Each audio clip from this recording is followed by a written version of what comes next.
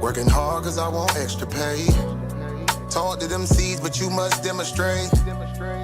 Cause it's your ways that they gon' imitate. Non-violent. Sometimes I wish I would've went to college. Frown proudly. Cause where I'm from, they hate you when you smiling. Your faith should be your gun. You can't leave home without it. The children being grown cause all the parents acting childish. You show them your reality, I bet they doubt it. You tell them all about your dreams, that's when they out it. Your own blood. Ain't no family no more. They do you badly for show. You try to patch with your soul, Lord knows you on a mission to show him you so submissive. The prayer said in silence, you know the devil can hear him, pay attention. Know the war's within, how much time do you spend?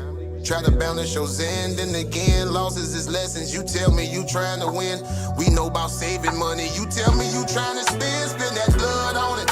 Sweat, tears, you put that love on it. Your best years was just a dumb moment. You tired of going hungry, can't deal with fake making your life lonely. Your lack of faith that left your soul boning. But you gon' work and you gon' strive, do what it takes to survive. What is truth, what is a lie? You know that war's inside. Some get draped into the fake, they don't know what to decide. Wrong choice, meet your demise, keep that between you and I. You realize, some people you gon' let go, you visualize. The things you need to feed your soul is on the rise. They not gon' wanna let you go, but it's alright. It's cool to bury what's gon' grow. Went from wrong to the right and to the dark to the light. It was a hell of a fight. You give it all your might. Gotta hold on tight and you stay strong and precise. You fight the war that's inside, cause it might change your life. From wrong to the right and to the dark from the light. It was a hell of a fight. You give it all your might. You just hold on tight and you stay strong and precise. You fight the war that's inside, cause it might change your life. I ain't the person that I used to be. So what I do today ain't things that you used to see. Stay the same, no, things change usually. Some folk I may know might get reintroduced to me. Yeah, I ain't the person that I used to be. So what I do today ain't things that you used to see. Stay the same, no, things change usually. Some folk I may know might get reintroduced to me. Yeah.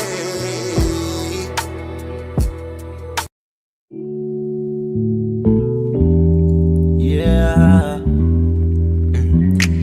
Don't be stressing on the dumb shit, cause God is gonna make a way.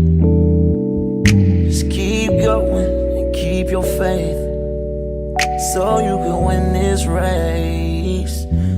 This race called life, yeah, yeah. This race called life. This race called life, yeah, yeah. Race called life.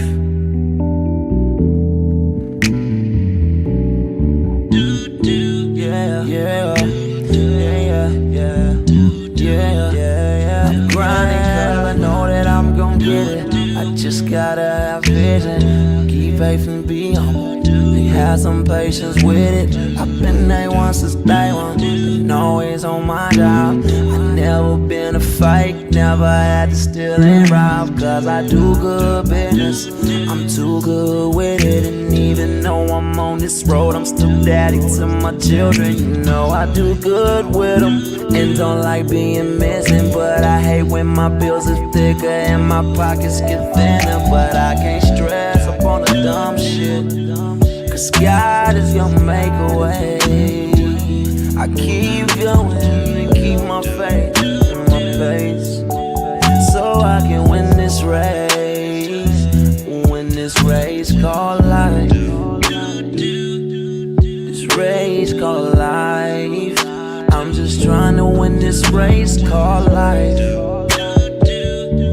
This race called life.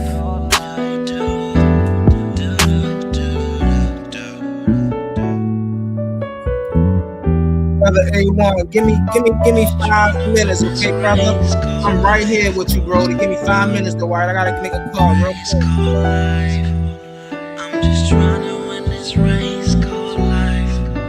Yeah, yeah, yeah. I keep on running in this race called life. Yeah, yeah, yeah. I won't come in last place.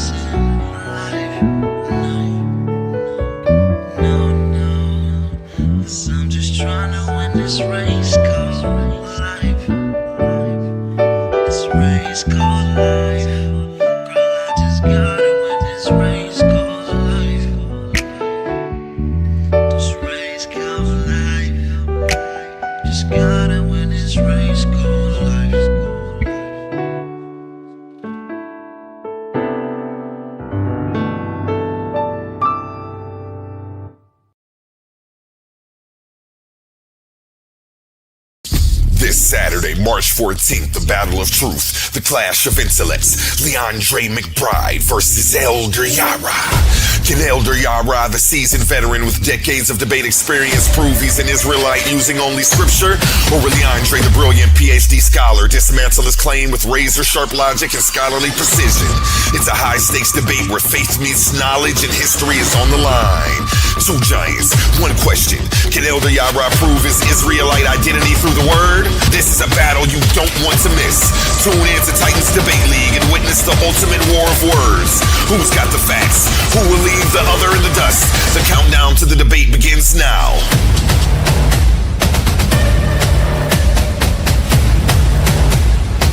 Coliseum of arguments. Only the brave speak here.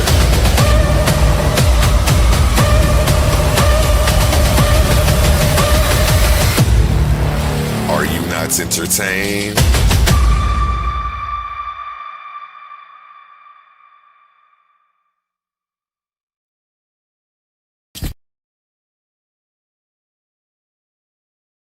This Saturday, March 8th, history steps into the arena, only on the Coliseum of Arguments, hosted by Titans Debate League. It's the clash of cosmic proportions. In one corner, the smooth strategist, the verbal tactician, the man who bends rhythm into reason, Suave Boss. And in the opposing corner, the architect of quantumoliism, the philosopher of the infinite, the mind that dares to question reality itself, quantum truth. The question shaking the pillars of existence. Does Mother Nature need Father Time to exist? Is nature eternal? Is time the necessary foundation of all things? Or are we witnessing the collapse of a cosmic illusion? Two titans, one stage, no escape from logic. Saturday, March 8th, only in the Coliseum of Arguments. Enter the arena and witness eternity on trial.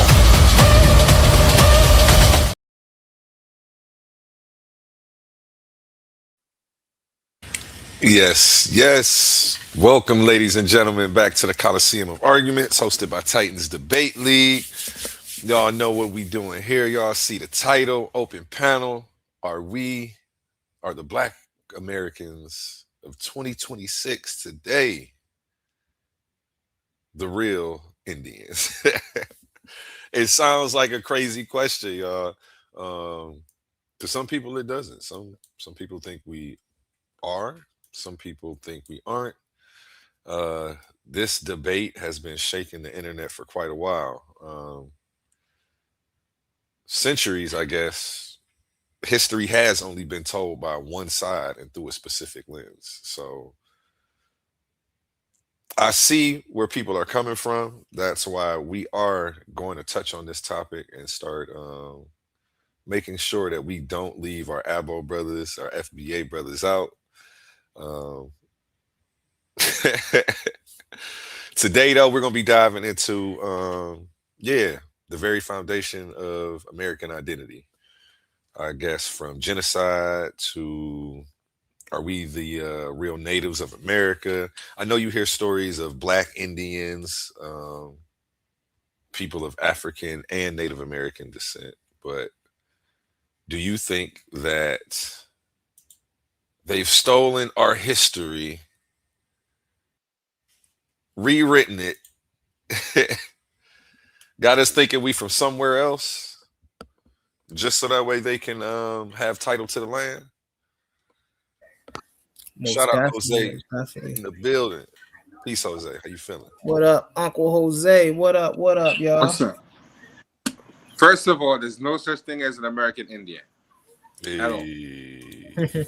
Indians are Asiatic black man. And I if would we're going agree with to that. if we're going to get into the history lesson, the original Aryans were East Indians, not white people. Mhm. So let's correct people. When stupid racists want to call themselves Aryan, they don't know what they're talking about. They don't know what an Aryan was. Aryan was not white. Mhm. It was an Asiatic black man who probably might have had blonde hair and blue eyes. From nowhere near Europe. So let's correct that, number one. Wait. Rewind that one time. I would say, if I may, I would say they had dark black hair, jet black hair, straight hair. I think that eye variance would I think that eye color would vary. from gray, some gray blue, some light brown, hazel brown, right?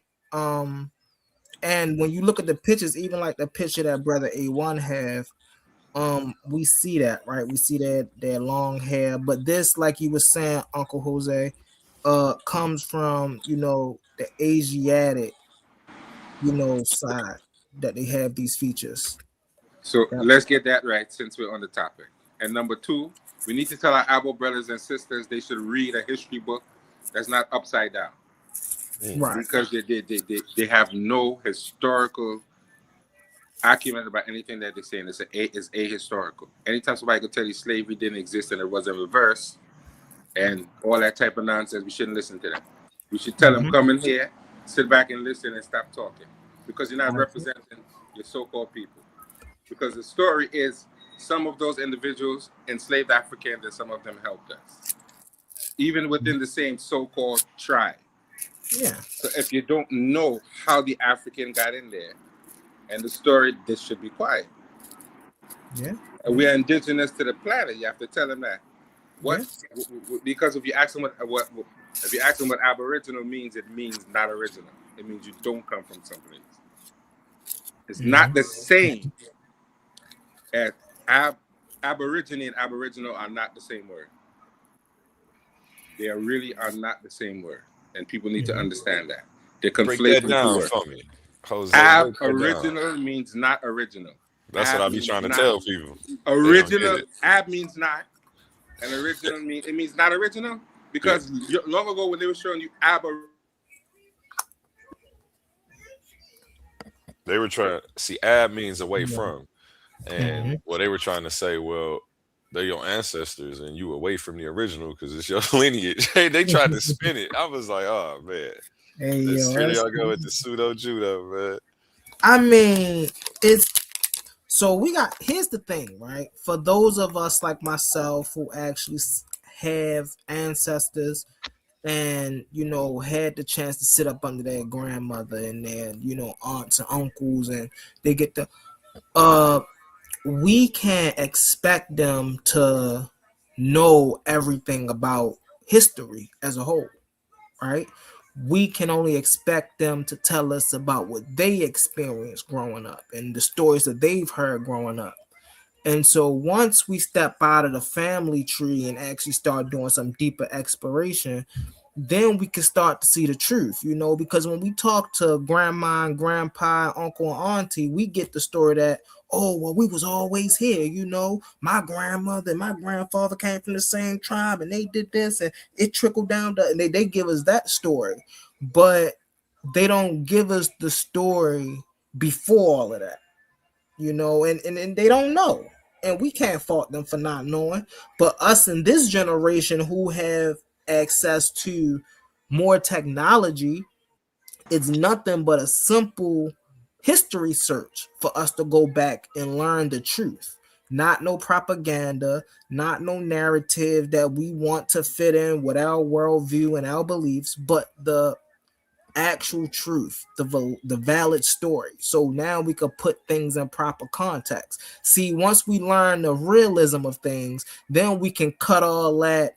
Oh, well, they was Hebrews. We can cut all that out of here. Yeah, y'all know them stones over there, and in the Grand Canyon when they found the Hebrew language. We can cut all of that out once we know the real history of this place and of the people, the Asiatics, like Brother Jose said, that came here. You know what I'm saying? And when we actually dive into their cultures, we understand that they also had the indigenous people that came here and settled here, right? They fought the same fight that the enslaved Africans came here and was fighting, right? They had to deal with people coming in, taking their land, calling them savages, calling them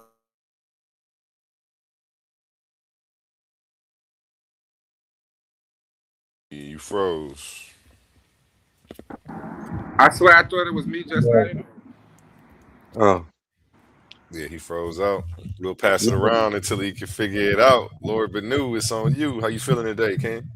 I'm chilling, man.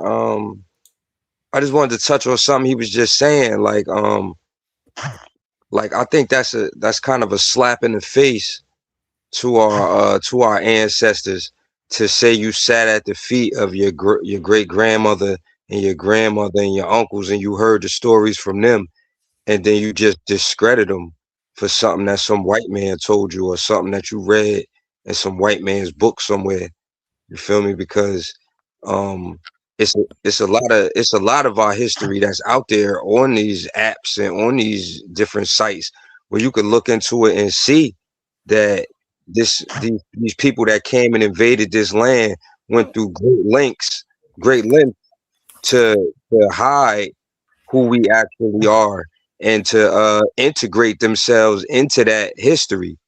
Um, it's numerous things that you did from them being classifying people who were here as so-called Native Americans as black, and schools that took them in to take under that term, and like yes, it's all sorts of things you could look into, but I think it's the direction which you want to look to find what you're looking for. You know what I'm saying? If you got a world view and you're indoctrinated into that, then you're going to find things that support that.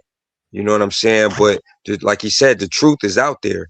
You know what I'm saying? And it's up to you if you want to decipher it or you want to take somebody else's explanation of your history and run with that over what your ancestors told you was their experience. So I'll land the plane there. I agree with that. Yeah, that's facts. And my I don't know if y'all was able to hear me. I know my laptop was messing up, but Lord Benu did a great job of expounding on what I was saying. Let me give him a bomb real quick because that was fire.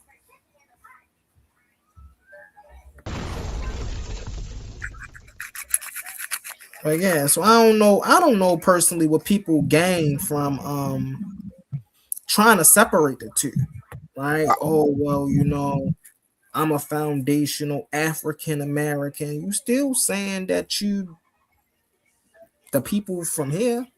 Like, you see what I'm saying? I don't know. People be having their own agendas. People, like I say, man, it's the same day, different weather, right? So people trying to fulfill the same agendas under different names. And it's just like once we actually go back and look at the foundation that our forefathers and mothers have already laid, it's pretty much easy to then now cultivate that and say, okay, well, here's what worked. I think one of the biggest issues we face, even to this day, is the fear of excelling. And the reason I say that is because we've seen what happened to our leaders when they go beyond that benchmark, right? And we all know we have the potential to do that. The issue is we don't want to end up like Martin Luther King. We don't want to end up like Malcolm X. Like, we don't want to end up like these brothers. So we try to tread, as delicate as we can while also letting the world know where we stand.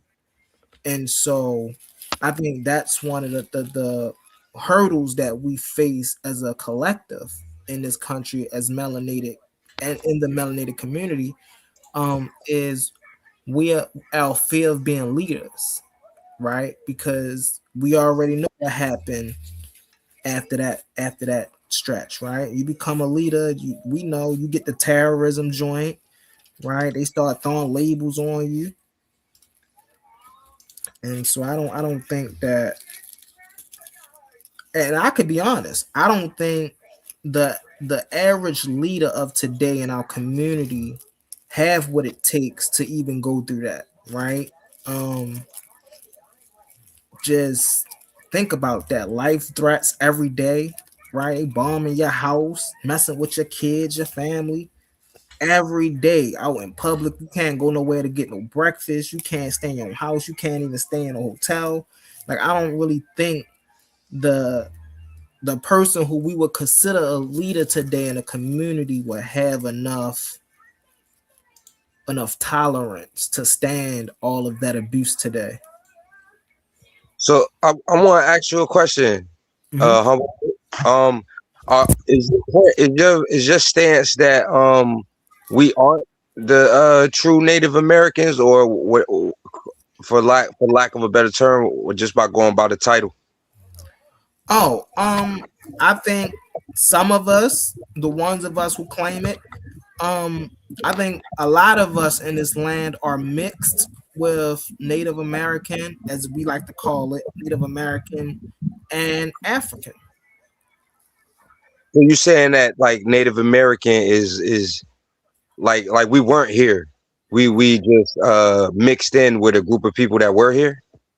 No, what I'm saying is the native people that were here, right? I think that we are an offspring of them mixed with the Africans who were also enslaved here.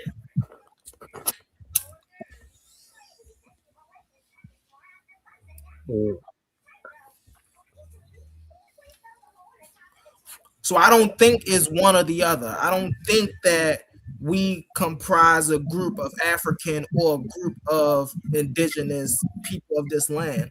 I think that we are a mixture, or at least if I can't speak for everybody as a collective, I can Got an speak echo, for Banu. myself, Sounds that like you're I'm underwater. a mixture of both people from this land and people from Africa.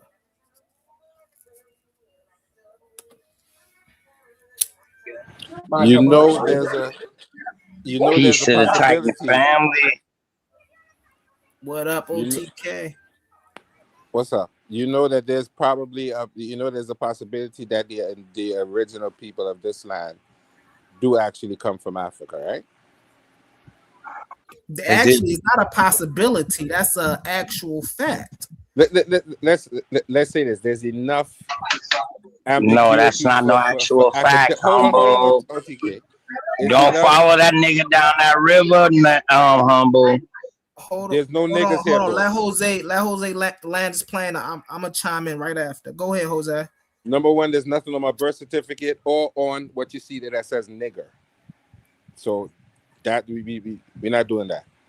Don't And the focus fact on the BS. Just stay focused No, on but the the reason I'm saying that is because there's a lack of physical evidence, because the Olmec culture is really mostly what they call like a physical culture, artifacts. They have a lot of archaeology, but they don't have any direct genetics, really and truly. They don't. Okay. Is this Ivan Van Sertima history?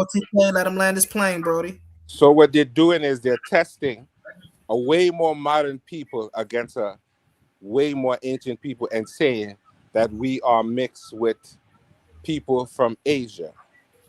But that doesn't represent the original genetics, because they have a lot of mystery cultures in Mesoamerica that are pretty much mythological, like the Toltecs. They're pretty much mythological. Nobody know where they came from. Nobody know where they went. So they look to their ancestors who have a lot of stories, but no real quote unquote understanding of where these people came from. There's more than one mystery culture. And if you look, there's a fact, the culture that just disappeared. And nobody knows where they came from. And the Olmecs are not the only one. So now here's what I'm speaking about when I say that I'm a mixture, right? And here's what I'm saying. Matter of fact, here's what I'm saying when I say all people are African, right? We know that the first Homo species that ever sprung up was on the motherland of Africa.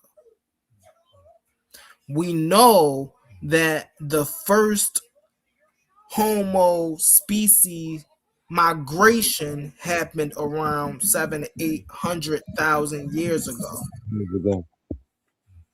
So we when we say that, oh well, these people could have been African, that ain't no stretch to me.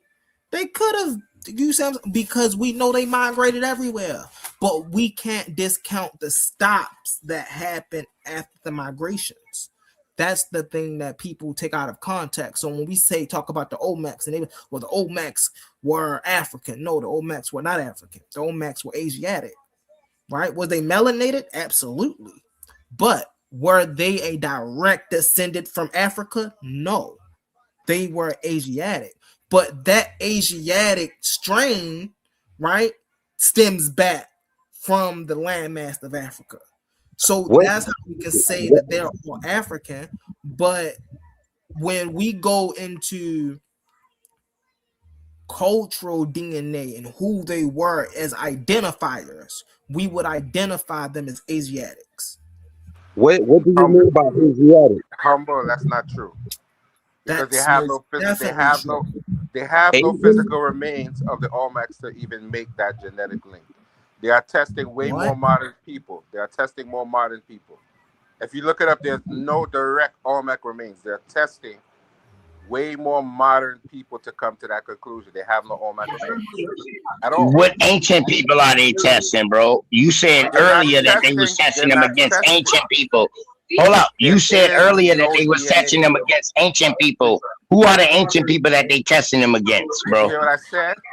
They're testing more modern people. They have no Olmec. That's modern. All right then. So how can you test somebody from America modern DNA and say, oh, them boys come from somewhere else? Oh, this and that right here. But you're not comparing it. Hold up. But you're not comparing it to what you would call ancient DNA. Like, come on, man. Like, none of y'all can compare to Albert Perry. Did you hear what I just said? Hold up. None of y'all can compare to Albert Perry. There is no Olmec DNA to test it against. They're testing it against modern. All right there. So if y'all say they came from Africa, then y'all making assumptions. All of that shit is probabilities, is guesswork. Y'all have no proof. Facts or no facts? Yes or no? Did you hear what I just said, or are you talking? I said they have no Olmec DNA to test it against. So what are you talking about? But you said they was made up. You said they was mythological. Bro, I heard all the stuff you said, the Olmecs, the Toltecs, they was mythological. So now, hold on. That's not what I said. If they don't have no DNA. That's not what I said. I said the Toltecs is a mystery culture. That a lot of things that scholars get it from, they're getting it from the mythology of their descendants. I didn't say they were mythological.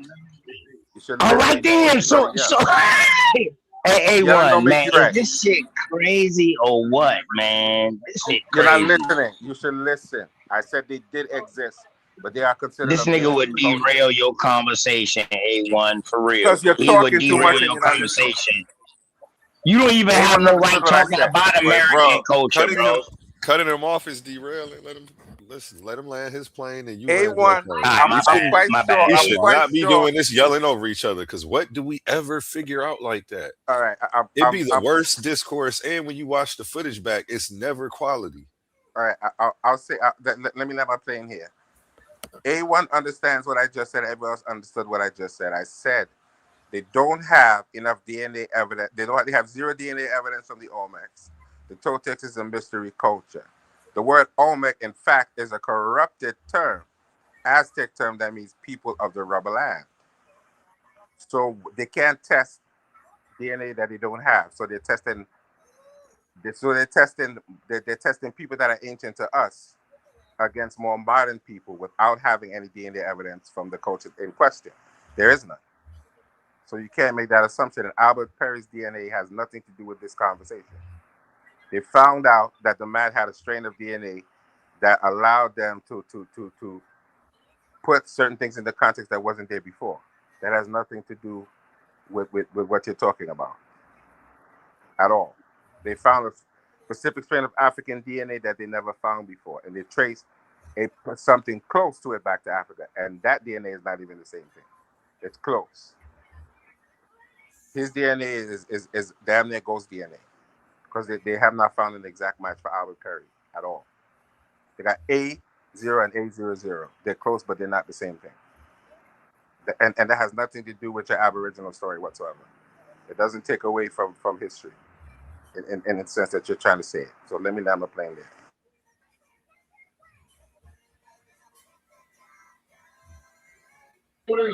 Hey, my bad, A1000 pardon, bro. You absolutely correct.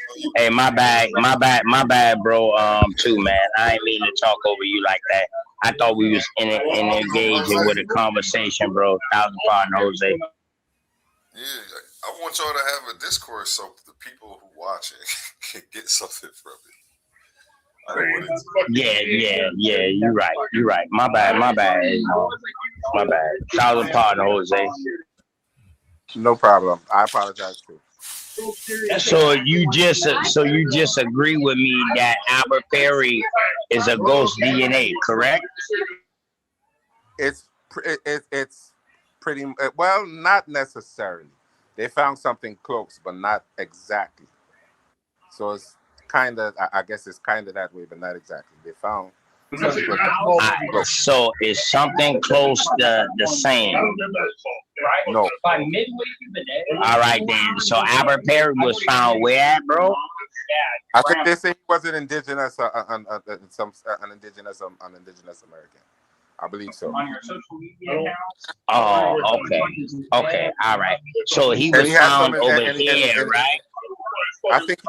Go ahead. My bad. Go ahead. I think he was indigenous, and he had some background of enslaved relatives as well. I think he was of both heritages.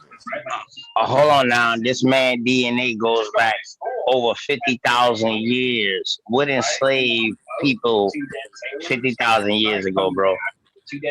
Please explain. Go ahead, Jose. I believe his heritage is indigenous as well as he has some formerly enslaved people in his background, if I'm not mistaken. I think so. Hold on, you're talking about later on, right? You're talking about later on after him, correct? So if you do his family tree, you might see some people probably mix in with some people. I'm talking about his original DNA though, bro. It's called ghost DNA, right? Correct? AOO, correct? They would probably call it ghost DNA because they have no direct match for it. That's what goes. All right then. So that right there kills your whole DNA testing. Well, correct? Yes or no? No. They're just going okay, with the go ahead. Go ahead. To make something. Okay, my bad. So they know that there's something. Okay, brother. Okay. Brother Humble was talking real quick. Go ahead, Brother Humble. My bad. Call him pardon, bro. Hold on. All right. So I want to read this really fast. Can y'all see this? So it says, studying the DNA of the Olmec civilization involves a combination of ancient DNA, DNA extraction, molecular analysis, and comparative population genetics. Given the antiquity of the Olmecs flourishing in 1200 to 400 BCE and the tropical environment of their settlement areas, southern Veracruz and Tabasco, and the DNA typically highly degraded, effectively studies require specialized approaches. Sample acquisition, okay? Archaeological specimens, human remains from the Olmec sites. Let me read that again for the people that missed it. Human remains from the Olmec sites, such as San Lorenzo, Tentactlan, and Lama del Zapi, provide bone or tooth material for genetic analysts. Now, these are Olmec people. These aren't people from our generations. These aren't modern people. These are Olmec people. Right? What do they provide? They provide bone and tooth mineral for genetic analysts. Rib bones, teeth, pastrious portions of the temporal bone are preferred due to higher DNA preservation. Right? Ethical protocols, excavations and sampling must allow legal and ethical guidelines with collaboration from indigenous communities. Right? So we do see here that they do have Olmec DNA. That's just what I wanted to show. So hold on. You need to ask it, is that Olmec DNA or is that more modern Olmec DNA? And I guarantee you. Yeah, hey, another thing too, Humble. They got Olmec DNA Come on, bro. DNA wasn't even out. Blood testing or none of that wasn't even out when the Olmecs existed. The Olmecs, the Toltecs, none of them, bro. So you Word. just saying, hold on, O2K. O2K, did you just see what I just read? Yeah, I saw what you just read, but I'm with telling the you, people, bro. hold on one second. So the modern people, right, excavated and found Those are Olmec not the same people, bro. So Those you are not the saying same people, bro. You saying they not Olmec people? He just said they was Olmec. Hold up, calm down, bro. They might have some of that bloodline, but they are not the same as the original Olmecs, bro. You got to study the history about Mexico and Central America, bro. It was a bunch of shit going on down there.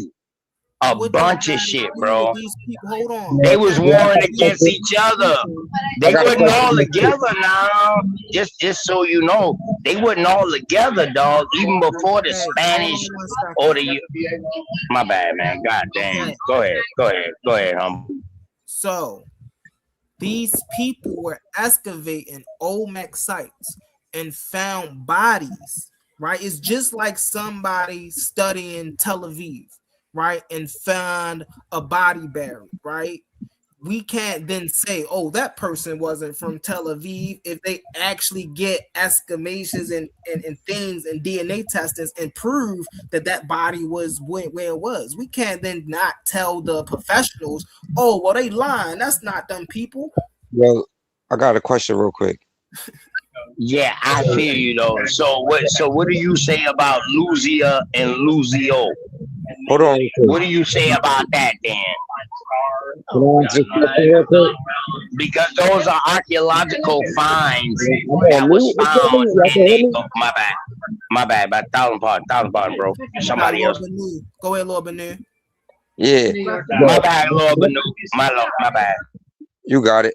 But I just want to know, like, you know what I'm saying, when we make these claims based off of like what our family and our ancestors and people that we had a chance to speak with, that experienced these things and oral traditions that was passed down, why is it that it's always our community that's challenging us and backlashing us, and it's always these fights to prove something that we are saying, but we don't challenge these same quote unquote professionals or experts, or even these people that are claiming to be the people that we're saying that they're not. We don't challenge them with the same scrutiny and aggressiveness that we challenge each other with.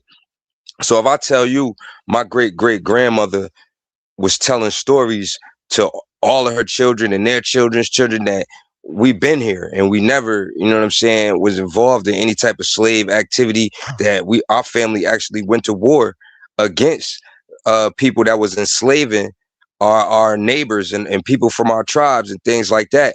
That is people in the Black community that would challenge us and fight with us against what we're saying, but will accept the fact that with these Mongols come in and say that they're Native Americans and they've been here forever, but they won't say nothing about that or challenge their story at all, and they'll just go with it because it's mainstream. Or like when y'all was just saying they found Olmec bones and y'all just like, all right, yeah, they found them, and because they said that these was the Olmec people, these is the Olmec people, but nobody's challenging it like we challenge each other. I just want to know, like, where do y'all think that mentality comes from? I think that mentality, because I face a lot of that mentality as well. When I tell, my thing is, we have to put these things in proper context, right? So my grandmother, for an example, I know that she's one person, and I know her mother and father, you know, were of the same tribe, and their mother and father, but I know that she, right, my mother's father is a Black man. So there's no way my mother could be 100% Native American, right? Or indigenous, right? My grandmother, yeah, because of how her family structure was set up, her grandmother and her great-grandmothers and right up into her. But she, my grandfather, Sonny, was a Black man. Wait, what do you mean by that? Like he was I'm a about to Batman. explain what I mean, right? So he was his family came over through slavery. He talked about how his people came, how he used to tell my mother them stories about how his people came over from the islands. And so even if I was to just say, okay, just stop there with my grandmother, okay, you know, her people came here. His people came over here slaves. So even within that, again, we gotta understand that we're the progenitor of this admixture that's happening. Right now, to get to your point, Lord Benil, I'm gonna wrap it up quick because I know I've been speaking for a while. That mindset comes because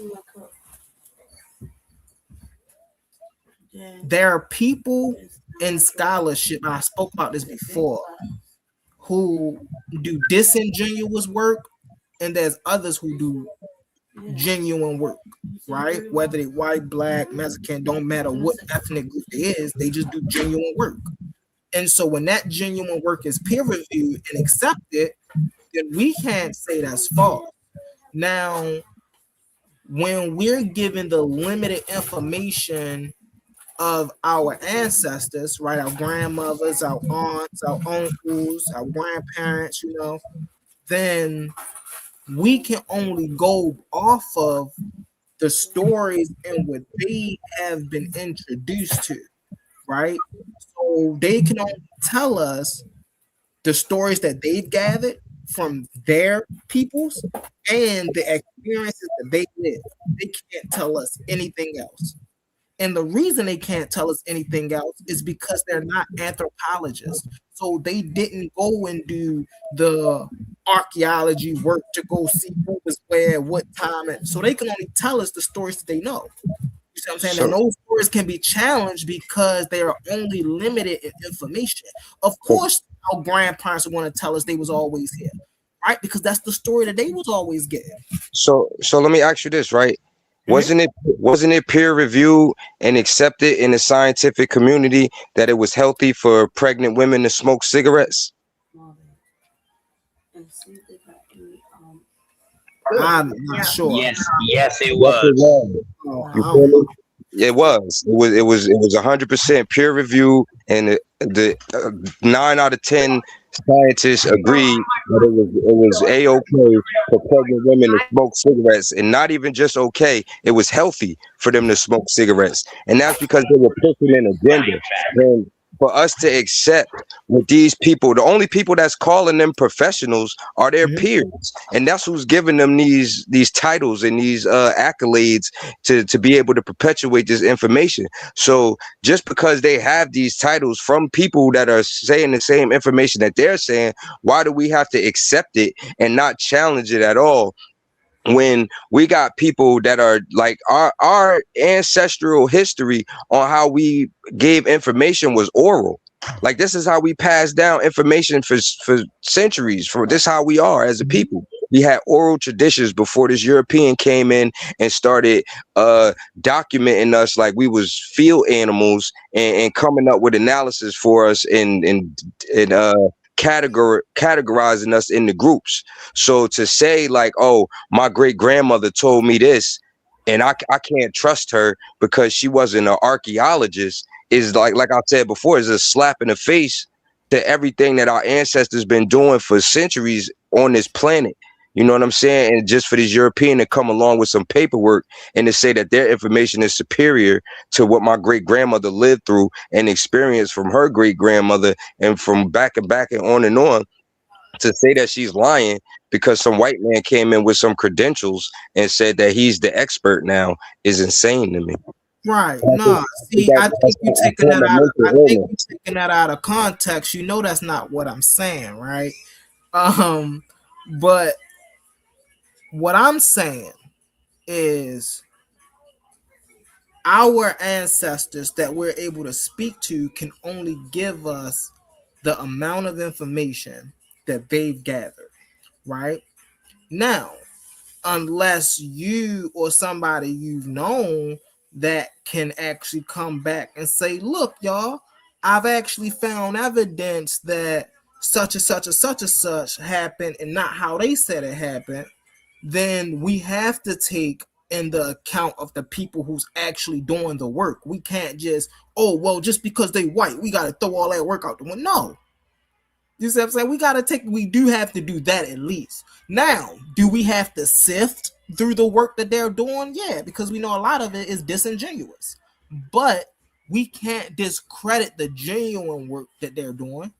You see what I'm saying? So, and yes, any time of the day, right? If I'm trying to win $100 million and somebody asks me a physics question, I'm gonna take Neil deGrasse Tyson over my mother every day of the week because she's not a physicist.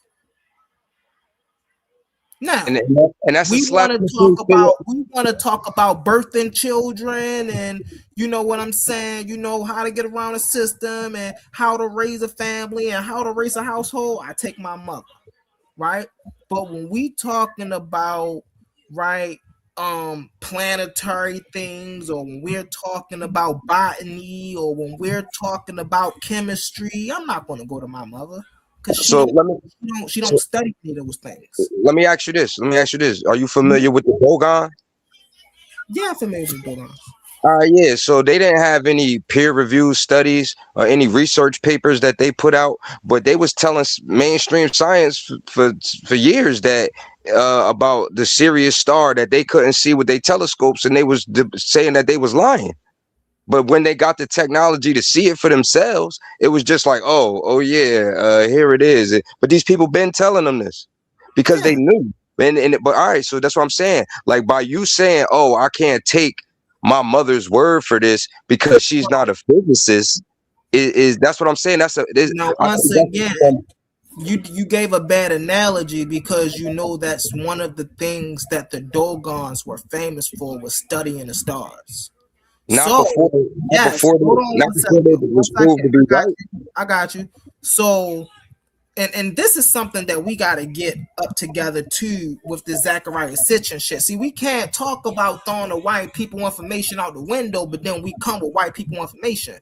Zecharia Sitchin told the story that the Dogon people told these things in real. The Dogon people told the analysts a mythological story of their reality and their cosmology, right?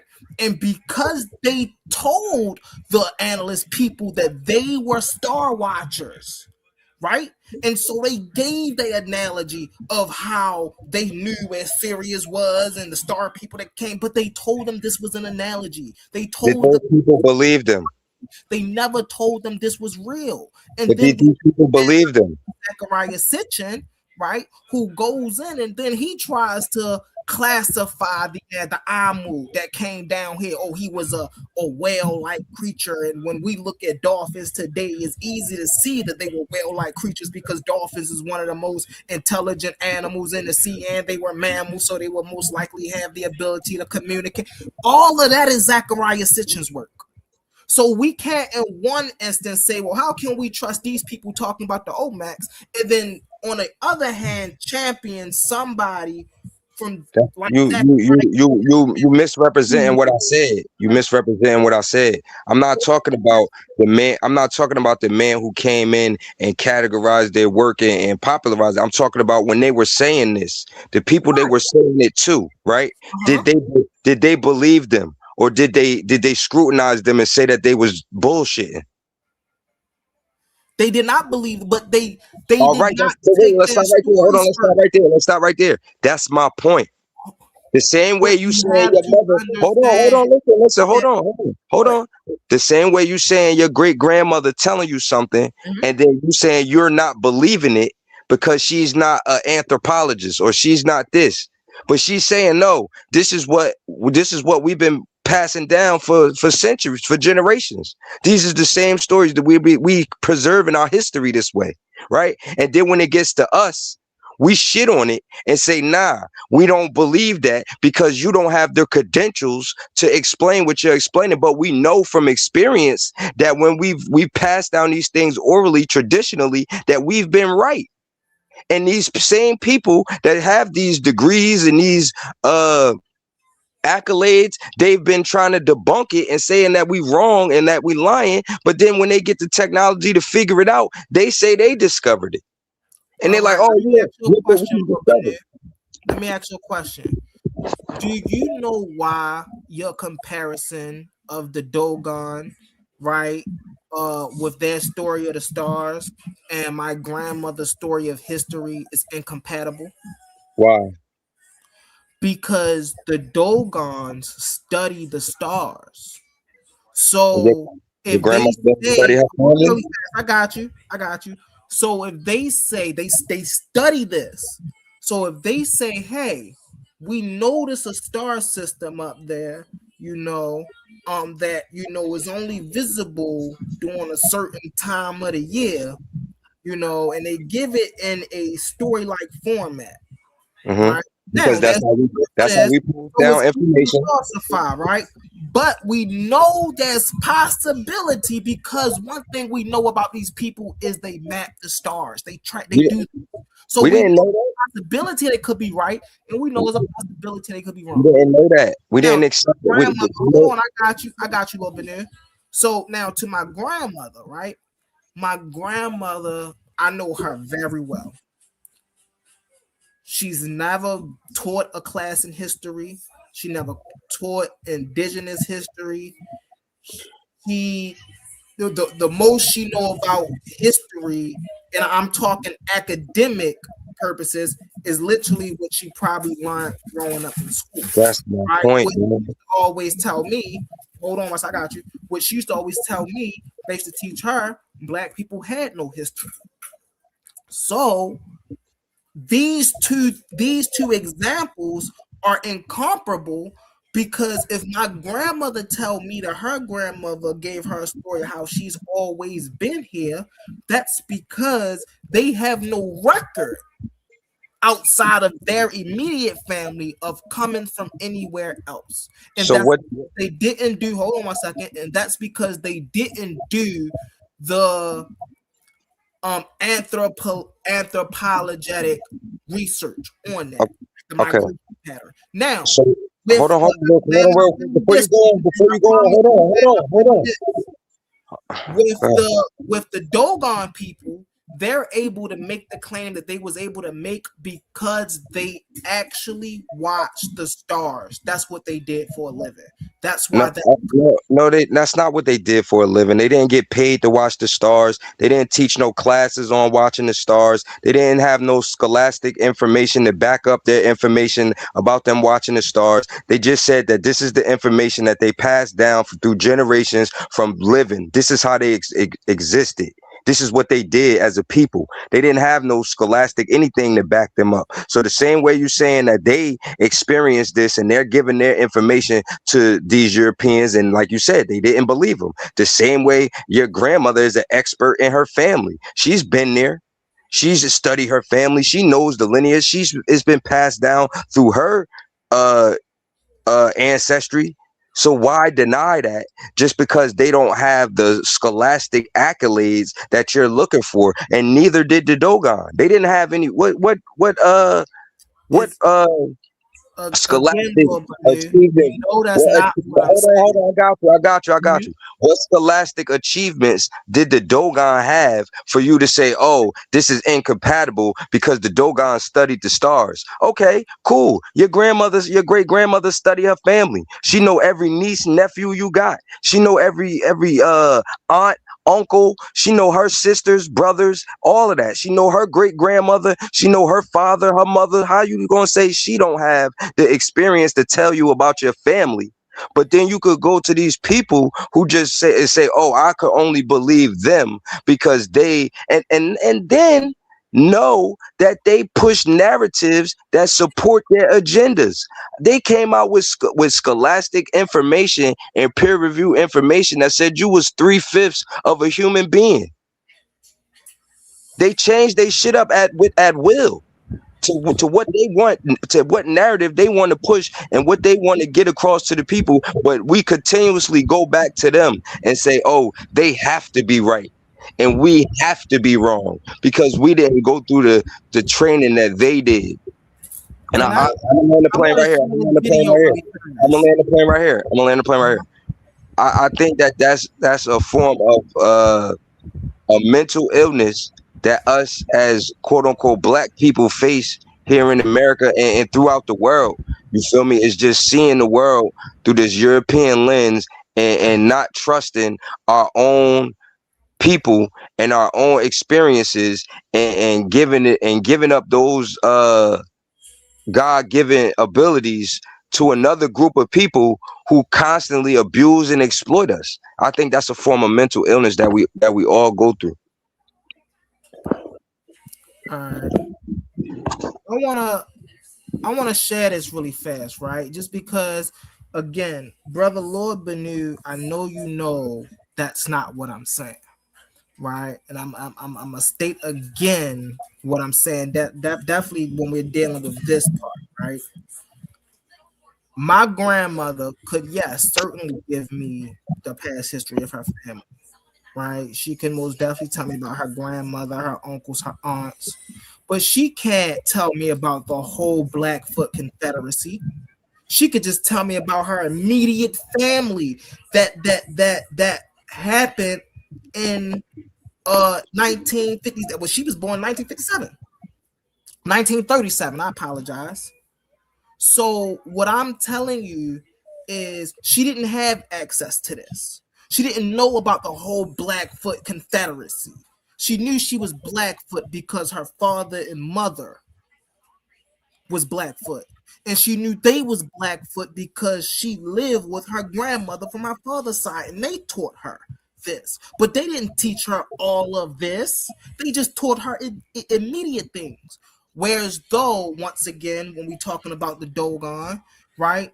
The Dogon have a whole cosmology about the stars, which lets us know that they study the stars. Pull it up. Now, the reason I wanted to pull this up, right, is just to show you how limited my grandmother's information was, even on the information she gave me about the Blackfoot Confederacy. Wait, where'd you get this from? Where's this from? Hold on 1 second. Let's get into it real fast. Well, just tell me where it's from before To the explainer. Today we're gonna. Oh, this is, so I told you my grandmother is Blackfoot Native American. If I could. No, this information that you're playing right now, where's this from? This information is a collection of sources, resources, things that I've researched. No, I'm saying like where what you about to play right now? Yes. Where's it from? Did you make this? Yes. From where? I mean, where's this video from? Of, if you can see over here, Bro, it's Notebook LM. You can tell right Notebook there. I'm looking at it. I can't see it. That's small as hell. I'm on my phone. Oh yeah. So this LM. is Notebook LM. So this comes from an amalgamation, a collection of other sources that I put together on the Blackfoot Confederacy. That's what I'm asking you. Of course. Now, why did I do this? I did this because I wanted to study deeper in where my grandmother's family and tradition, where their roots stem from. So I just want to give a little bit of this and expound on what my grandmother knew because she was close knit, but what she failed to know or what she failed to tell me, maybe because she didn't know. Let's get into it. Dive into the incredible story of the Blackfoot Confederacy. Now, this was a seriously powerful nation that for a long time were the undisputed rulers of the vast northern plains. So that really is the core question we're looking at today. We're going to explore this incredible story of the Blackfoot people. It's a story that has it all. Huge prosperity, an absolutely unimaginable catastrophe, and then against all odds, this amazing, profound resilience. So let's set the scene. Before any contact with Europeans, the Blackfoot Confederacy commanded this just enormous territory. I mean, we're talking about a massive stretch of the northern Great Plains, all the way from modern-day Edmonton in Canada, way down to the Yellowstone River in Montana. Just huge. And you know, they didn't actually call themselves the Blackfoot. Their name for themselves is Niitsitapi, which means the... Now, she told me about them controlling the Great Plains, right? She never told me they called themselves Niitsitapi. right? Now, why is this important? Because this dives into the culture and the language and the mindset. What does Nisitapi mean? The original people, right? The name the Blackfoot speaking people used for themselves. Which means that even if she was speaking to her grandmother about the culture of the Blackfoot Native Americans, of the Blackfoot, right? Obviously, they were used to speaking English, so they used the word Blackfoot. They didn't use the word Nisitapi during that period. Because Can I she say never something? told us about Nisitapi. Can I ask you something? Yeah, go ahead. Where did your sources come from? I just told you, I just showed you, just amalgamation of sources. This doesn't come from one source. That's what so that's my point. What I'm asking you, bro. That's what I was trying to ask you. Yeah. All right, I'm asking you. You're getting sources He's from saying other it's places. personal research, Banu. He's just saying it's research. Like I it's get not one that. specific Don't worry source. about it. I could pull up one for you really fast, right? This right here. This is it's the Horse and Blackfoot Indian culture, right? Induction. Candace, what does it say? Candace who? Let me go here for you. Candace Green. Who is Candace Green? I don't even want to read it yet. I want to know who Candace Green is first. Just so won't nobody be saying nothing about the source. Right? So who is Candace Green? I wonder why she didn't use Nasatapi and she used Blackfoot, but you accept her source and not your great grandmother's. Hold on. So who is this? Is based on the page of Scholastic. Research and oral history, two different things, though.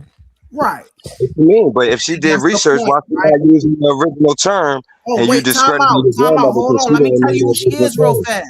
Then I think the point too, Banu, is that the point too is that oral history only comes from a certain point, and when you research, you can search and find things past the initial point of your oral history. That's what Humble was trying to let you know.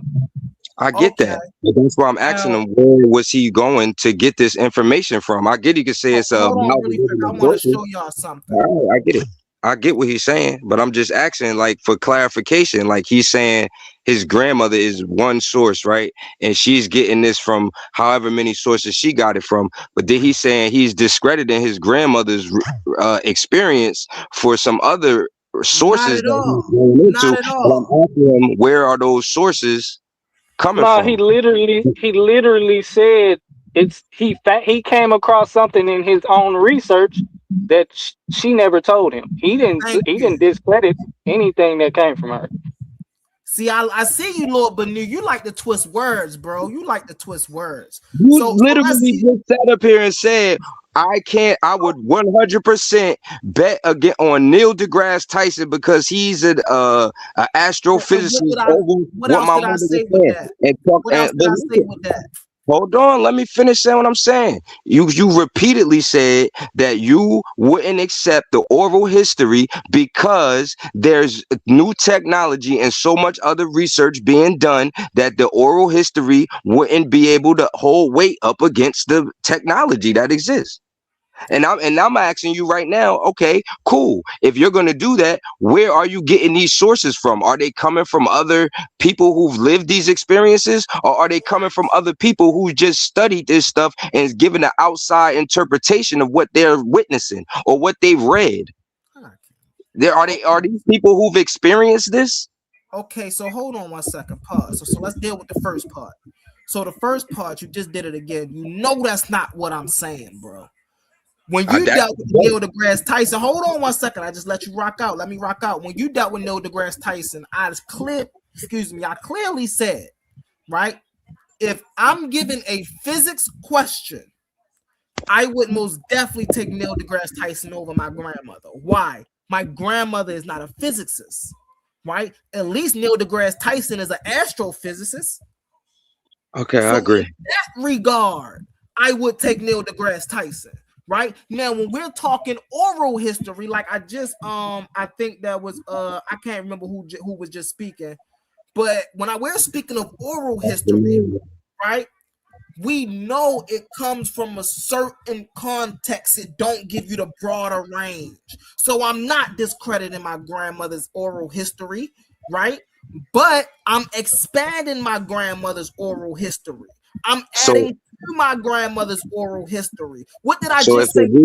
If the research contradicts what your grandmother says, are you not discrediting your grandmother's experience because of the research? What did I say in the beginning of the video that I just played that I had to stop because you said, where did the source come from?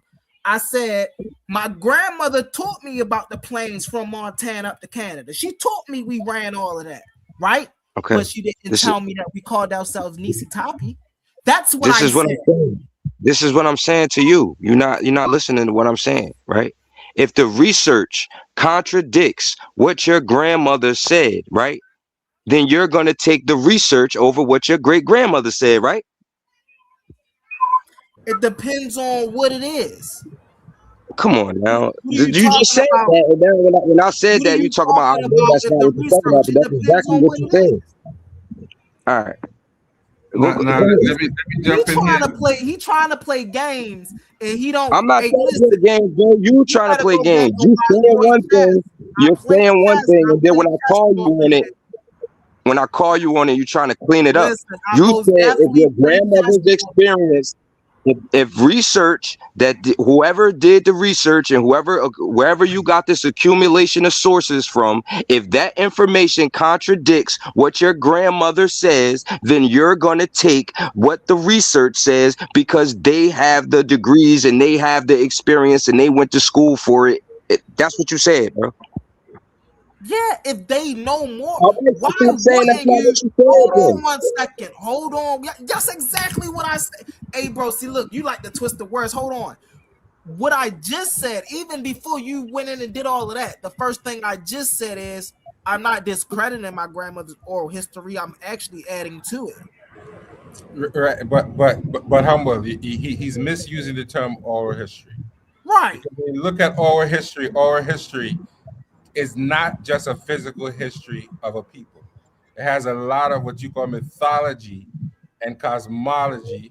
Thank you. Definitely is meant not to just say he came from him and he came from him. So it's not that. And Lord, I know you have to understand that. It's not a genealogy in the sense that you're talking about. Mm-hmm. It's deifying and mystifying the leader of the culture to say he came from somewhere that's beyond just his physical existence, because they know where he came from. They know his father and all his grandparents because they ruled the country. But he has to be placed in the cosmology as a significant spiritual person, because that's how African culture works. You don't just say that you came from you can't say that.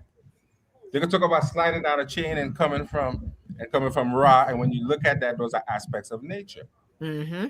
They worship and venerate nature because nature took care of people for centuries. The Happy River, which we call the Nile, was venerated because it gave life. Right. It wasn't just venerated because it was magical. No, they had some understanding of agriculture, maybe not as much as we understood, but they say this gives us life, so we must venerate it and respect it. The trees give you life. They knew that. Mm-hmm. You know, the cat represented certain things. The birds represented certain things. So it wasn't just we made up some crazy shit and we just running with it. No. So oral history is not just a physical history. It's a memory and a cultural identity. I'm not saying that at all. It's not the same as your grandmother necessarily telling you this is who you come from. It's not the same thing. And mama could be wrong. If my great grandmother told me that our family didn't come over here on those slave ships, right? And that we were the people that these people are calling Native Americans were us, right? And I say that, and I say, and people say, how do you know that? And I say, my great grandmother told me, because her great grandmother told her, and this been passed down. And then somebody will come up to me and say, no, that's not true, because Africans came over here during the slave trade, and they were slaves, and you come from you're a foundational Black American who comes from the slave trade. That is discrediting what my great grandmother told me. and her No, it's information. not.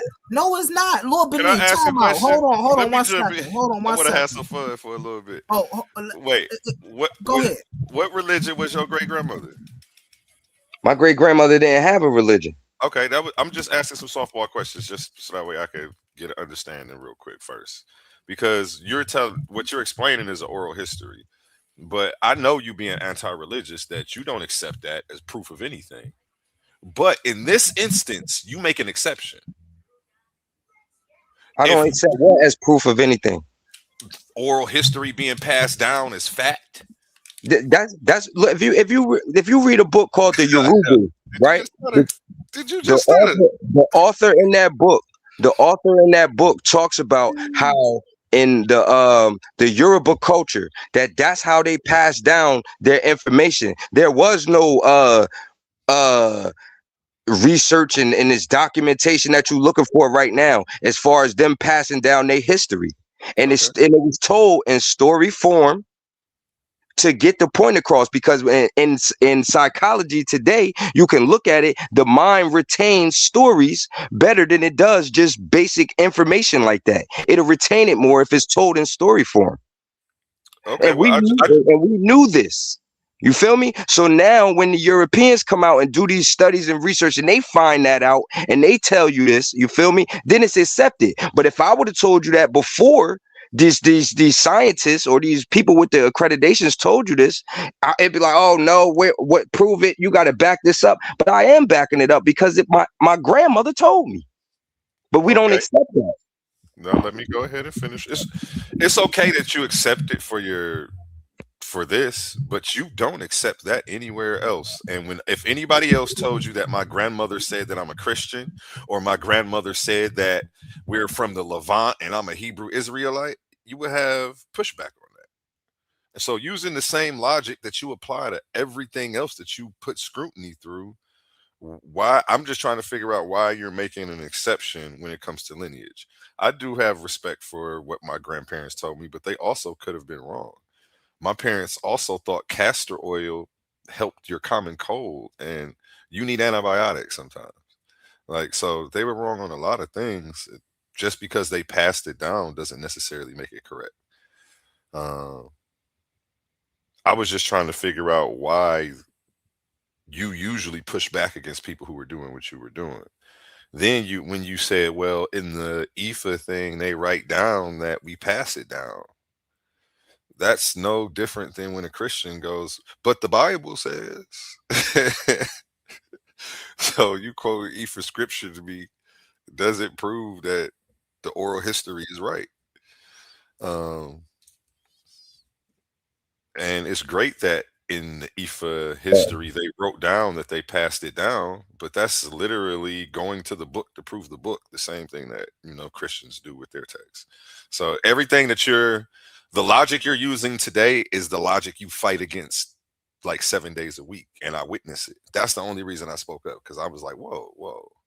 He definitely is adamantly against people using things like this as evidence, because I've seen it with my own 2 eyes. I've seen him stand 10 toes down against it, and did an amazing job at it. So like when you flip the script and then chose to actually use that logic, I was like, okay, well, maybe he either doesn't recognize it, or I don't know if there's something else, just enlighten me. I'm not trying to debate you though. I wanted some clarity, because I see you for pushing back against this literal logic that you're using right now every day. I don't think you're speaking to the logic that I'm using right now and what I'm saying. Can I clarify? Yeah, because I did press the wrong button and left the whistle names and came back. So I want to hear you say it again.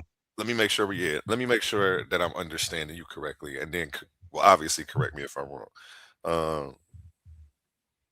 I was saying that every day when people try to use oral history, which you're using right now to try to verify what you believe in, as far as ancestors, wait, what are we trying to verify? Are we the real Indians, correct? Oral history is good enough for you right there. And that's good enough. That's evidence. But when it comes to evidence of Christianity, evidence of religion, evidence of people having a Hebrew lineage, evidence anywhere else, outside of what you're using it for today, you fight against people using oral history that way. But today it suffices for you, and I'm just curious as to why. Okay. So I've never said anybody wasn't a Hebrew Israelite or anybody wasn't a Christian. I've never combated any oral traditions that anybody had passed down to them to say that they was anything. I've challenged the validity of a text that we have evidence that has been manipulated and used against certain groups of people. But I've never said that somebody's family's experience or that something that somebody in their family said could be not true because we have this scholastic information that combats it. I don't know. I don't ever remember that. And if you got any examples of that, you could enlighten me. I do have examples of you telling people that oral history is not evidence. No, that it doesn't prove a claim because you don't believe in Jesus, correct? I'm not sure if he was a real person or not, but Okay. I do believe in Oral Yeah. history isn't evidence for you in the historicity of Jesus. Am I correct? Well, that's not enough. Exactly, but it's enough for your claim today. Yeah, because this is not Okay, BC. that was my point. You combat oral history and say it's not enough for all these other people's claims, but today That's not oral Today it's history. enough That's a for whole yours, book. though. That's a whole book and a whole Oral history that was theology. transferred to a book. Yes, it did start out as oral history. Then But all history was all history up until a certain point. Written history Right. is something recent in African culture, and it And goes that's my back point. before being written down. It's just when they developed writing, they wrote it down, but they know these things go back long before writing. You got it though. I'm done debating. So My there's, bad. I have fun. So there's Appreciate you. so there's a difference between oral history and secular written history. They're not the same thing. Our African ancestors, such as the Kemetic people, were able to write down the actual written history. So we know who was what, where, and who, and we could piece that together. That's not the same thing as oral history per se. Oral history encompasses more things than just who was who and genealogy, and you have to know that. So you're gonna get things that don't relate to physical things. That's what oral history is. So you can't make the comparison and say that you can take oral history and build a proper history of people. Can you give an example of what you're talking about, Jose? He knows that though because he Oral history fights is against when that. you're No, dealing I'm with the asking, origin. can you give an example of the oral history that doesn't deal with the things that you said? Oral history, like go ahead. Somebody calling me. Go ahead. I'm coming back just now. They called.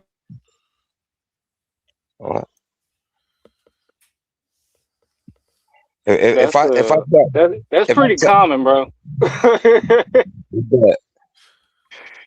That's too common, bro. I was just pushing back though, but no, because I felt like I know me and you done banged on the religion, and we don't.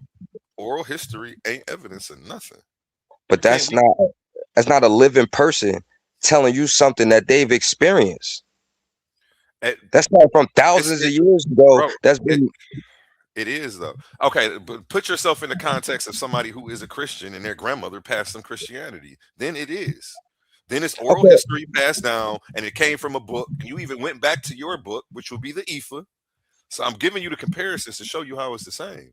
I didn't go back to an Ifa book. I went back to the Ifa people having an oral tradition, and I said it's a book called Yorugu that talks about how us as quote unquote African people see the world through a European lens because they've conquered the world, and the way they experience reality is the way we now experience reality because they told us how to.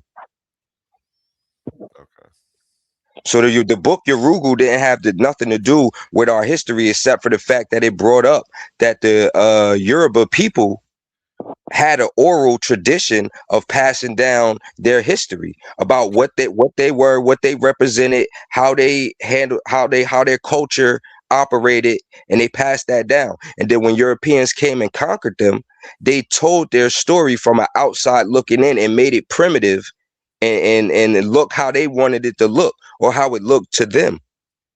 And now when we study these people, that's how we see them. Because we don't want to hear, we don't care to hear their story because they're not quote unquote educated or have the credentials to be able to tell these stories. Okay. One more question. This is the last one. Then I'll let pass it around. What are you willing to? What sciences or scientific evidence are you willing to ignore in light of your grandmother's or your mother's or your family oral history? Like, are you willing to ignore DNA? I'm not saying that I'm willing to ignore any sciences. I'm saying my point was, why aren't we challenging these mainstream institutions or these mainstream ideas the same way we challenge each other? They could come in and tell us, that these $5 Indians are Native Americans. And when you look at the chief of the Cherokee tribe right now, it's some white man that they've said because he fits into their narrative of what they're saying right now, but we don't challenge them. The same way when the Hebrew Israelites say they the real Jews, we get up in arms and we challenge them and fight them to the tooth and nail. But then you got these Hasidic Jews running around here and nobody say nothing to them because they're afraid of being anti-Semitic and let them rock out and be whoever they want to be. But we don't challenge them the same way we challenge each other.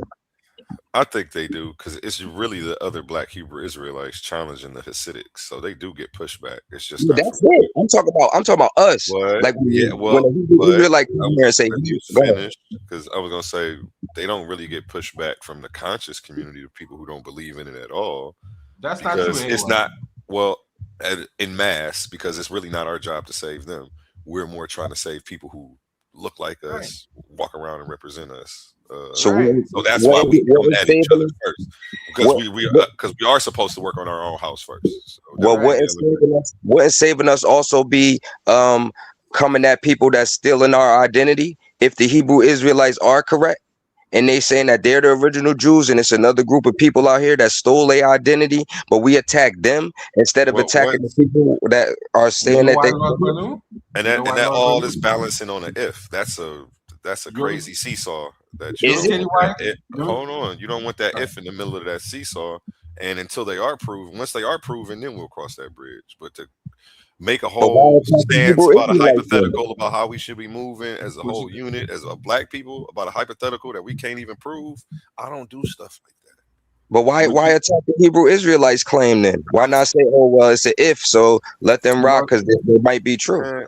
Because I do it because it's bogus, and I think it's also pushing poison books, which I think are damaging the psychology of Black people. I believe that's what I personally believe. I believe that these books actually get you to accept the lesser of two evils before you even know about what politics is, because we've accepted a murderous homicidal deity and we call that love, and then they teach you to learn to look at that in the framework of this is loving, this is a loving jealousy, and then your brain starts to learn to accept that, and then it accepts it in real life. And then I think that this is why we have so many of the problems that we see today.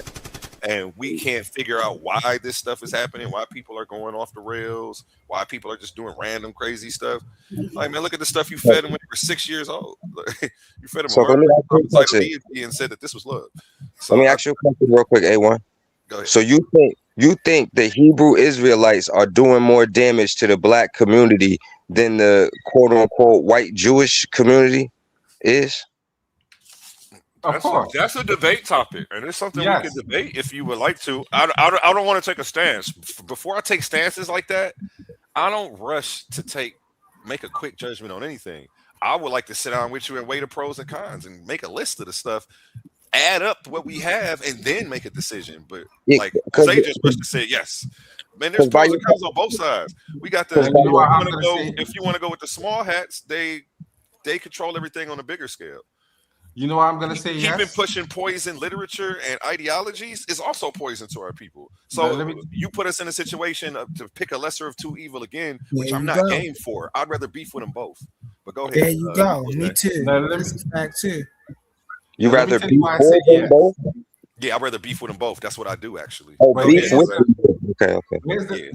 but here's I the thought reality. you said beef for them. Those people who you're talking about are doing what they're supposed to do. That is their nature. Mhm. They're doing what they're supposed to do. They're supposed to be divisive because they don't care nothing about you. You're not Who's gonna that? change nature. Small hats. But Okay. what we need to do is recognize that we should not allow these people to take our culture and make it into something disgusting. Do you understand? Most people don't even know that when you're dealing with YouTube, most people don't even know who is writing your paycheck.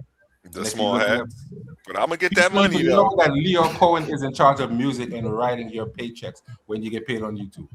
They don't know that. A1, don't Steven get sucked Guttenberg, into it. who was pushing poison A1, don't music, get sucked into it. you don't know that. Can you mute out until you talk, Badu? You got a little echo. So you need to recognize that you are still under the same individual who you thought was a scumbag in Def Jam, and he's still writing checks for you. And Lord Bono doesn't know that, but he's arguing. He doesn't know that he's still in control of the same music that you play on here. No, he It's knows. the same individual. That's a fact. Because he make different music. He don't make that poison music that they want us to push. Like he make conscious music. So he fully I'm with aware. you. He fully But aware. I'm with you, but we need to be aware of the reason why you can't say things that you want to say, because those are the individuals who are in charge. And that's my point. And that's my point.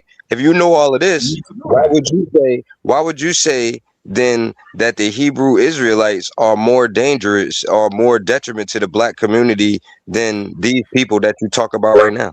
Because they are doing what they're real supposed fast? to do. That is their nature. It's not going to change. Dogs Right. don't meow. Lions Just don't eat because- grass. Just because that's Not gonna the nature change. That's why. doesn't mean that it's not harmful to our community. But go ahead, Humble, my bad. So the reason I would say that is because they are a product of our stock who've taken a tool to enslave us and indoctrinate us. And now they're doing the slave master's work for them with their tool. And This what is not our tool. This is not, the Bible is not an Afrocentric book by Afrocentric people for Afrocentric people to Afrocentric people. That's not what the Bible is. No. So hold on, real quick, Humble. I got a question. When you say that, well, you gonna sit back? Are you familiar with Afro Levantine? What? Afro Levantine. Afro Levantine? Oh, people from the Levant that look like us. Afro Levantians. I would call them Afro Levantians. Afro Levantines. Okay. That's not how you say it though. It's Afro Levantine. Okay, I like that. I like that. Oh, Afro Levantines. Okay. Wait, are you a Hebrew that Yeah, I also would- believes we're the Native Americans, Emmanuel? A Hebrew that believes we're Native Americans. Yeah. When you okay, you got to remember, A1. When you say we, I don't think everybody that has brown skin descends from the same people. That's why I asked him when he said what he said. Is he It's not a familiar trick that question. there are? Can you just explain to me where you stand on the situation and the topic? I'm not trying to trip you up. Yeah, but you've heard me talk about Native Americans, period. So that's pretty broad to say Yeah, my are bad. Native Explain. Americans. Yeah, explain, clarify, define. Yeah. Do what you got to do. Break it Yeah, down. I appreciate it, bro. So when you say Native Americans, I don't feel like all Native Americans were the same. It's all in history that none of these people were all of the same. You see what I'm saying? Everybody on the continent of Africa wasn't the same. So everybody that was in America, when people were considering themselves Native American, were not the same. That's my understanding according to geography. So I would say it could have easily been some people from the nation of Israel who were here at the time of people calling themselves Native American. But that doesn't mean that everybody that was Native American was an Israelite. You see what I'm saying? That doesn't mean that everybody that wasn't an Israelite that was a Native American was all the same. You see what I'm saying? See, I'm thinking So about according, the go contradiction ahead. in the Hebrew narrative and then the Indian narrative, because the Indians and were the people claiming to be Indians today that are the black Indians, whatever. It's so hard to define them or categorize them. I don't know what they're calling themselves this week. So Because, I am but a little I was bit just gonna familiar with say their that doctrine.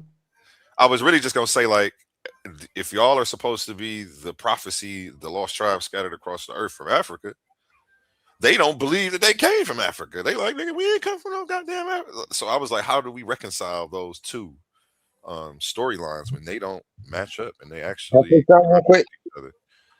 Go ahead, man. Real quick. Neely Fuller Jr., right? He said that language is a tool that's being used to confuse and uh keep us encased in a certain people's reality. So the more we utilize terms that was created to define us, the more confusing it's going to get for us, because we could be all of those things. You feel me? But just because we're going by certain categories that another group of people put us into, all of these arguments is going to come up because that's the words that we're using to define what we're speaking about, and lack of a better term. You understand what I'm saying? So yeah, that's what I wanted to say. I like that. Go ahead, Emmanuel, and then Humble Mystic next. Yeah, so like I was saying, for the record, I don't believe that all Israelites that ended up in America necessarily came from the west coast of Africa, nor the transatlantic slave trades. And I'm saying that specifically because everybody from the slave trade that ended up in America didn't come directly from Africa. So if you're familiar with that information as well, then that could easily make sense. I say, besides, whether you're talking to people that were from slave trade or not, that's basically what I'm saying. You would get Israelites that were from the slave trade that didn't come from Africa, who would say we didn't come from Africa, as well as before the slave trade that didn't come from Africa, that would tell you the same thing.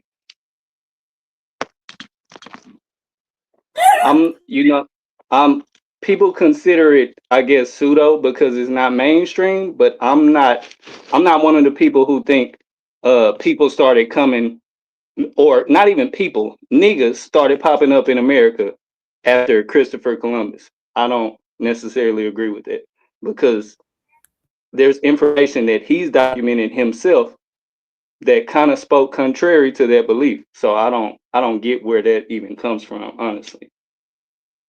And like I say, if you talking about niggas, just people that are brown that look like us, who we call niggas today, I don't believe all of them were the same. So if they was already here, when he was bringing motherfuckers from, from the south, the northern coast of South America as well. I said bring it from. Then it's like, shit, who's to say that them folks from Africa didn't already know who the people was that was here and was considering themselves not the same? Because it's documented supposedly that it was Jews traveling with him, like helping him travel, not necessarily being brought from slave trade. Hey, you know what we about to do in a little bit? We about to get into some sources on all this stuff we talk about in a little bit, man. That's what I like what you talk about. And I'm gonna just start popping stuff up. I got you. Like, as y'all talking, or you could tell me, look this up or look this. Let's figure it out together. Because I hear the stories. Look up diary. What does the evidence say? We need to do our own research. Let's do the research today for the people right here live. And that's I can't share my screen right now, A1. So if you can, just real quick, look up Diary of Christopher Columbus that says black people were in America already. Just paraphrase it as simple as that. I promise you'll find it quick. It's all you, Hubble. It did. All right. So I was just about to go there with it, brother A1. And I think when we hear people speak, we start to see the levels, right? Because it's like a person like myself, right? I want to know, right? I want to transmute my beliefs into knowing. So if I'm making a statement and I'm not sure, the first thing I'm gonna do is look it up, right? To see if I can correct my statement.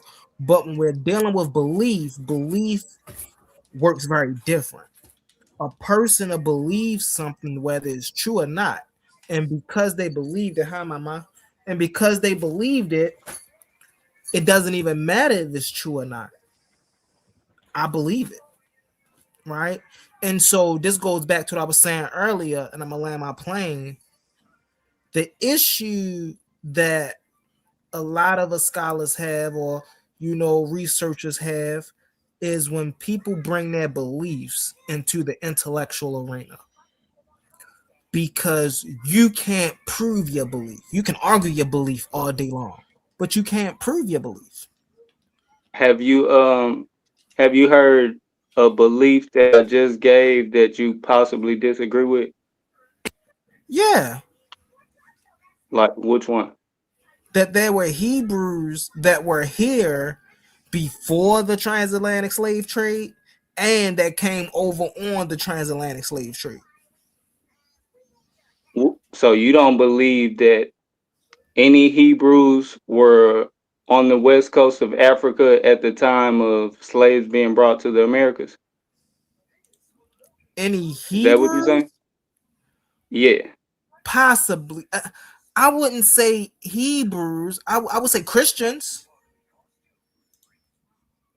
Do you know that there were Hebrews? Do you know that there were Hebrews that were Christians? No, they weren't. They weren't Hebrews. They didn't look at themselves as Hebrews. They looked at themselves as Christians, not Hebrews. Because when we're talking about the transatlantic slave trade, right? And so this is where we have to get to the history, which I know a lot of y'all don't like to do. But when we get to the history, when we go to the transatlantic slave trade, the first thing we know they did do over in Africa was they indoctrinated the people with Christianity. So a lot of people came over here Christian already.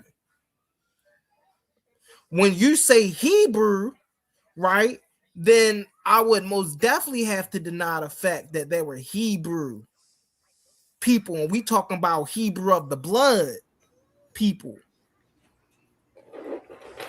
But what you think? Okay, that's what I was just gonna ask you. So you are considering Hebrew bloodline? That's what I'm saying. There were no Hebrew bloodline people that came over. That's what I'm asking you. That's what I'm asking you. But you said something that kind of alluded to you possibly believing that. That's why I asked. It wasn't a declarative statement. So you don't believe in Hebrew bloodline? I know that the Hebrew people did not come over here on a transatlantic slave trade. I know that for a fact. When you say Hebrew people, put a pin in that. We're gonna come back to that. Cause I want to get it. What the hell is he talking about? I'm confused, Humble, but we're gonna come back to that though, because that's gonna be a whole 2 or 3 hours, I bet. Once we start getting confused on what I'm talking about. No, not what you talking about. What Humble is talking about. He said nobody in the transatlantic slave trade was a Hebrew. I almost want to say just make it a title. Let's just make it a flyer, because it sounds like he ready to die on that hill. And I know somebody would debate him on that. But A1, there's if Abraham didn't exist, there's no such thing as Hebrews. Thank you. No such thing. Thank you. If Eber didn't exist, there's no such thing as a Hebrew. Okay, yeah. If that's why I say if you coming from No. I disagree, because their word Eber was a word. Eber word was the people. Eber was not a historical person. No, you're talking about Abraham now. We're talking about the Hebrews. I'm talking about Eber. Eber in the Bible was mentioned as a person. I'm saying Eber in the Bible was not a historical person. You're not talking about one person either. When you say there are no Hebrews on the transatlantic slave trade, you're not talking about one person. No, I know that. I know, but I'm saying there were no people on the transatlantic slave trade that carried their bloodline. That's what I'm saying. Oh, okay, okay. I see what. So you mean Hebrew by blood? Yeah. So he basically he's saying it's not possible. You're saying it's not possible. What I'm saying is, if you're, I'm asking Humble. I get what you're saying, Jose. Right. And then I want to get into this source. Possible. I know it's not possible. Yeah, if you talk about by blood, I don't believe that either. Now, if you talking about by practice and By convert practice, Hebrews, yeah, it was yeah, some. yeah, It probably was a few of them on there. I wouldn't. yeah. I But think see, both And of you are. even see, them, right? A1, I would say they were Christian because we know on the continent they were indoctrinated with Christianity before they got here.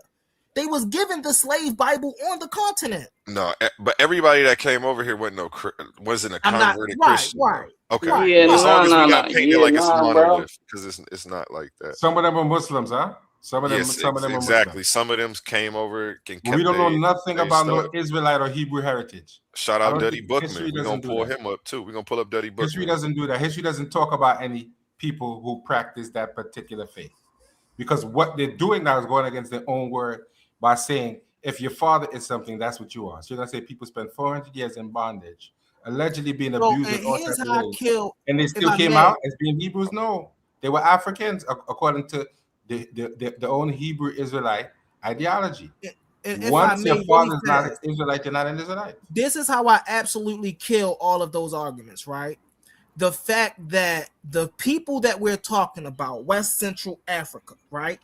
They had spiritual practices before they known anything about the Bible.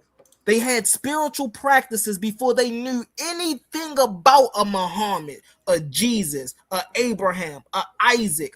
They didn't that stuff was brought to the continent. That stuff didn't originate there.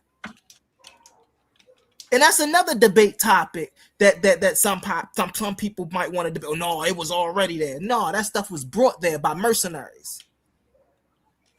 Islam was, yes. We could They say, all was. Y'all know about the Ethiopian Bible. How did the Ethiopian Bible get to Ethiopia? The motherfucking Greeks. No, what they say was apparently the Greeks were the ones who went and No, found. the people from It ain't no Guise- apparently. Go ahead, though. Ain't I'm no sorry. right, ain't no apparently. The people from two mercenaries from Guise came down and taught those people Christianity. And then they compiled a book in their language. That's what happened. We know that they didn't already have that practice there. That stuff was brought to them. That's not what they said. They said that, from my understanding, the Greeks retranslated the scriptures and gave it to them. We That is so where- off topic right now, That is though. where they got it from. That I'm is where trying they to got go it. over this source about Christopher Columbus. We done went so far from Christopher Columbus. And Well, go ahead. Yeah, go back there. Then I got some to follow that perfectly. Okay, because you see my source. I already knew that this wasn't what we thought it was or what most people think it is. Because when I first came into the conscious community, I heard that he saw like Muslim black people off the coast of maybe like South America, I believe. Something like that. But come to find out, let's just get into what we do have and what the diary actually does say. I typed in, did Christopher Columbus' diary mention blacks in America before he landed? Cite sources along the way. Short answer, no. Christopher Columbus's diary does not mention black people in America before he landed. What his journal does contain, after landing, is a report that indigenous people told him about dark-skinned visitors from the South. That passage is the source of the debate. Below are the actual documented passages and sources, and let's check these out and make sure we can verify these. So let me copy and paste this right now. We're going to pull this up. I'm probably going to end up just buying this right now. When Columbus first encountered the indigenous people in the Caribbean, he specifically noted that they were not black. Wait, what's that note? They were very well built with very handsome bodies and very good faces. Okay. They are not black like the people of Guinea. What that does, what color? Okay, it says who they don't look like. It doesn't say who they look like. So the absence of evidence isn't evidence, but we'll run with that. Source, here's the source for that. This statement shows Columbus distinguishing the natives from Africans he knew about from West Africa. The passage about black people from the South. After arriving in the Caribbean, Columbus recorded a claim made by indigenous people in the January 13th, 1493 entry of the Voyage Journal. The Indians told him that to the south and southeast there had come black people whose spear points were made of a metal called guanin. Correct. And I ain't trying to cut you off or nothing, but that's you already are talking about the specific piece in the journal that I'm referring to, and that's pretty much what I'm saying is there are sources and facts to support certain theories. That's why I'm not trying to enforce. I think Hebrew that one right and- there proves your theory, kind of, because when we say America, we always assume North and North, South. It's all. And America. what I'm saying is, if we have proof of them there, then how are we saying that it's no possibility that they're anywhere else? You see They what I'm had saying? to be here because it already said that they be coming. Right now, So- so here's the thing about this, right? Just because he didn't see him where he was at. Right, but he's Exactly. in the Caribbean though, here, right? After arriving, He's in the talking to the Caribbean. indigenous Oh, people in the okay. Caribbean, right? Yeah, it does say that. So You know what he's I'm not thinking? He's talking to the North indigenous Americans. people in the Americas. He's talking to the indigenous people in the Say- Caribbean. Well, we'll say North America, but yeah, you're right. You're right. No, I think one is Caribbean, and I think we're reading could the be North Caribbean America right because he now. never landed in North Right. America. So when he was in the Caribbean, the people there said that people come from the southeast, which would be South America. So that would be South America. Right. Am But I- you know, does I anybody? And are on we all top in of that, agreement on that? and on top of that, it says the Indians, and we all know where the Indians were supposed to be. So whether you saying they was it there, I don't mean, say- who, this who, doesn't say. who's- Well, this says he recorded the claim of the indigenous people of the Caribbeans, and it doesn't even specifically say where. I'm sure we can. Oh, find out. I'm reading under in the January 13, 1493 entry of the Voyage Journal. The Indians told him that to the south and southeast there had come black people who were spirit. Well, I can't really see. It's on my Right. phone. And then But you they're just scroll saying away. that he was in the Caribbean. He never set foot on North America. He never spoke I'm to not. That's not my indigenous point. people. What I'm saying is the fact that it says Indians, and They these call all same indigenous people who people were being called It says all indigenous. indigenous people. Where? What are you talking about? No, Wait, no, hold it on. said- Scroll back up. That one. It did say Indians. It said Indians under It that. said indigenous. No, say it Indians. says Look right After there where it said arriving, in the. after arriving in the Caribbean. No, that's not what I'm reading. A1. That's what I'm he telling called you. them Oh, my Indians. bad. My bad. He called them Indians. Yeah, when They're using the proper. Shout He out said GD Indians. and Capone, man. We need you to come and make sense of all of this for us, brother. And you know and you know, I was reading something where they debunked that guanin theory because they were saying that guanin is something that you have to measure. You can't just look at something and call it guanin because that's like some type of gold alloy, I think. Oh, we're about to have to get into that in a little bit too. I remember Yeah, seeing but that like, you can't just eyeball guanin. You have to measure because it's some kind of alloy with gold in it. shout out to Jose for the random info. So what I'm getting at is when you see somebody being called Indians, why wouldn't you think that they are the same people that were being called Indians elsewhere? We wouldn't say that about anybody else and try and say that they was different people. I resent So them whether being- they were on the But go ahead. yeah, well, you know, I'm one of them people who try not to get caught up in names. Like I'm not one of the people who be like, nah, I'm not black. I'm an Israelite. Like, no, I'm not that guy. I'm sorry. It's just, I know that they're not. I know India is in Asia, so I know that Indians are from, man. It's just Yeah, you know, they say that's later though. it's so So depressing. I just don't think about that too though. They say that they came later. So No, they if said Columbus didn't know where he was. Columbus didn't know right, where he because it was. wasn't called India at that time either. It was called something else. So you're Right, but Columbus didn't know where he was. The people resembled the people in what they knew as India. So that is why they used the term. They look But like at that time, it wasn't even called. so that is why who used that term? What are you saying? they're saying that when Christopher Columbus and them sailed into the space of America, they thought that they were in India. They didn't know where they were. They didn't know what continent they were on because the Europeans didn't know nothing about navigation. That doesn't negate the fact that it wasn't a continent called India at the time. Okay, well, they're using the I'm term lying. India. No. It was. It had to have been. It had to have Well, been. It had to have been because he's using the word Indian.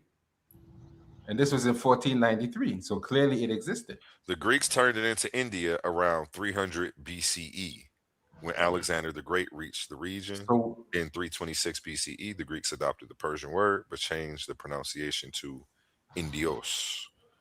From this came What region? India. You talking about in Asia? Yeah, from this came India. Greek writers like Herodotus and Magus Venus used the term India for the land beyond the Indus River.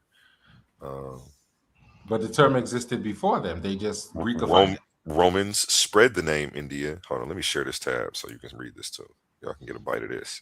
Romans spread the name India. The Roman Empire adopted the Greek name India, and it became the common name used in Europe for the region. By this time, India meant the lands east of the Indus River. So that's a pretty broad term that they were using. Right. But yeah. So they're telling you he got in it from other the words, people who existed at his time during his time frame. Appreciate that correction. I'm just too, out here man. pseudo as hell. I was correcting myself. Shit, I was out here pseudo as hell. I'm glad Unc West ain't out here catch me slipping like that. Go ahead, yo. But when you talk about basically what I'm saying is all these are references of Christopher Columbus, and the biggest reference is that he's separating a people from the people that were on the west coast of Africa. So if he's separating these people by look, and he's saying they've come from the south, you see what I'm saying? Where else are they coming from? Specifically, if he's saying southeast. Now, Emmanuel, are you saying these people are Hebrew Israelites? No.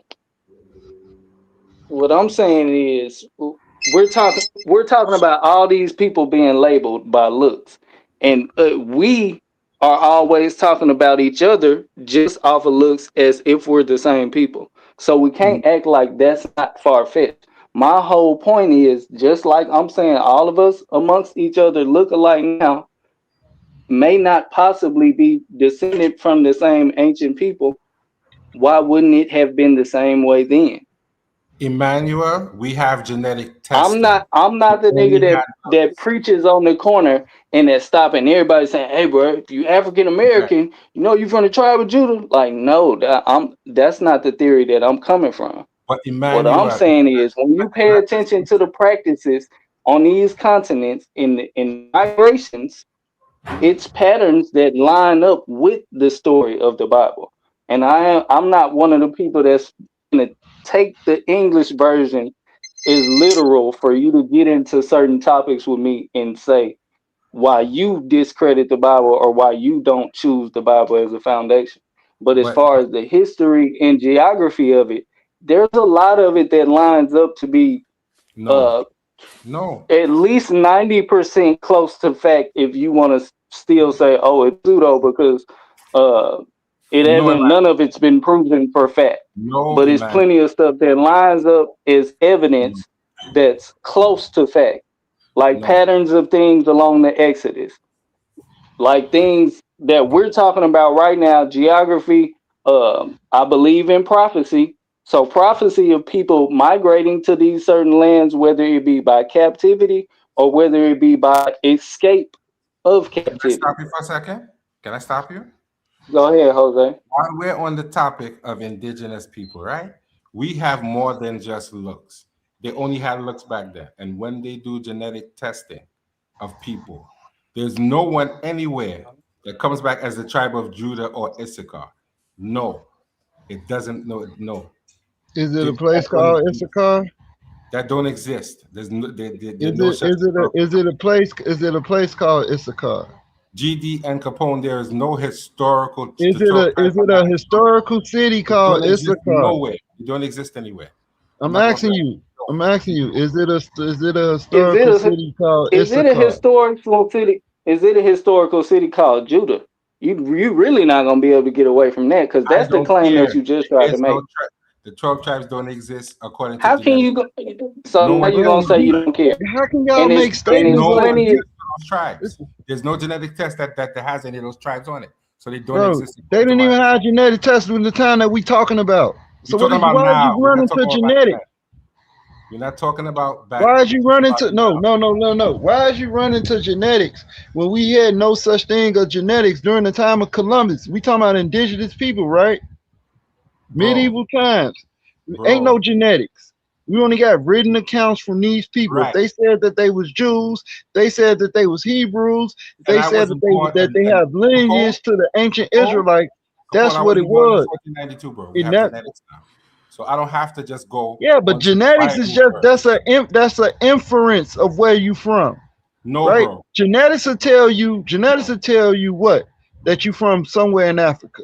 It won't tell you where. It won't tell you what tribe you from, what lineage your people come from. It don't tell you that because any African culture, they distinguish their people by tribe and culture. Tribe and culture. In genealogies, the Africans in Benin are different from the Africans that was in Dahomey. Are you done? You're absolutely wrong because if you take an African ancestry test, it can lead you back to an ethnic group in Africa. That is what it's designed for. They could tell you you're a Yoruba. They could tell you that based on genetics. And if you were not a Hebrew Israelite or religious minded, you would know that. They can take you back to a tribe or ethnic group. Because so your DNA gonna tell you that you from Yoruba. Yes. No, it's not. No, it's not. Are you crazy? Yes, they no, do. It's not. You gotta do that work, bro. Your DNA is not. Your DNA is gonna tell you that you from Southwest Africa, Northwest Africa, Eastern Africa. And it's gonna tell you what country: Nigeria, Chad, Ghana, Congo. It's not gonna tell you no Yoruba in your DNA. They do. Yes, they do. They do. You don't know because you're Hebrew Israelite. You know Yoruba is a tribal thing. It's not a. It's not a genetic origin, bro. They do. It's tribal though. It's genetic, but it's tribal. It's tribal. What's your point? You can still do a test to tell me that I'm a Yoruba. So what's the difference between the Yoruba people and the Igbo people? There's a genetic distinction. No, it's not. No, it's not. No, it's not. Yes, there is. It's tribal genealogy. Marriages, assimilation. That's the difference. Customs. You should be quiet now. Because you don't know what you're saying. You don't know what you're talking about, and you've been up here just saying stuff outrageously. Look up African ancestry. Right, and then when you look into their history at a certain point in time, which is why I was asking Brother Humble about it earlier, it's certain African tribes like the Yoruba and the Ashanti that have a history of migrating from the Levant, and you wouldn't look at these people. Okay. That's foolishness. I wouldn't agree with that. That's absolute foolishness. I'm finna give you a source. Africans, those people have always been on that landmass. They don't come from anywhere else. What people? What people? What people? All of those people who you're talking about have always been there. That's a lie. That's another lie. Because the Igbo people said that they came from afar. They say they came from the time of King David, from across the River Jordan, in their spiritual songs. What are you talking about? Even in our African spiritual songs, we don't even talk about nothing in Africa. In our African spiritual songs, we talk about crossing the River Jordan, the land of Israel, Zion. What are you talking about, bro? Capone, you do know they have found out. Why ain't none in our African spiritual songs we talk about African kings and African lands? Why Let me we answer don't do that? Can I answer your question? You do Go know ahead. that they have found out that some of those stories are not true. People in some of these African countries add this Islamic nonsense into their history because they're Muslims, and it does not go back to the original history. Some of that is pure modern nonsense. What is you talking about, bro? Do you understand English? I said they have people in Africa who are talking about coming from Mecca because they're Muslim. Some of that is modern I'm not nonsense. talking about. I said the Igbo people. The Some Igbo of that is people. nonsense. It does The not go Igbo back. people is nonsense. Some of that could be nonsense, bro. Some of that could possibly be nonsense. Some of those Oh, Hey, one. original. I can't believe the statements that you're saying, bro. Hey, put in I'm finna drop it to what's you. call it? What's your name? A1. Go on YouTube and put in the Ethiopian. What they put? YouTube. Let me find this Soldier video. Boy bro. voice. YouTube. Capone, Igbos do say that. Igbo man Bro, told me I done talk to Igbo. They tell us we Hebrews. somebody They'll tell you straight up. He didn't say Hebrew. He said Jewish. He didn't say Hebrew. That's Where you not drop what it he to, told me. Emmanuel? Who is you talking about? Who is he? I'm talking about Igbo people. I'm talking about the Igbo people. He is an Igbo. He told me that. His name is Oduduwa. I'm not talking about I'm dropping him. it in the private I chat. know about him. I'm not Nah. talking about him. I'm talking about people. I'm talking I'm about telling actual A1. Igbo people that has a culture that You are say their correct, culture are Capone. different You are correct. They do say that. You are correct. They do say that. from other Nigerians. That They the other do people say that's that. in Nigeria. One of my friend is married to one, and he said that to me. He said he did say that to me. He didn't use the word Hebrew. He said Jewish or Israelite, something along those lines. They do say that. But I am making. I just dropped it in the private. That A1. will not be part of the original oral history. It's possible that it's not. It may not be. It may not be, or you just don't want it to be. Which one I is said it? it may not be. What's don't the know. may not be part? That may be What something. proof that you have that it ain't?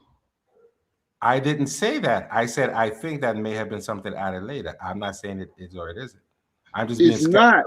When they have some, listen, bro, they have spiritual songs that goes back to an ancient time, and they telling you in their song that they're not from where they're at right now. They saying we came from afar, we crossed the river Jordan, we remember this. They are telling this in their spiritual songs. They're not saying it for no reason.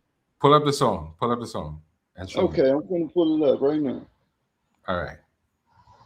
I want you to do that. And then I'm gonna show you, and I got another thing to show too. So y'all had to stop. Y'all had to stop trying to stop trying to make indigenous people Hebrews and make other people. So you got to stop trying to erase indigenous people. That doesn't work. This is the stuff that they said out of their mouth. Ain't nobody putting these words in their mouth. This what you wanted, Emmanuel? I doubt he wants that. But let's read it and see. Y'all getting so blinded by this Egyptomania stuff, bro. This is crazy because with your fascination with Egypt, you want to erase the rest of Africa. You want to erase the rest of the people that migrated into Africa that's responsible for all of the intellect in the schools in the medieval times. You want to erase all of that. Let A1 read the source, please. Go ahead. Yeah. Don't listen to Jose. Yes, sir. That's what I wanted. It's just about. I've told plenty of people this. When you look into what practices are called versus reading the Bible, you can't try and say because these people had certain practices and it was called something other than being Jewish or being a Christian that it's not talking about anybody of these supposedly 12 tribes of Israel, which I believe in. You said what? Read the source? Are we going to read the source? Because but I asked him if he could. I asked him if he could keep scrolling, but yeah. Oh, I'll keep scrolling. I mean, if he wants to read from the top, I wanted to see if it was going to say something about Let me read the source. migration that he It says caused. Oduduwa, as the founder of the Yoruba people in Yoruba oral tradition, Oduduwa is described as the ancestor from whom the Yoruba kings and many Yoruba lineages descend. According to the tradition, Oduduwa came to Ile Ifa, which became the spiritual center of the Yoruba world. From Ile Ifa, Oduduwa's children and descendants went out and founded other Yoruba kingdoms. Many Yoruba royal families claim descendants from Oduduwa. Source: Samuel Johnson, The History of the Yoruba. Go down for me, A1. So if you, I think you on Chat GPT. Okay, I can see it now. The Yoruba creation story. In Yoruba cosmology, Oduduwa is also connected to the creation of the earth. Hold The story on, Jose. I don't want to waste too much time. It's the information that I'm trying to get to is basically, you should be able to find something on him leading a migration from the east that would have dealt with some what they were Can I read calling it to see if Canaanite it says people that? Emmanuel, can I read it to see and if it says Arab. that? Can I read it? In For Yoruba cosmology. sure, but I'm the one who's asking for the source. So if I'm asking Can for I something read it? specific, then Can I read it to see if it's in there? yes. But you gonna let me say what I need to say to the moderator first, and then finish reading it? Okay. Go ahead. I'm done now. If you heard what I said, and what I'm looking for Say it again, because I'm over here copying. I was typing this cash out. I said for the chat. Go ahead. Hit that. I said I'm looking for some specific information on Oduduwa about him leading a migration from the east, dealing with what they were calling a Canaanite people and possibly some Arabs. Okay.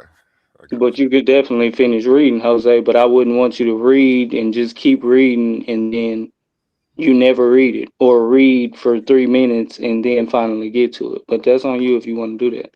No, I want to read what it says. I don't want to skip anything. We're reading the source. Let's read the source. Go ahead, Go ahead, brother. do your thing, Jose. Right. We might learn something new today. Shit. It says Oduduwa as a historical figure. Go down for me, A1. So let's look at the historical figure and see if it says anything about that. Scholars debate whether Oduduwa was a mythological deity, a deified historical king, a symbolic ancestor for multiple European groups. Many historians believe Oduduwa may represent an early political leader whose memory became sacred over time. And they give you the source there. Toyin can pronounce A History of Nigeria. Yoruba kingdoms said to descend from Oduduwa. Let's go down and see if we're going to find the information. It says, A1, go down there. Let me see what we see in there.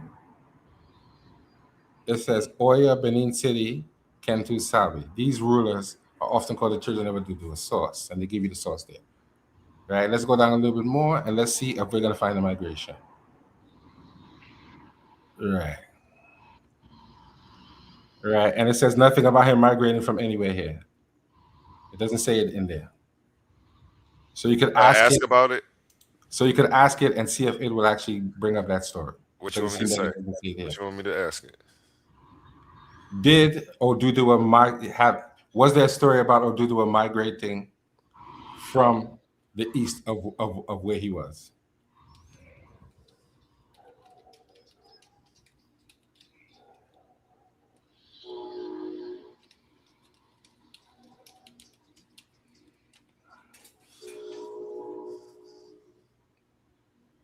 Yes. Some Yoruba traditions contain a story that Oduduwa migrated from the east before establishing rule in Ile Ifa, the sacred origin city of Yoruba. However, historians emphasize that this tradition exists alongside other religious traditions and is debated. So it says, it's debated as whether it's true or not, based on it being dealing with other things. So according to them, it may or may not be true. No, it's not based on it dealing with other things. It's based on the time that they've been where they are, and certain history that's considered mainstream started to be documented. And by this time, you have a people that's practicing other things that are these same tribes or calling themselves the same tribe. Just like today, all Igbo people today don't practice the same thing. Right. Who told you that? So I know Igbo Christians. I know people that from the Igbo, directly from Africa, that are Christian as hell. Yeah, Okay. they Christians. All right. Okay. Yep, I agree with that's that. If you're true. talking about that, then I'm out. I'll go with that. Okay. I'll with you on that one. That's all right. Cool. So what I'm saying is, period, there have been multiple practices amongst the same people, like I've been saying. Especially when you get to groups migrating, like we started talking about. How can we drastically say that when these people are having practices that mirror these same people that are supposed to be these people to come from the trail, to supposed to be descendants of the 12 tribes of Jacob, according to by the language that we know? Right. How are we just to eliminate that? You see what I'm saying? Like we're caught up on that. That's kind of what Banu was talking about earlier.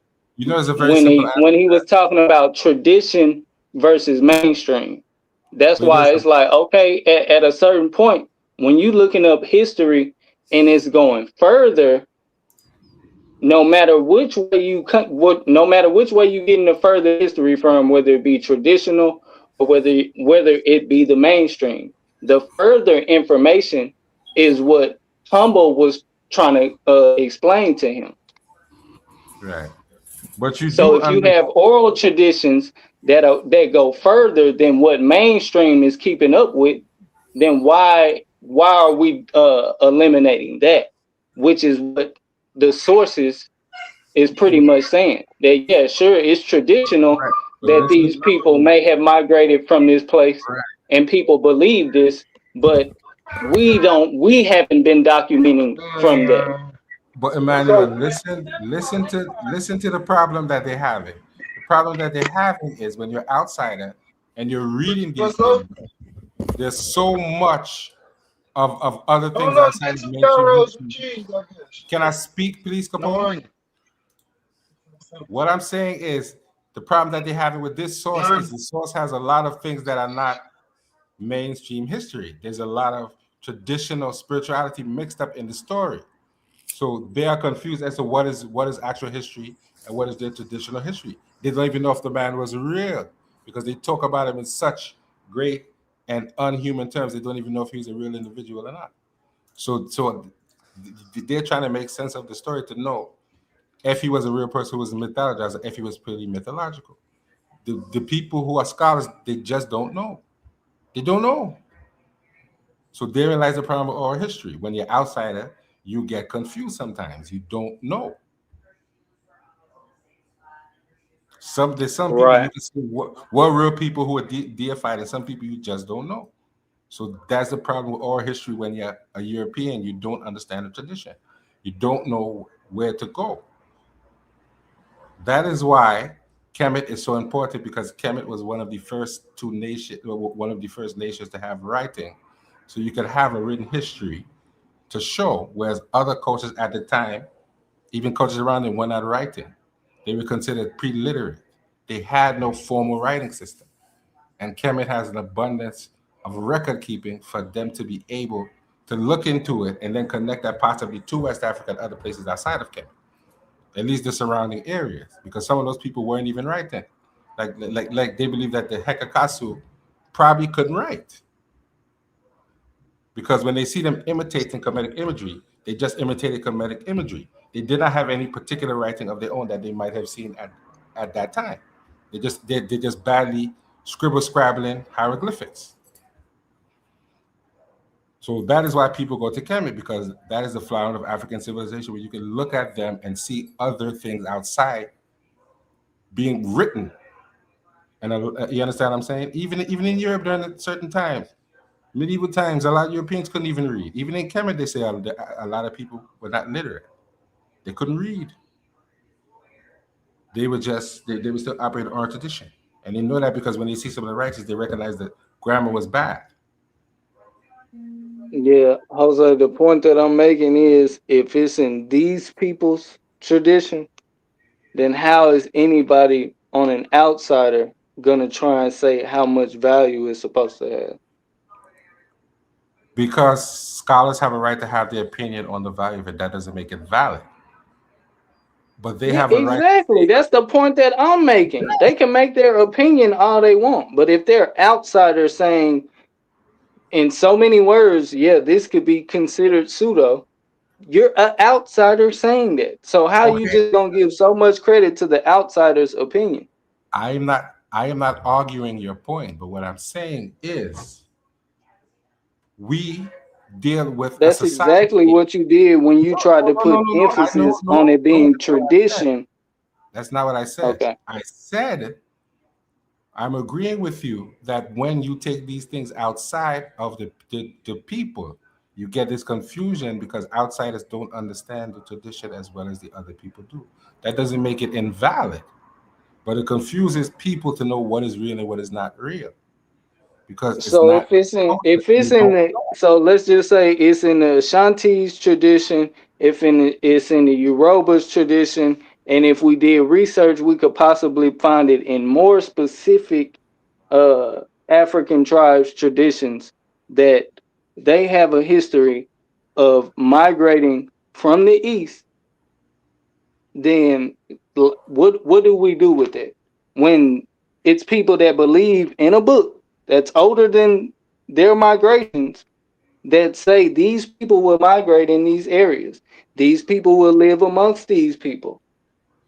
These people will end up not knowing who they are and end up being the only people that don't know who they are. But the book that you're talking about does not extend past anyone's oral tradition. Definitely not Africans' oral tradition. It does not, it can't supersede that. You missing what I'm saying, Jose. I never said that. I'm asking if it's been a people that have been keeping these same traditions and these same practices, who are outsiders to say anything else holds more weight than their traditions and practices? Because when the outsiders look at written history, they don't see the Bible fitting in with written history. They don't see that. When you look so I get what you're saying. So what let's just say this what me and Brother GD Capone is saying. If it's people who do see this and we're saying, well, hold on, how come we can see this and y'all are saying that y'all can't see this and it's pretty blatant? There's got to be some type of narrative. It's not, because when you go to the people who were there, such as Kemet and other people, you don't see any 400-year enslavement. You see Hekakasu coming in, being welcomed in during the famine, probably as captives, and then taking over. Why you say Kemet and 400-year slavery? Why you combine that?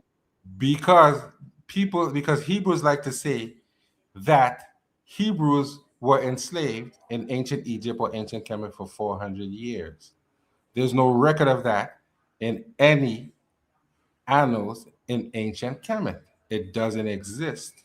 What exists is a people called the Hyksos who were invited in possibly as captives during the time of famine and eventually took over and murdered one of the monarchs and his son, and were later driven out by the other son and his mother into Canaan, which was a Kemetic territory. There is no slavery. That didn't happen. They didn't build no pyramids. That didn't happen. They killed Sekenore Tau. He was brutally murdered. They have the evidence. They have his body to show he was brutally murdered. Then his son, Kamos, came behind, and he eventually got murdered. And they have different studies talking about how he hated the Asiatics for brutally murdering his father. And he got killed, and then Amos came in and he was too young, and his mother, Ahotep, eventually picked up an axe and drove them into Canaan. That is the story. There is no, the biblical narrative don't exist nowhere in history. It does not exist. Simple as that. We're not going to argue that. You can't show me any biblical Exodus nowhere. It don't exist. That's a Bible story. You said that doesn't exist in their history. I can totally agree with you. But then it doesn't exist nowhere else either. Because these are the people in question who would be the primary source if it happened. Because they didn't make up stories about their history. They told you straight up what they were going to do when they did it. So if you don't see them writing it, then it didn't exist.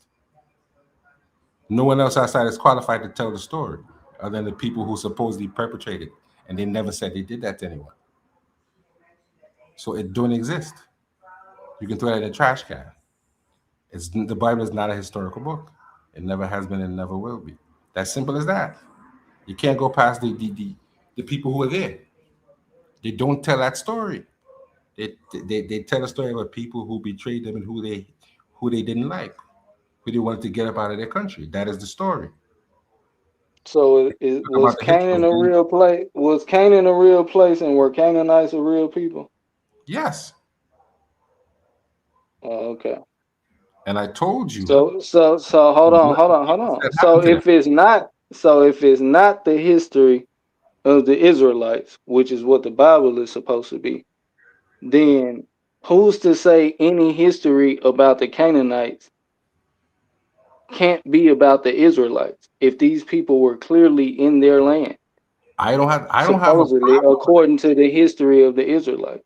That's not my problem. You do got a problem with it if you saying it's impossible and throw it in the trash. No, I never said Canaanites and Israelites didn't exist.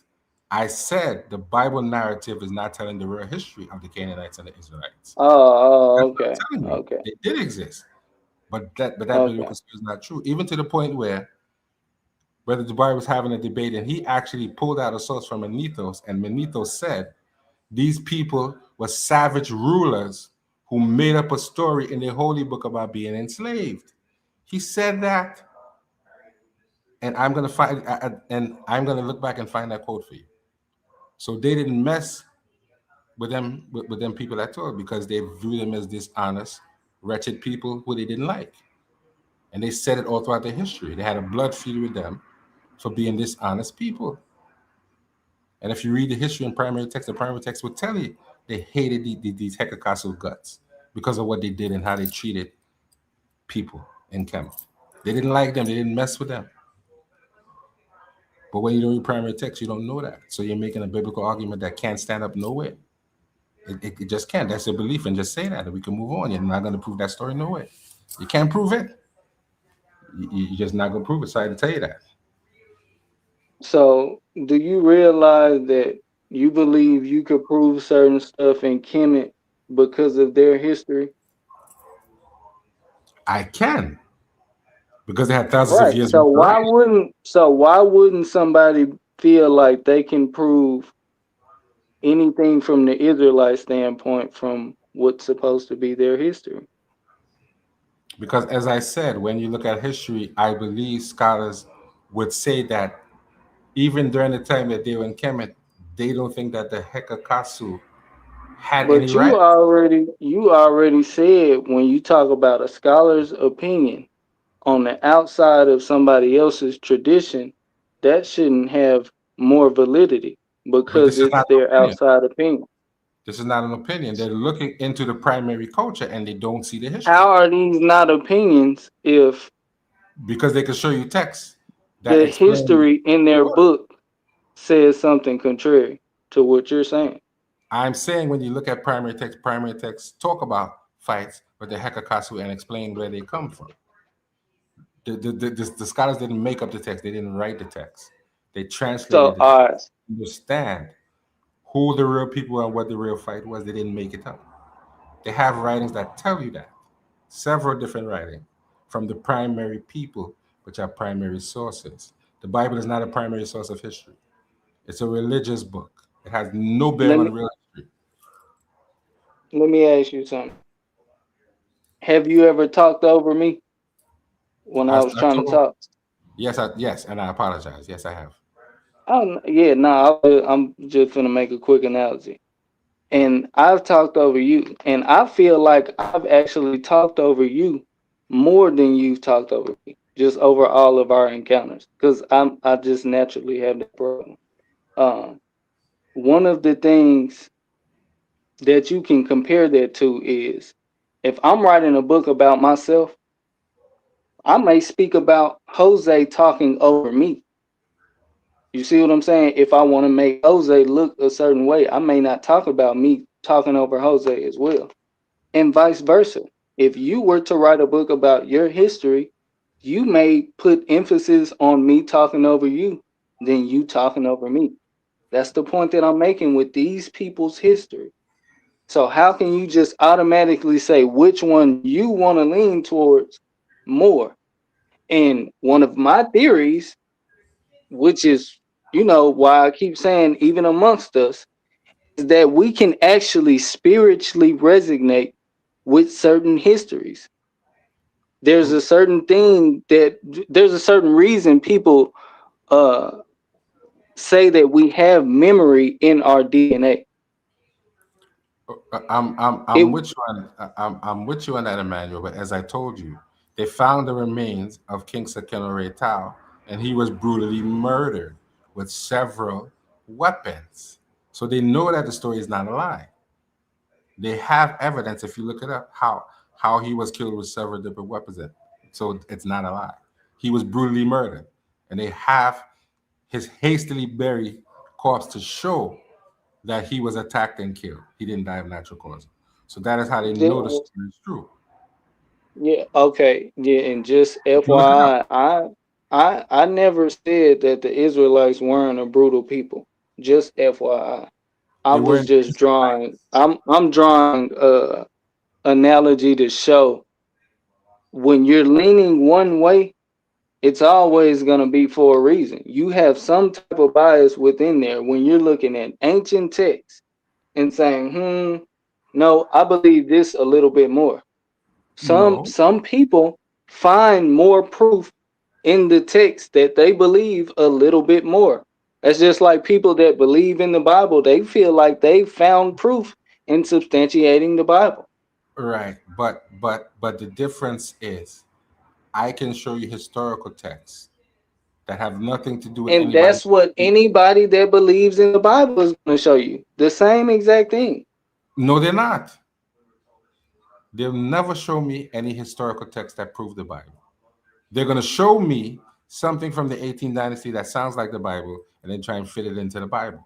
But we know that the Hebrews didn't build no pyramids. We know that because they found records to tell you who did build pyramids. Nobody said the Bible say that the Hebrew built. Oh yeah, exactly. I was just about to say the same thing. See, but history doesn't say that. Y'all be they throw red herrings in there, like for instance, and I notice this a lot with y'all. Y'all throw these red herrings in there like nobody's supposed to catch that. Like if we say, for instance, if I ask you, are the Netters real? You probably say, no, it was not real people. Nobody said was they real people. We said was they real. Now, when we talking about the Hebrews being in antiquity, you say, they say that the Hebrews built the pyramid. Nobody said that. Josephus don't even say that the Hebrews built pyramids. So why would the Bible? Why would the Bible, or why would we be saying that the Hebrews, that the Israelites built pyramids? That's stupid, bro. The Bible said they built an entire city in slavery. A city. The city had pyramids in it, bro. What do you think they were talking about? Ramses. So you saying Pi Ramses got pyramids? Bro, they're talking. No, I'm asking you. You saying that do Pi Ramses have pyramids? They're talking about temples.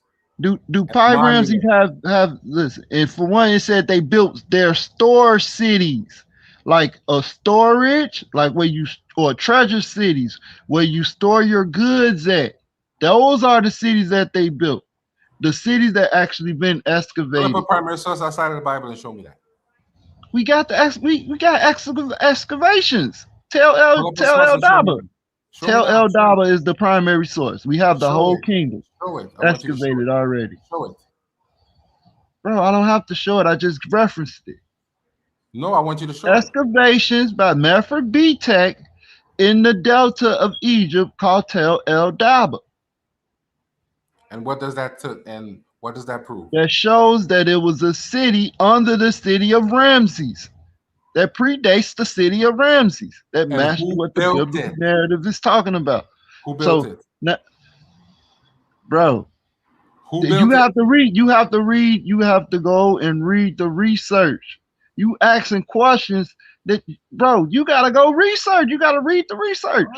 Okay. Read Mefford B. Tech's research. Who do he say that built it? Not Egyptian. It's not Egyptian. I'll tell you that. Okay, if he says I didn't read it, so I don't know. I'm not gonna speak on something I didn't read. I didn't read it, so I don't know.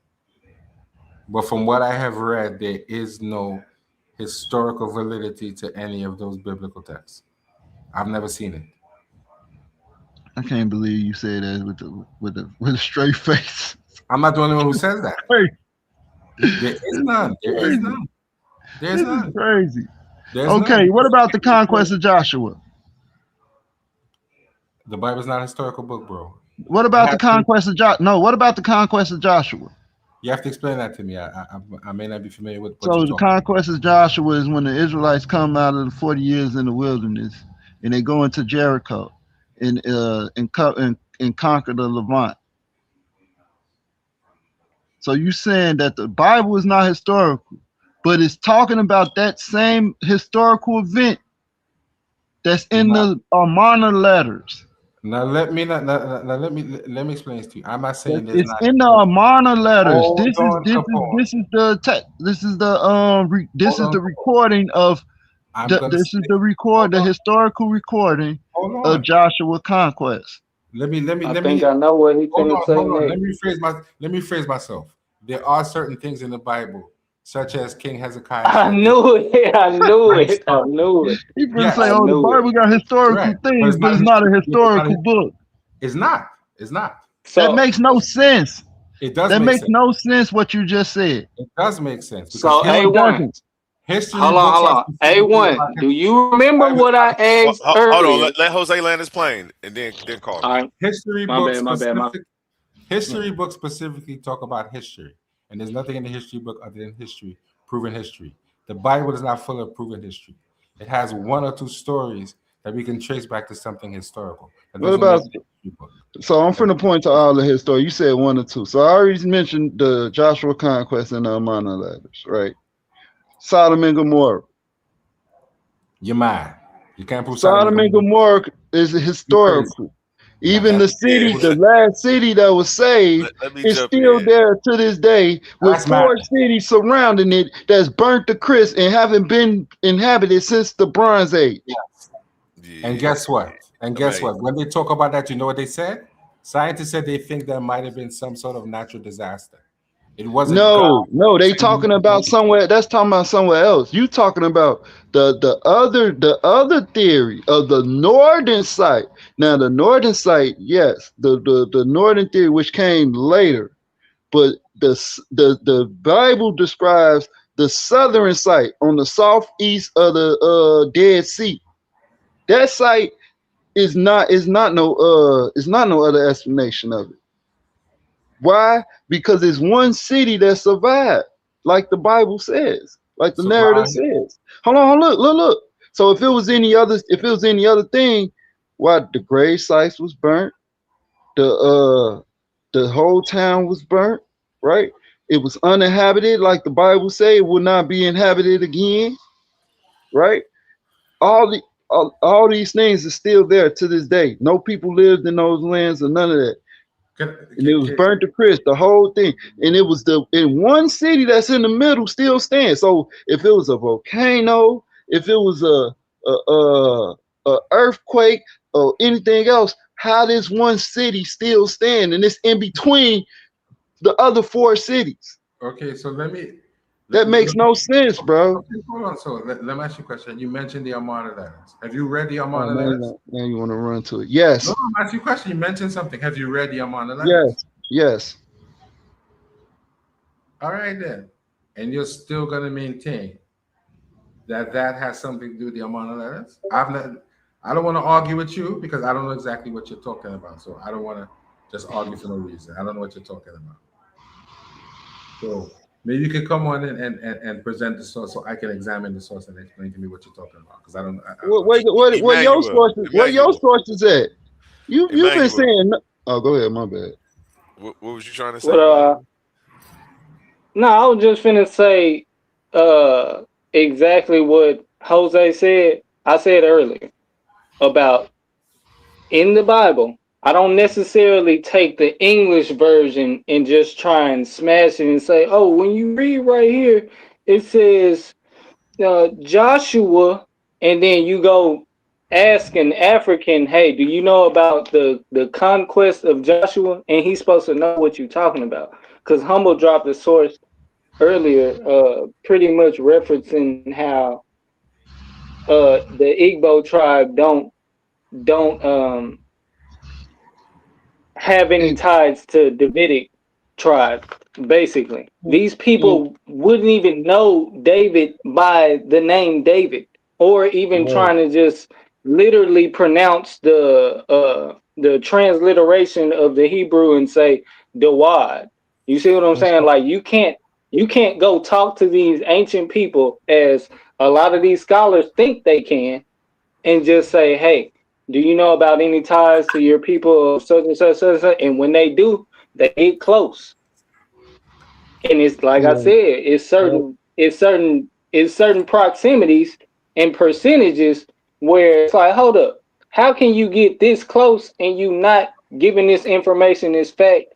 And there's plenty of other shit that you don't have 100% emphasis on all your parameters, and you're considering it mainstream. So if these people have their own traditions saying these things, then who is any outsider to say, well, it doesn't fit these parameters, so we're not going to consider it mainstream?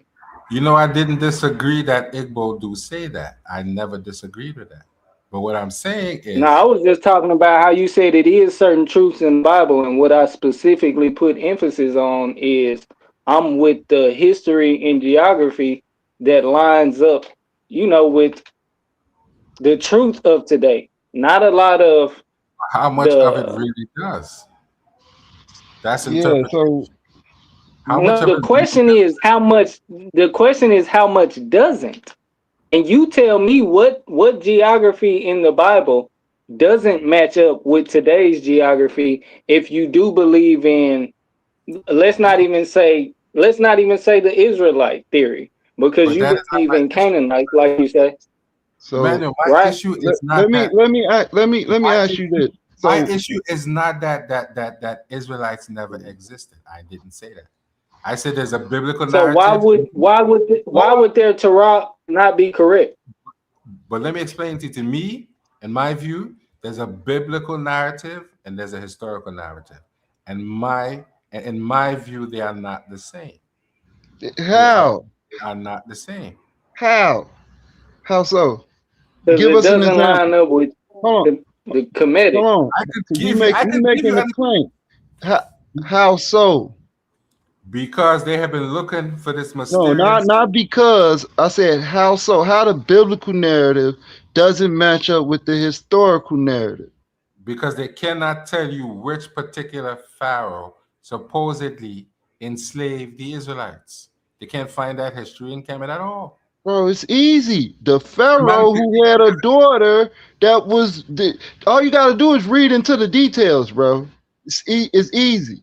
It doesn't give a name of the particular so just because you can't find the pharaoh, you have a problem with it.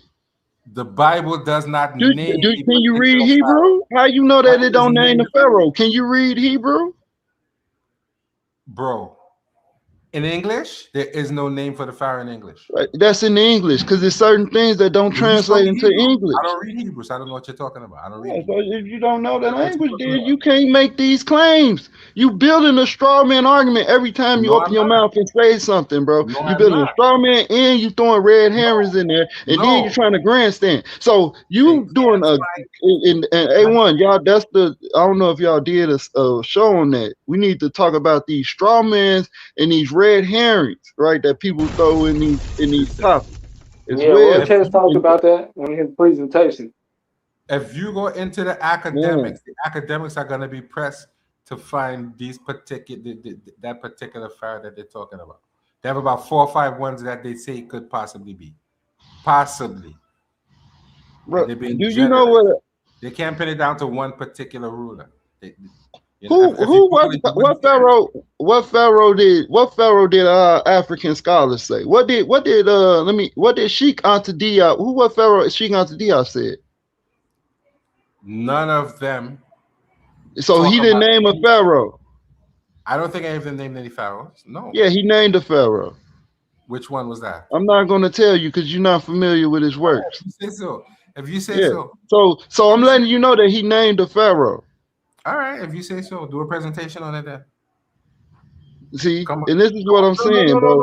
These people listen. You can't talk about science and you only know English.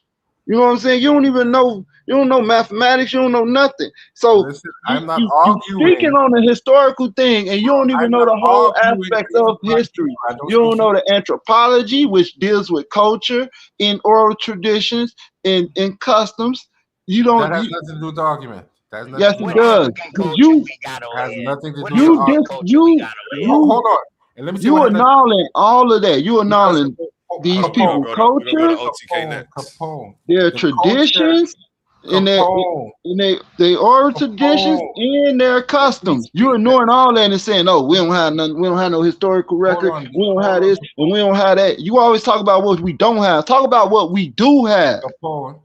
Can I answer? What we do have, we have people coming from West Africa that was traded as cargo, and their culture, their pre-existing culture, was taken from them.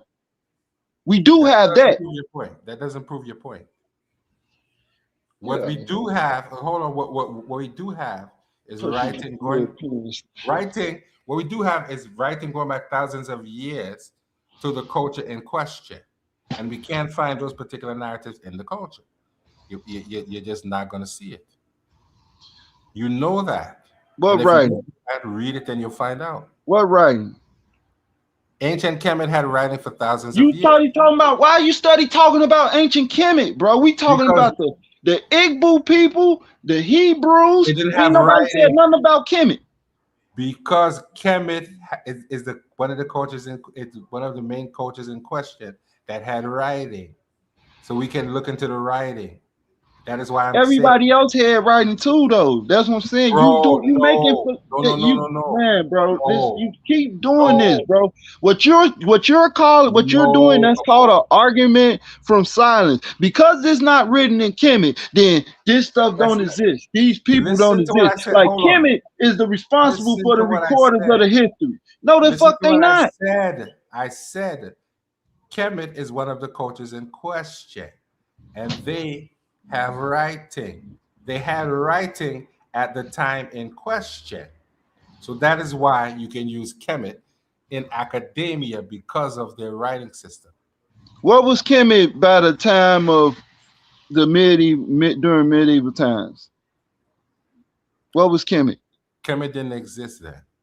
Kemet didn't exist, right? So why would I go to Kemet to talk about things in medieval times? Because history doesn't start in medieval times. Well, I don't care where it started. I'm talking about where it started. That's your problem. You can't go to the origin. You got to work your way back to that point. You skipping everything. You skipping all the transitions in the middle. You skipping all the assimilations into different cultures, from the people traveling, from the migrations, from the persecutions, from the assimilation, from the forced conversion. You skipping all that, and you going to Kemet and saying, "Oh, these people don't exist," when they were slaves in fucking Kemet. Do you know that there's an actual? My bad, bro. You know there's an academic debate on if there's even a word for slavery in ancient Kemet. You know that? It is. That's a debate. And it is. Don't make me play what's it called? What's his name? What's that boy name? That's a debate. One of them Egyptian boys. He broke down, he told us all about the slavery in Kemet. You do know We got there him clipped up is, too. bro. No. Shaka Atmos. For real. Bro, I'm gonna stop say, it, I'm bro. gonna say it again. There is a debate over whether there's an actual word for enslavement in ancient Kemet. If you look it up, they'll tell you there's a controversy. Bro, if it ain't so, what was Ramsey? What was Ramsey talking about on his 400-year stele? I'm gonna say it again. There's a debate over whether the word means servant or slave. They're not sure. There's no debate. There's no when they debate. look at what and when they look at it, a lot of those things don't fit what we I can't call believe slave. he said that, bro. Because we got on the Narmer pilot, we got him conquering people. We got not even Let him land his plane. Let him land his plane. And then we're gonna go to OTK real quick because he was trying to hop in, and then we're gonna go to cut him up court. Yeah, I got y'all. So look, we got on a Narmer pallet, we got him conquering people, right? We got Kamos,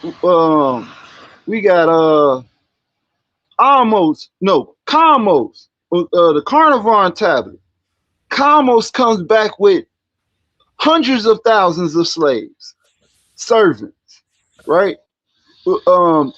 Ramses as well. Ramses 400-year stele, where he's giving praise to the I think it's to Set for thankful that he being thankful for the slaves, right? For the Asiatic slaves. So now I don't know why you keep saying that they don't have no word for slavery in Kemet. When we see them in the Greek, we got reliefs of the slavery, of the harsh slavery that was in Kemet. What is the word for slavery in ancient Kemet? What is the word for slavery? Yes. Why it don't have to be a word? It's the people that they capture. It's the people that they capture. It's the people that they capture. I'm gonna land. Y'all let the brothers go because I don't want to take over the panel. I just wanted to mention that those three pharaohs, Narmer, Kamos, and Ramses, and also Thutmose the third. Okay, let Jose respond, and then we're gonna pass it around. They're called Sakir Ankh, prisoners of captives, living captives. Yes, they are prisoners of war. Yes, and it's punishment. So yes, they do have some people who would probably spend their whole life in servitude as punishment.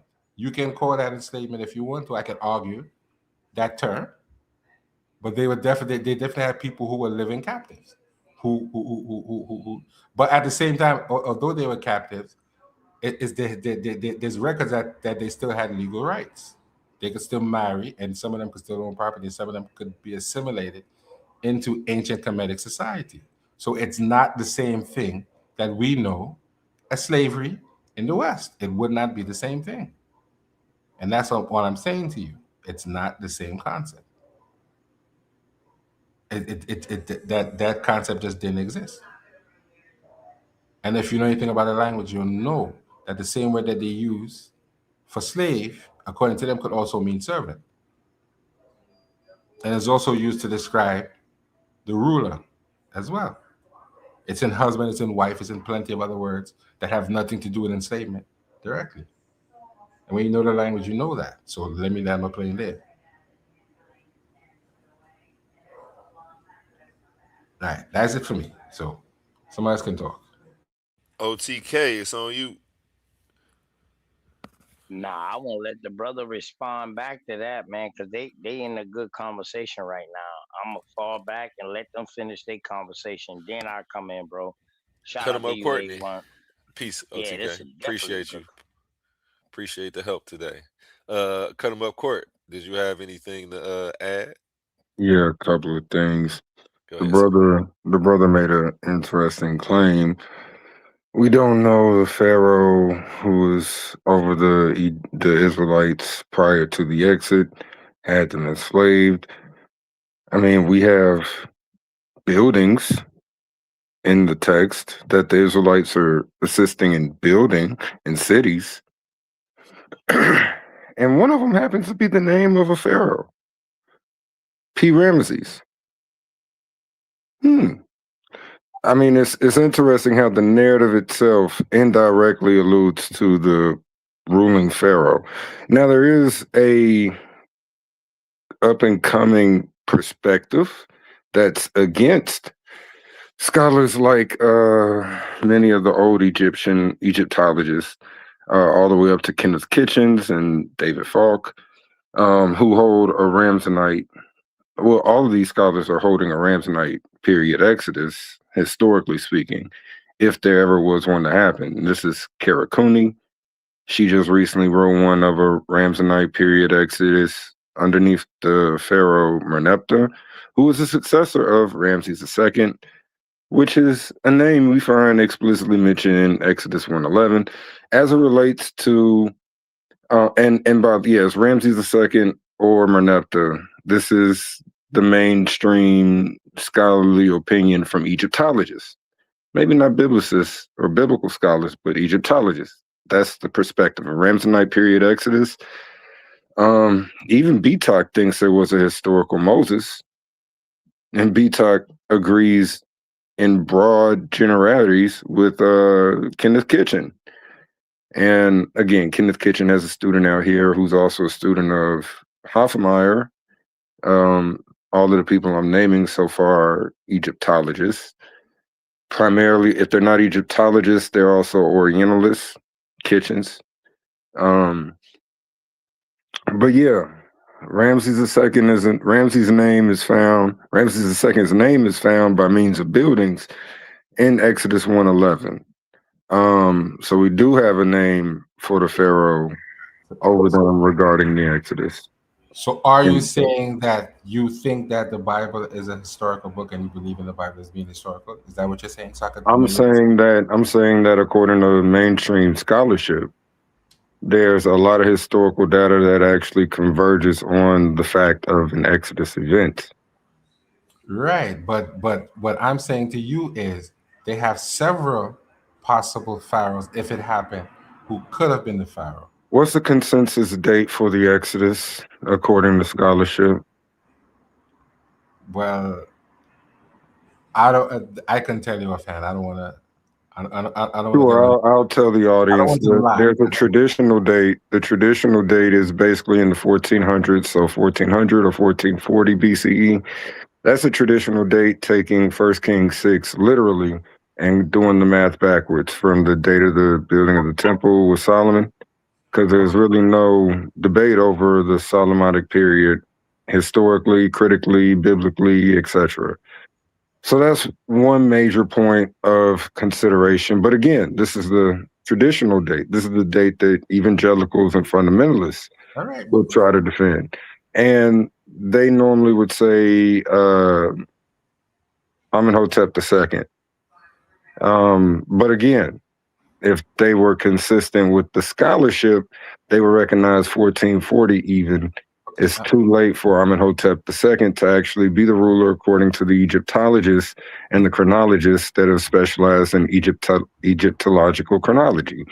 Secondly, the mainstream, and this is just general reading, by the way. Y'all can read this two-scholar book, Israel Finkelstein and Silberman, The Bible on Earth.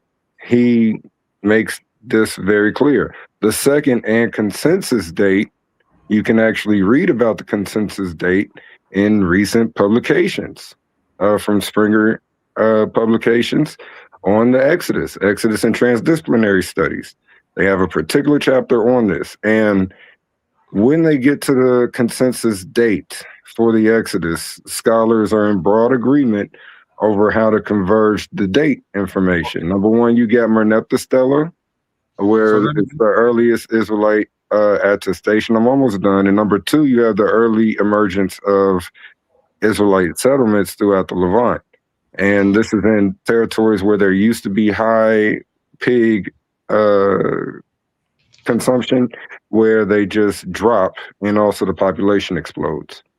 Okay, so you do know there's still controversy on if that word in the Marian Potastela is actually Israel, or if it's no controversy amongst Egyptologists. Can you name 5 Egyptologists currently right now in the field that are debating the meaning of the term? You can go with the initial epigrapher over it, and that was Kenneth Kitchens. Where is Israel? It's not debated amongst mainstream But Egyptologists. you read the stele to know who they were fighting at the time? Yes, sir. And I'm going off of the backs Right. of mainstream Egyptologists. And when you're From reading, Donald Redford to Kenneth Kitchens, the actual epigrapher. and when you're reading that stele, it explains to you the people that they were fighting, correct? It talks It about explains doesn't multiple just groups of right, people. right. It It talks explains about multiple groups of peoples in right, and couplets. It's a right. It poetry. does. It's It does. poetry. It's It does. propagandic poetry.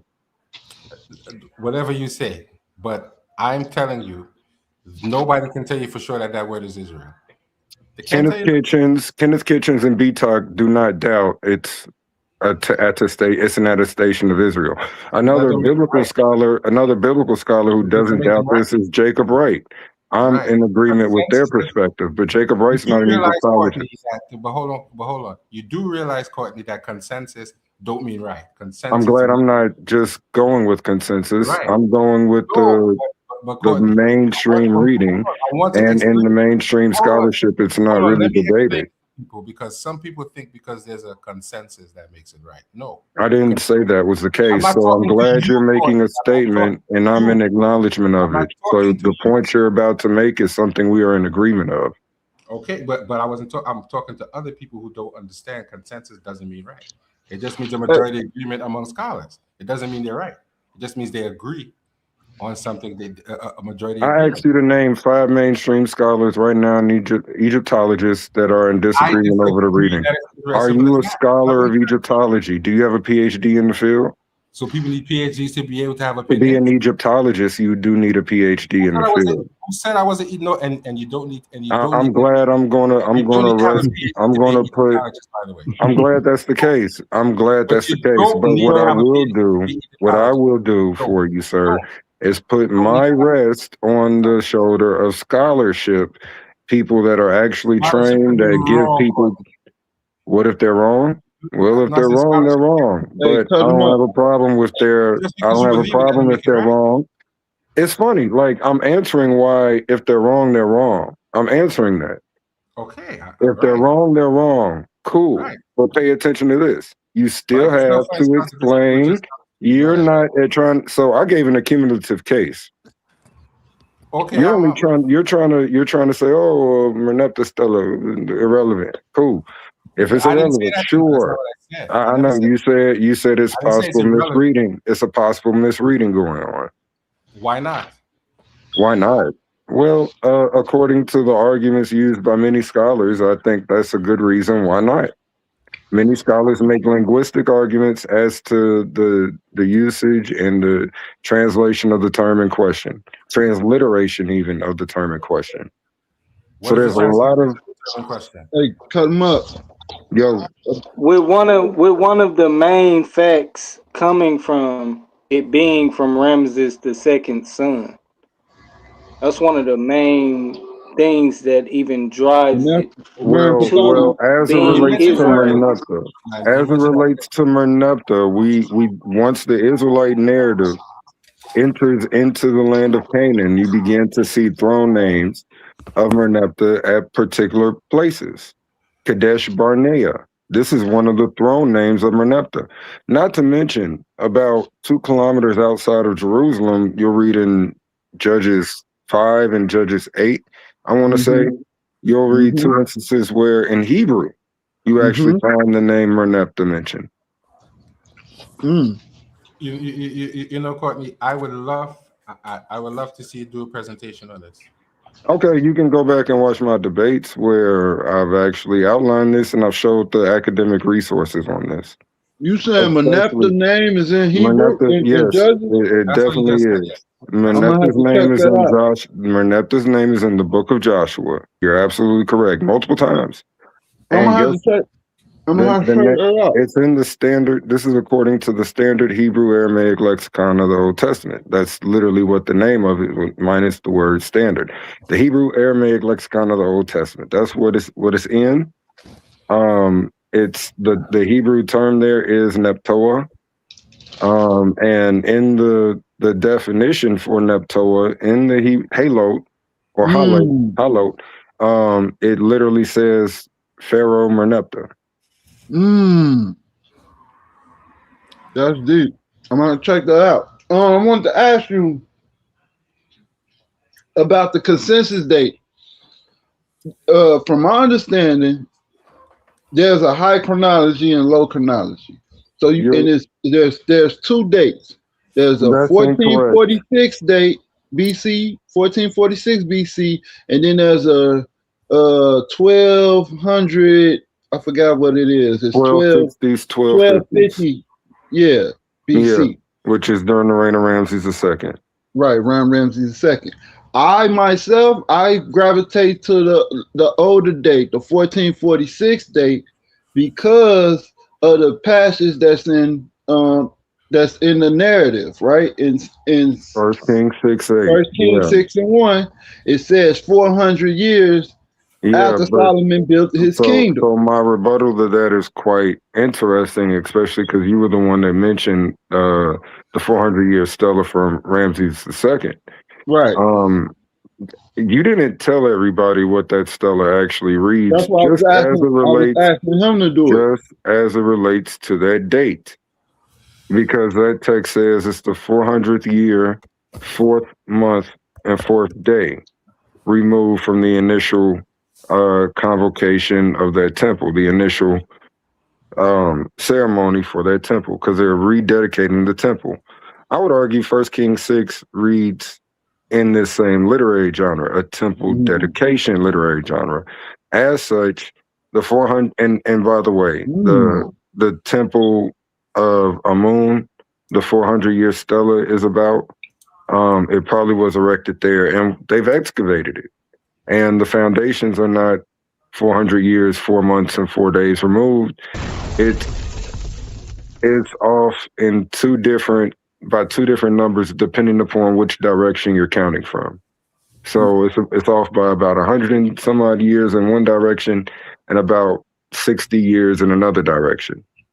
So it's not 400. It's not an exact number. Number one. So and likewise, we could go to other temple inscriptions of the ancient Near East. Like if we were to go to Mesopotamia, the temple Ishakar, with Telegafizer II, and I'm definitely butchering his name, but nonetheless, we have his temple dedication, and it says 720 years removed from the initial temple dedication. Any archaeology doesn't confirm that date. So scholars recognize that these numbers might have been referencing some type of idiomatic, idealized, or symbolic usage. So when we come to 1 Kings 6, we don't read those numbers literally. They weren't Westerners. They weren't Westerners, and as such, it's quite interesting. The math equation, 12 years and 40. It's also a textual variant in 1 Kings right there. It's either for 100 years or 480 years, for 40 or 40. Yeah, I know from the Septuagint. Yeah. So, but what about when Josephus records the same telling, the same account? Josephus, in his telling, he said he's going to say this along the same amount of time. What do you say to that? Yeah, so if you want to mention Josephus, you're talking about somebody else who's very far removed from the actual events accounted Well, he's for. more closer than we are. Not a problem. We have access to more information, direct information, and cultural. Like, for example, where was P. Ramses during the days of Josephus? It wasn't in the location where the Bible says the Israelites were. What? Why wouldn't it be? Haven't you read the Psalms?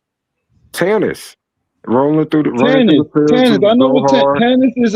Modern day. Grab your map, and look up. Tanis is Tel El Adaba. Grab your modern map. Tanis is Zoan in the Bible. Zohar. Not Zohar. Zoan. Sure. Okay, right. I'm cool with that. Now, grab a modern map. Look up Tel El Daba. Tel El Daba is in the Delta. Okay. this might be a good point for you to do. A1. You can look up Tel El Daba to Tanis in Egypt. You can do that distance. You're gonna notice that. Drop it in the private chat for me. Fellas, I have to go to work just now, so I'm gonna take my leave. I'll see you guys next time, right? Appreciate you pulling up today, Jose. I appreciate it. I think I'm gonna have to do some research. Don't run next time. No, Jose, don't run. I think I'm A1. I think I'm gonna have to do some research, and you might get a presentation out of me on this topic at some point. Hey, let's go. Let's get it. I think I might have to do that. So we ready, gentlemen. Have a good night. I think you're gonna have to get into it in a debate. I don't debate. He don't debate. He just. You guys have a good night. I'll talk to you guys later. Peace. All right, peace. He helped keep the panels going. You know. I think I shared it in the private messages. But yeah, you can put those two locations in a modern map. You're going to notice they're not in the same physical location. They're not the same territory. They're separated by plenty of kilometers. I don't know the exact number off the top of my head, but they're not the same location. But and matter of fact, I should tell you to do Cantir. Cantir.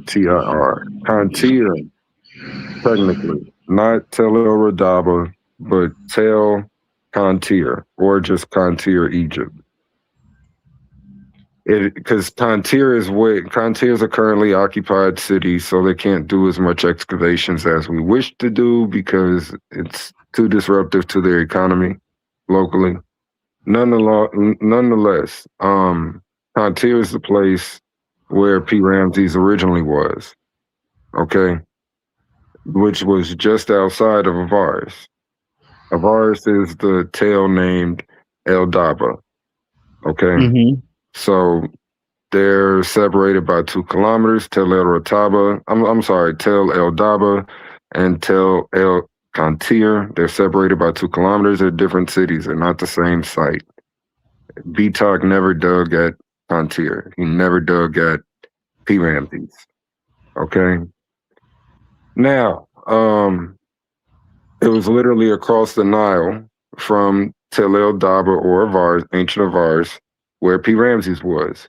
From the time of Ramses III, that was when P. Ramses was already abandoned and they began to relocate the city. And this is nothing new to ancient Egypt. They were known for recycling cities.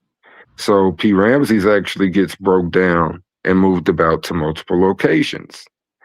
Bombastis is one of them. Okay. Tanis is another one of them. And those are just the 2 major sites. Yeah, but that's all in the same area. They're not in the same area. They're in the Delta region.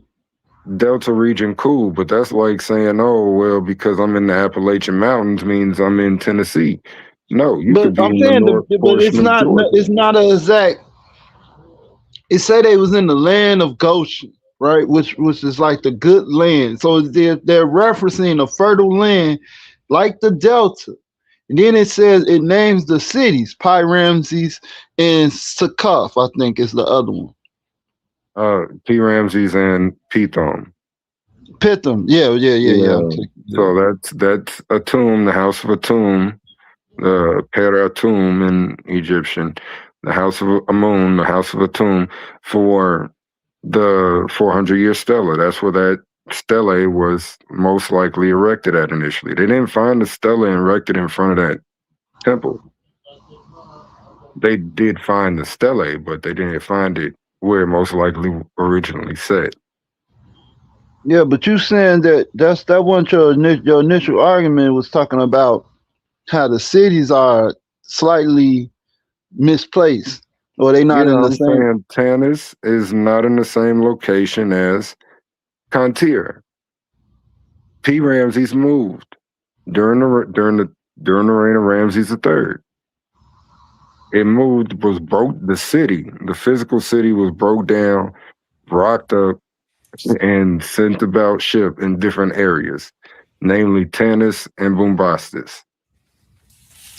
All right, that's the next. Okay, tennis. Okay, that's north and south. Okay. So by the time of Josephus, he's talking about the Egyptians, and he might have an understanding of P. Ramses. I don't know why my sound breaking up, but Yeah, that sounds crazy. Yo, we got somebody new to the panel.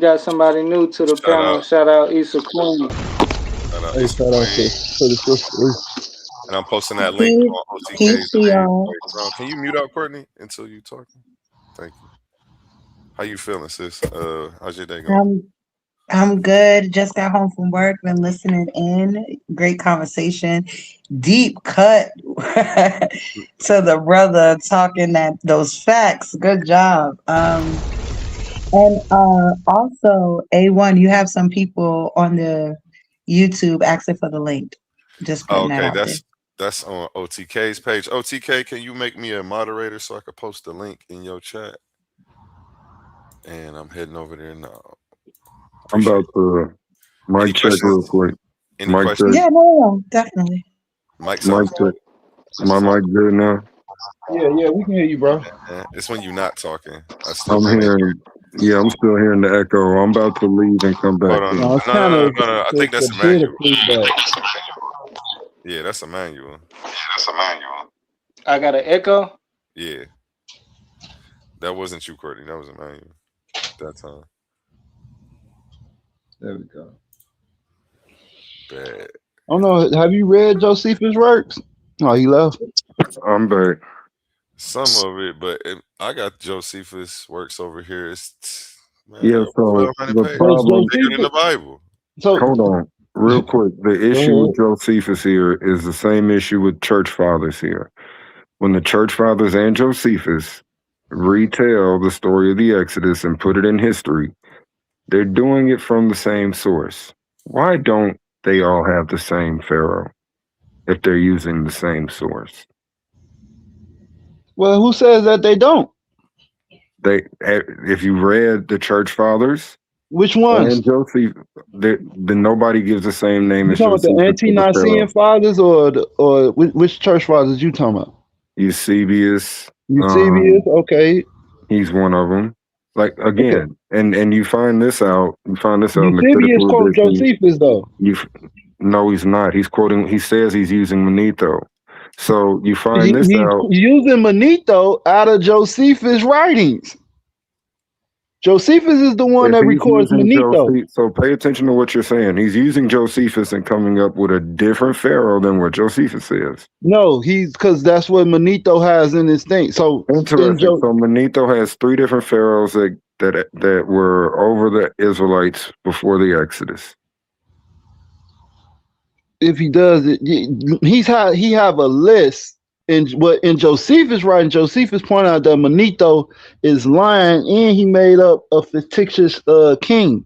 You do understand that this section of Manetho is not even present in our available form of Manetho? Yeah, we only have it in Josephus' writings. So you only have speculation to go by when the critical edition of Manetho. But you just mentioned Eusebius quoting Josephus like. This is what I'm saying. I get what you're saying. It only survives. He's quoting Manetho, and then he has his comments, his commentary towards what Manetho is saying, and he sourced why. Yeah, this would be like the 4 gospel authors saying, Mark says, "Oh, Jesus was crucified." Luke says, "No, Jesus was walking around. He never was put on a cross." Matthew says, "Like, do you see what I'm saying?" But this is not what's going on. Josephus, when he says what he says, he sourced why he said it. He don't just source Manetho, he sourced other people that made the Egyptian kings list or a telling of what happened to these people that was in Egypt and suddenly left. And he showed that they were telling this narrative. I got you. You don't gotta accept what I'm saying. I'm saying consider the critical edition of Manetho's works. The Libo, which is the critical edition of Manetho's works himself. You'll find this very same criticism in their critical edition of Manetho's works concerning Josephus and the church fathers on who's the Pharaoh of the Exodus. Yeah, but I'm not. That's not Joseph. That's not the point, though. the point is, when he cites Manetho's work, he quote him verbatim, and then he has his commentary. Eusebius then quotes Josephus quoting Manetho, so he do the same thing. So now you're drawing a conclusion saying, where does Eusebius says that it was a different pharaoh than other when was Josephus state? Because he quotes Josephus. So what pharaoh did you saying that Eusebius says it is? Because I got Eusebius works right here. Yeah, he does not think it's Amenhotep II, as Josephus thinks. They have different pharaohs as the pharaoh of the Exodus. Josephus don't name that it's Amenhotep II. He actually mentions it's Amenhotep II. He mentioned those pharaohs, but he don't mention that you're one right. of them was the pharaoh Maybe of the critical Exodus. edition of Manetho's work is wrong when it comes to its own account of Manetho, according to Josephus and the early church fathers. There's 4 different church father and Josephine accounts to the pharaoh of the Exodus. 4 different records, 4 different accounts, all allegedly coming from Manetho, according to the Manetho critical edition. Yeah, I got Manetho actually writing. Do with you the have the King critical James edition thing. of Manetho's work? Yeah, you talking about the one with Seleucus and Eusebius? The critical edition is going to have the academic scholarly works concerning the critical transmission, the assessment of the transmission of the work throughout history, and also the reconstruction of the work in question. So I got this one. Let me tell you. It say Manetho is, hold on, it's a translation. Hold on, pull it up. I don't know if it's the critical way, but I know it got different people. It showed them writing and it got it in like Greek, and I got the one that everybody got. Here you go, right here. When you brothers is finished, I would like to add something as well. Go ahead. No, So it's kind of off from what y'all are saying right now, so I want to wait until y'all are finished. So I Get the got. point out. So this is Manetho with the English translation by W.G. Weldon, Harvard Walden. University Press. That's it. Yes. That's the one I have. Okay, well, when you go in there and you look up the account from Josephus and the church fathers, that's where, and it's in the footnote. Like you can't escape it. It's tightly there in the footnote. They don't have the same pharaoh, and they have, and then he goes on to say Manetho likely didn't mention this event in his work. That's what the critical edition says. Sweetheart, you can go ahead and I'm not trying to be disrespectful when I call you sweetheart. I just heard a female voice, so you can No go ahead. problem. Yeah, I'm not that nitpicky. Just don't call me sweetheart if we arguing. That's it. But I wanted to add to the conversation. I can't speak to Manethos and all of this stuff, but more so on the theology standpoint, right? What the Exodus story does, it follows a specific story archetype. And that includes the national origin story, where a people is founding a place where they're calling home. You see that again in the Romulus and Remus story, the story of how Rome came to be. And it's this mythical story about 2 brothers,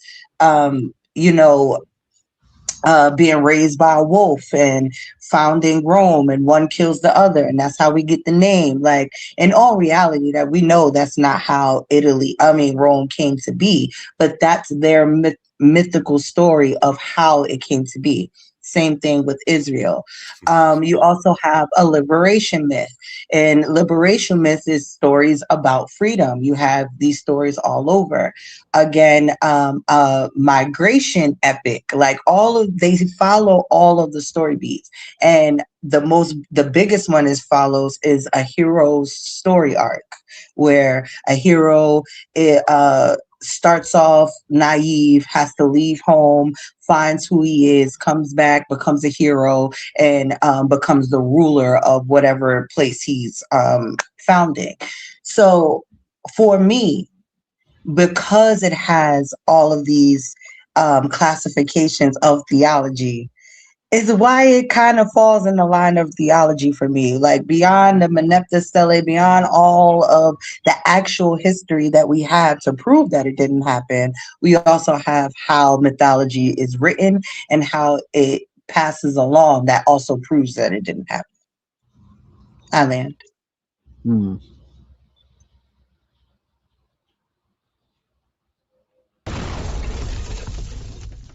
Yeah, I would just say that yeah, you do have those motifs, those stories, but that don't have, I don't think that it have anything to do with this narrative.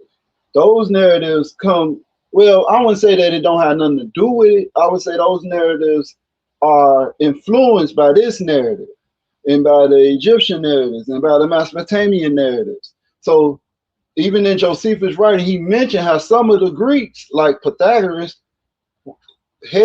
was studying the laws of Moses, but made their own doctrine. So it's a lot of stuff that when we talk about Greek culture, early Greek culture, early Roman culture, and their mythology, where that stuff actually comes from. That's why you see the motifs in around that culture during later on in the turn of the first century and stuff. You see the same tellings of the mythology, right? So I advise y'all to actually read Josephus' works and actually read what we have of the Manetho works. And I'm reading here, and it don't say what you're saying. I have to the brother, it don't say that. I see one thing it says that there's two variants of Manetho's actual Egyptica, meaning Egyptian history, that he wrote, that they had available during that time. He said it's two and it's possibly a third one. And then all the other ones I just see, he's just citing, it just say they citing Josephus. So when we actually read the work, because everybody like to say, oh, Josephus mistranslated Manetho, or he got it wrong, but y'all don't read the writing. So how can, or Josephus didn't have knowledge of this stuff, or he didn't have knowledge of that.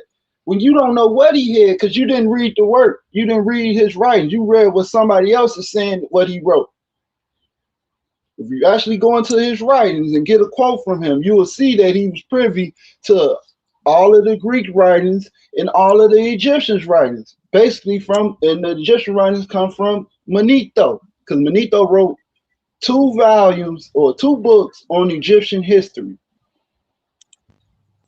So as I say, just read his works, man. We don't have to speculate. We can just read it. He was talking about. I think that's a little disingenuous to say to the brother, and a little disrespectful, because the brother told you what book to pull out, and then told you what was in there. So it's kind of like, I don't think this speech is for him. It's all good, sister. It may be me, right? It's all good, sister.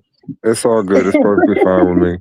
To answer your question, though, sister, I think that number one, I do see some of those literary motifs, but part of that's just going to flower up the narrative to make it memorable. And I also see that theology is important in the ancient Near East because that's kind of what it functioned to do. I do not see the ethnogenesis tradition in the Exodus narrative as being one that's mythology. I agree with non-believing skeptical Egyptologist Donald Redford. In his assessment, he says that the Exodus tradition doesn't seem to be mythology, at least not in the sense of eternal situation with the gods. So it does seem to be fixated in history, the narrative itself, which, not to beat a dead horse, I trust when it comes to the Exodus narrative and investigating it, I would trust as a primary source the Exodus tradition, not Josephus. Josephus is a commentator concerning the Exodus. You could say the same thing regarding modern day historians. Cool. They're commentators regarding the primary source material. And the primary source material is found in the Exodus narrative. Whatever Manetho is alleged to have said according to Josephus, cool, not a problem with me. Because one thing Josephus was ignorant about was the actual land. Why am I saying it like this? P. Ramses. There was no city in ancient Egypt named after the king P. Ramses, city or house of Ramses, until a Ramses reigned on the throne. That automatically pushes the date later, no matter how you want to understand whatever Josephus is saying or the church fathers are saying. If the text, the primary source concerning their exit, states that they were in Egypt building P. Ramses, storage cities for P. Ramses, that site has been excavated. We know some about when those foundations were laid.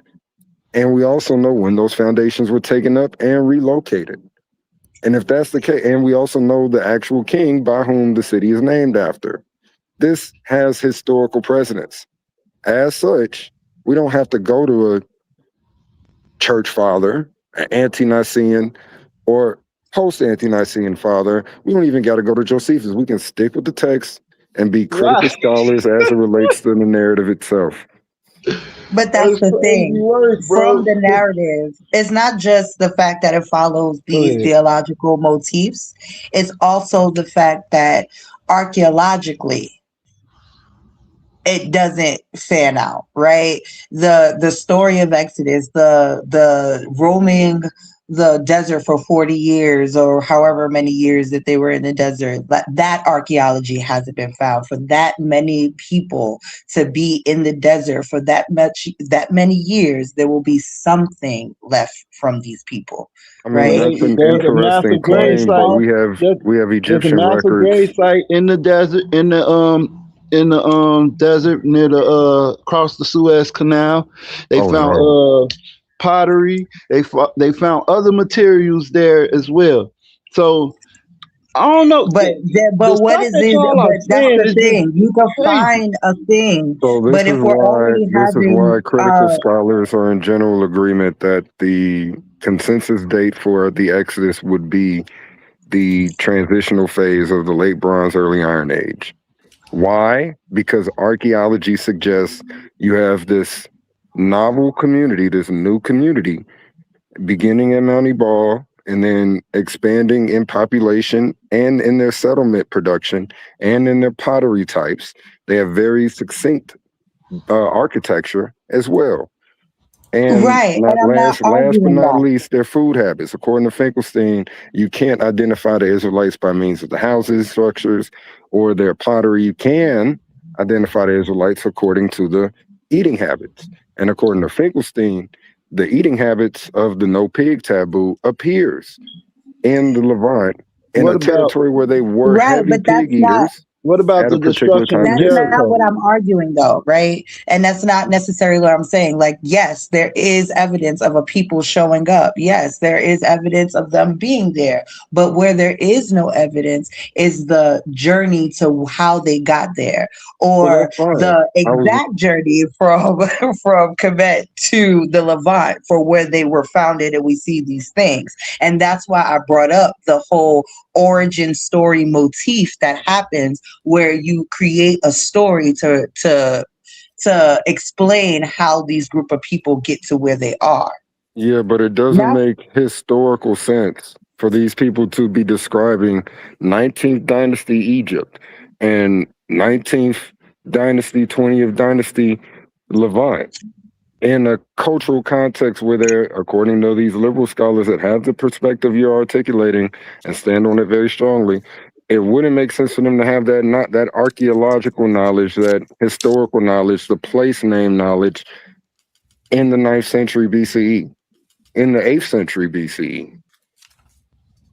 So if, depending on how far, and that's another thing, we don't find the same type of evidence we have for the origin of the Israelites that we do for the origin of the Romans. Like, yes, we don't have evidence of people in the Sinai, but we don't even have evidence of the 100,000 people that were brought back and forth throughout the Sinai, throughout all of Egyptian history.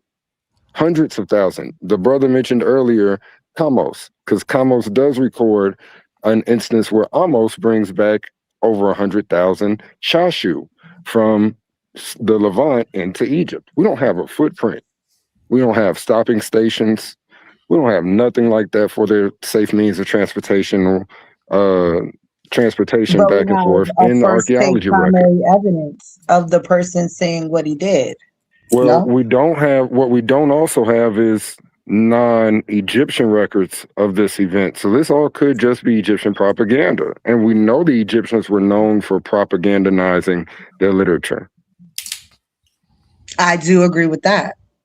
But then I agree with everything you're saying. I just don't agree that what you're saying proves that the Exodus happened. That's what I'm going with. All I'm saying as it relates to the Exodus, and I didn't mention this little two aspects earlier, right? These two aspects that I could have mentioned earlier. One of them is to sort of ask the redundant question to the scholars who are saying, oh, well, this population explosion in the Levant in the early Iron Age, oh, well, this is from people that are already there. That's the way a lot of scholars think about it, not people coming in from outside, whether it's from the south or from the east. As the biblical record says, they're coming in from the east, from the Transjordan. Nonetheless,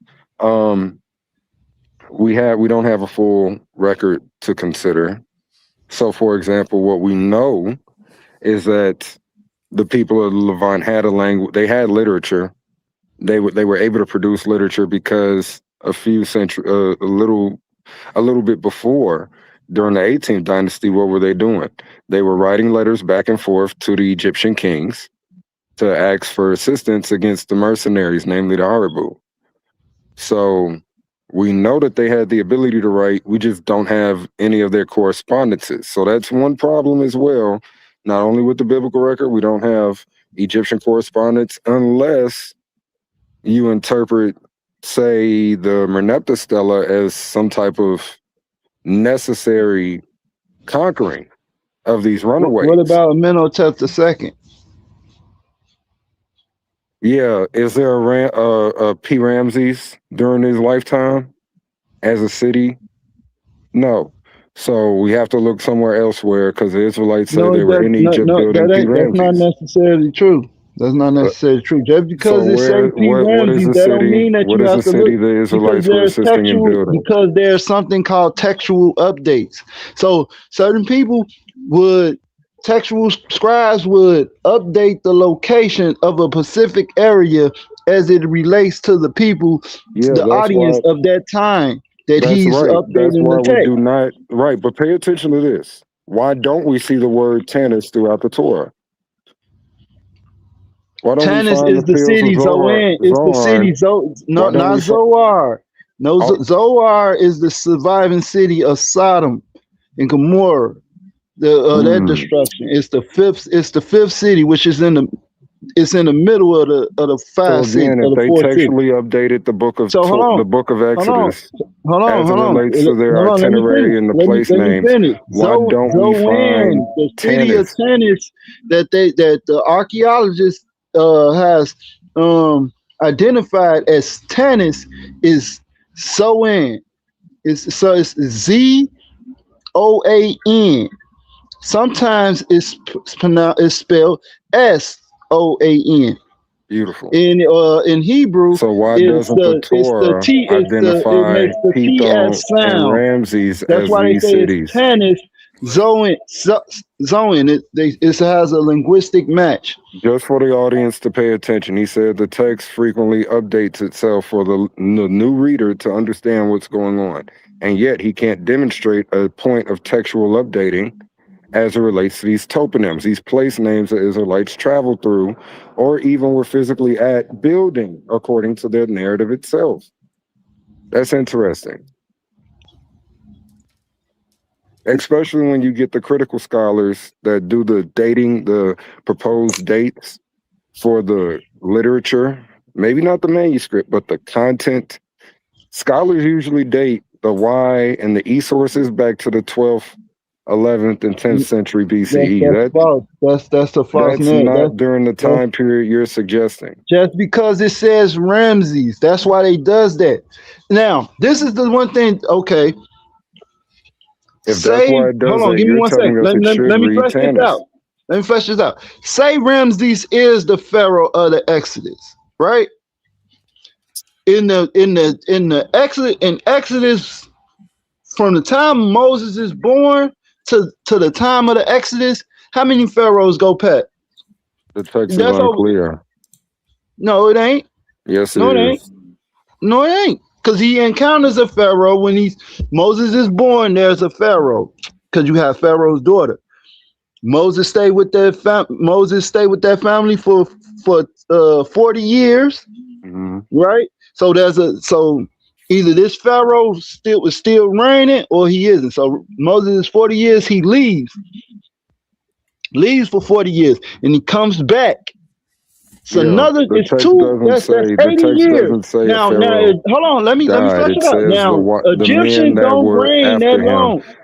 I'm telling you, I know where your question is coming from. The text that says somebody died.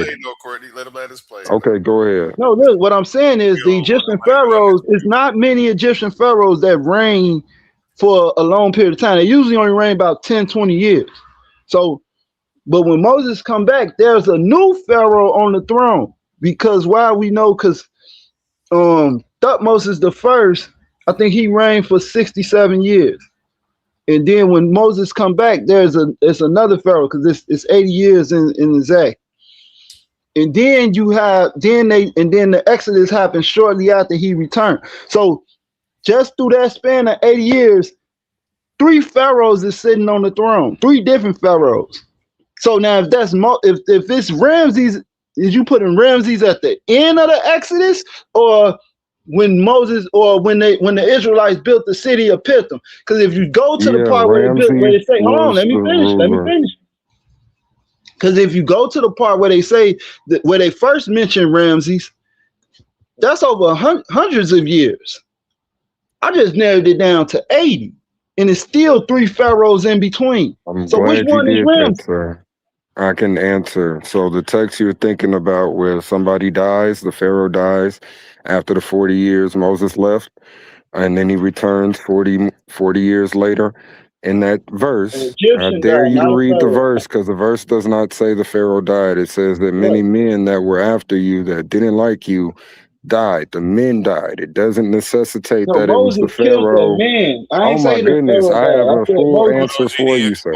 Let him land his plane. Go ahead. Yeah, so the text doesn't actually say the pharaoh died.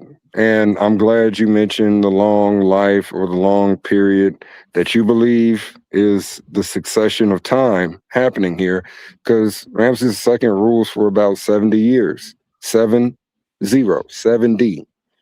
So that's a very long time period of rule. Is that a fact? He also ruled, I'm almost done. He also ruled till the completion of his building projects, unlike most of his predecessors. So P. Ramses and Pithom were constructed, were built, and completed during his life.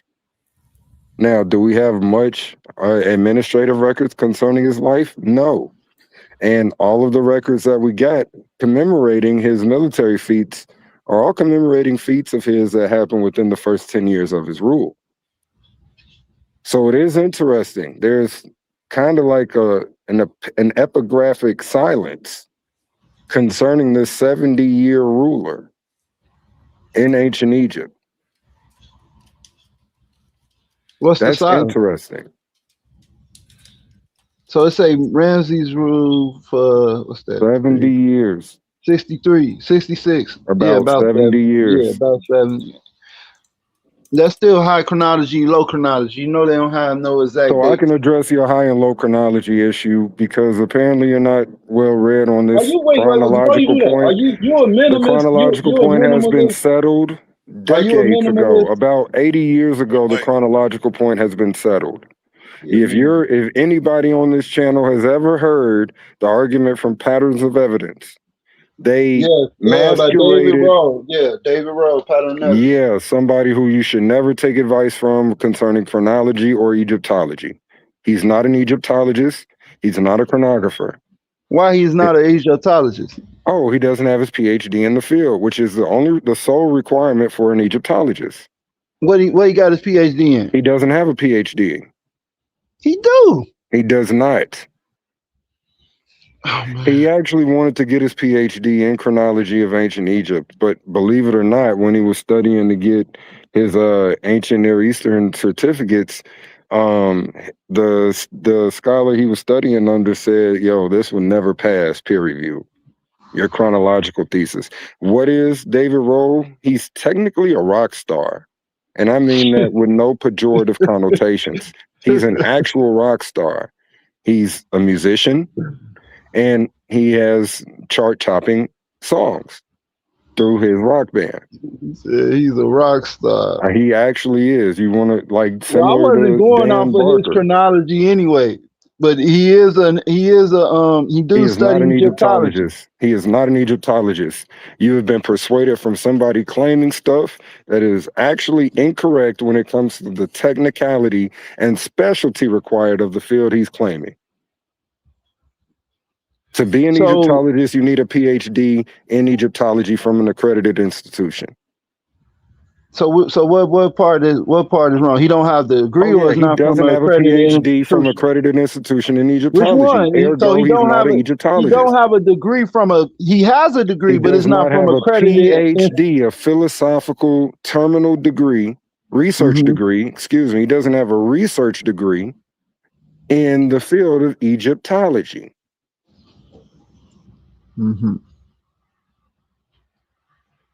So, all right, that we have to research that. That you don't. I mean, go ahead. I never brought him up. Just You brought Google him it. up. Go. I didn't. I actually didn't. You I mentioned him. didn't. I did not mention David Rose. I mentioned him after you brought him up. I actually didn't bring up David Rowe. Yes, you did. You said patterns of evidence. That's not me mentioning David Rowe. He's the Egyptologist. He's the So main. if anybody's ever seen that video or that series, that video series, you know that they emphasize, I think in the second part of the series, the whole chronology problem.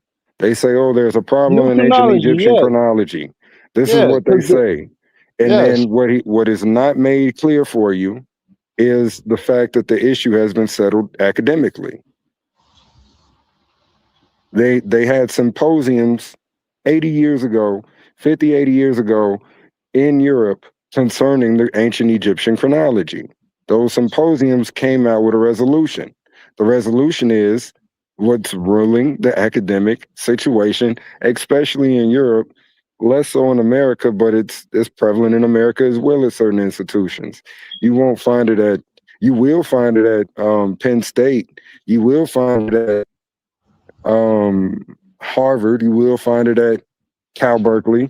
You'll find it at all over but it's more of a European situation and a European dogma that's been settled nowadays. Americans still sort of dabble back and forth in the chronology issue, but arguably it's no need to do that either.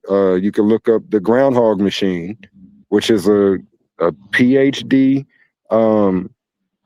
dissertation on ancient Near Eastern chronology, where you can actually plug in particular dates for particular artifacts, and you can actually test David Rowe's chronology. You could test Douglas Petrovich's chronology. You could test all of these scholarly chronologies out here concerning all of this, and you can actually see how consistent they are according to this man's David Falk, say he who got is a an BA. Egyptologist.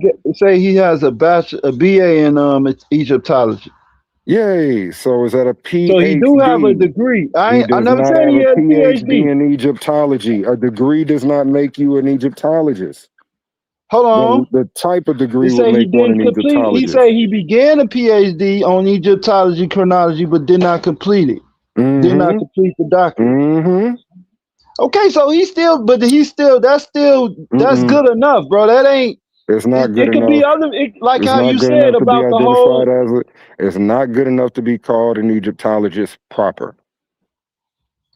No, that's not true, because it says he's a British. You can call him an enthusiast, but you can't call him an Egyptologist. No, that's not necessarily true, because it says right here. It says David Rowe's credential. David Rowe is a British Egyptologist, historian, and author. I'm glad you keep reading his own website instead No, this of is from taking ChatGPT.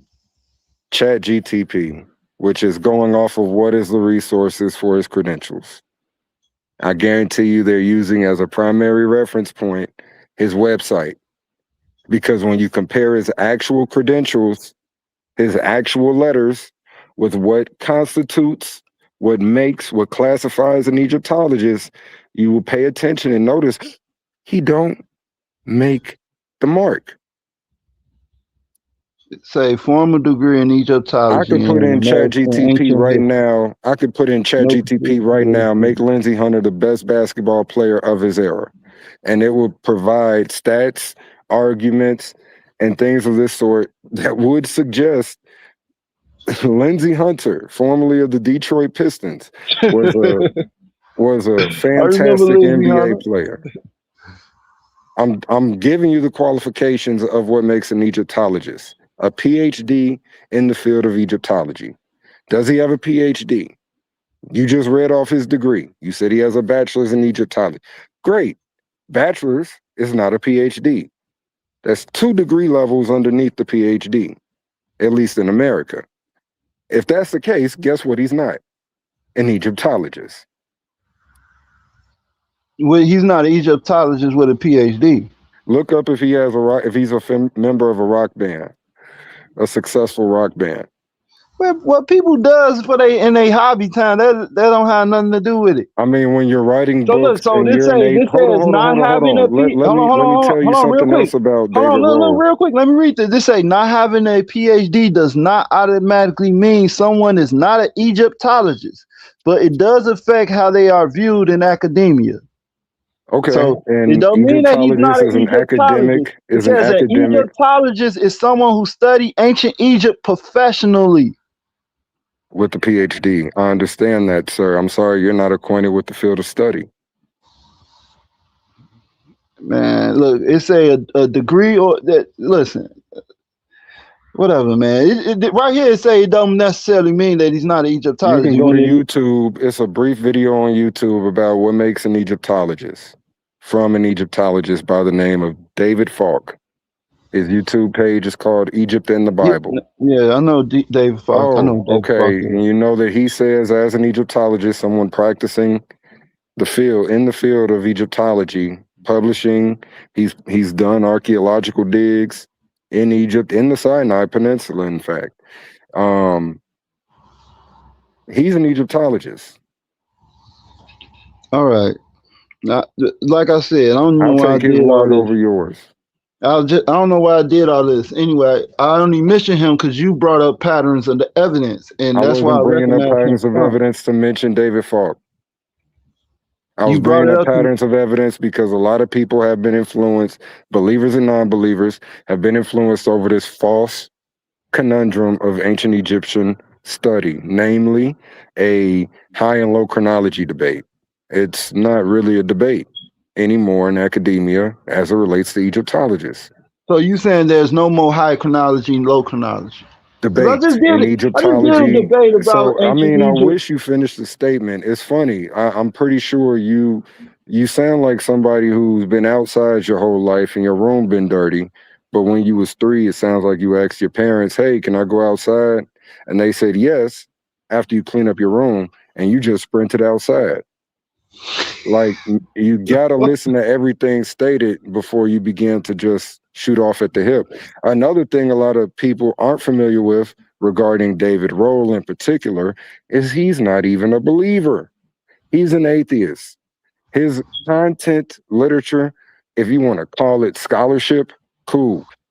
Everything he's produced has been for economic gain. Everything he's produced has been for economic gain. Everything he's produced has been solely on the basis of economic gain. Yeah, I never. So, okay, so back to the high chronology, low chronology. Are you saying that this is not an argument anymore in mainstream Egyptology? Yes, sir. There's been symposiums concerning this almost 100 years ago. In academia, week-long symposiums were held, and Egyptologists to discuss this stuff.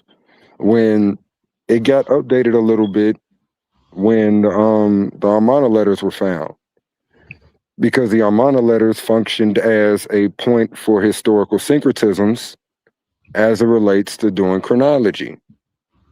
And historical syncretisms are the primary means by which modern chronographers do chronology. So with the Amarna letters, we have gained even more insight and even more historical approximation and dates with the 10-year period. It's only about 15-year period worth of contact between the Levantine city-states and Egypt. And it's only incoming. It's not the Egyptian responses. It's only the incoming request letters. This is the most significant aspect of Egyptian and the longest period of Egyptian administrative records we have today. 3,000 years worth of history, and we barely got a little more than a decade worth of administrative records purely succinctly. This is phenomenal. They say this is debated still, but it's just more, it's narrowed down. It say, yes, mainstream Egyptologists still debate high and low chronology.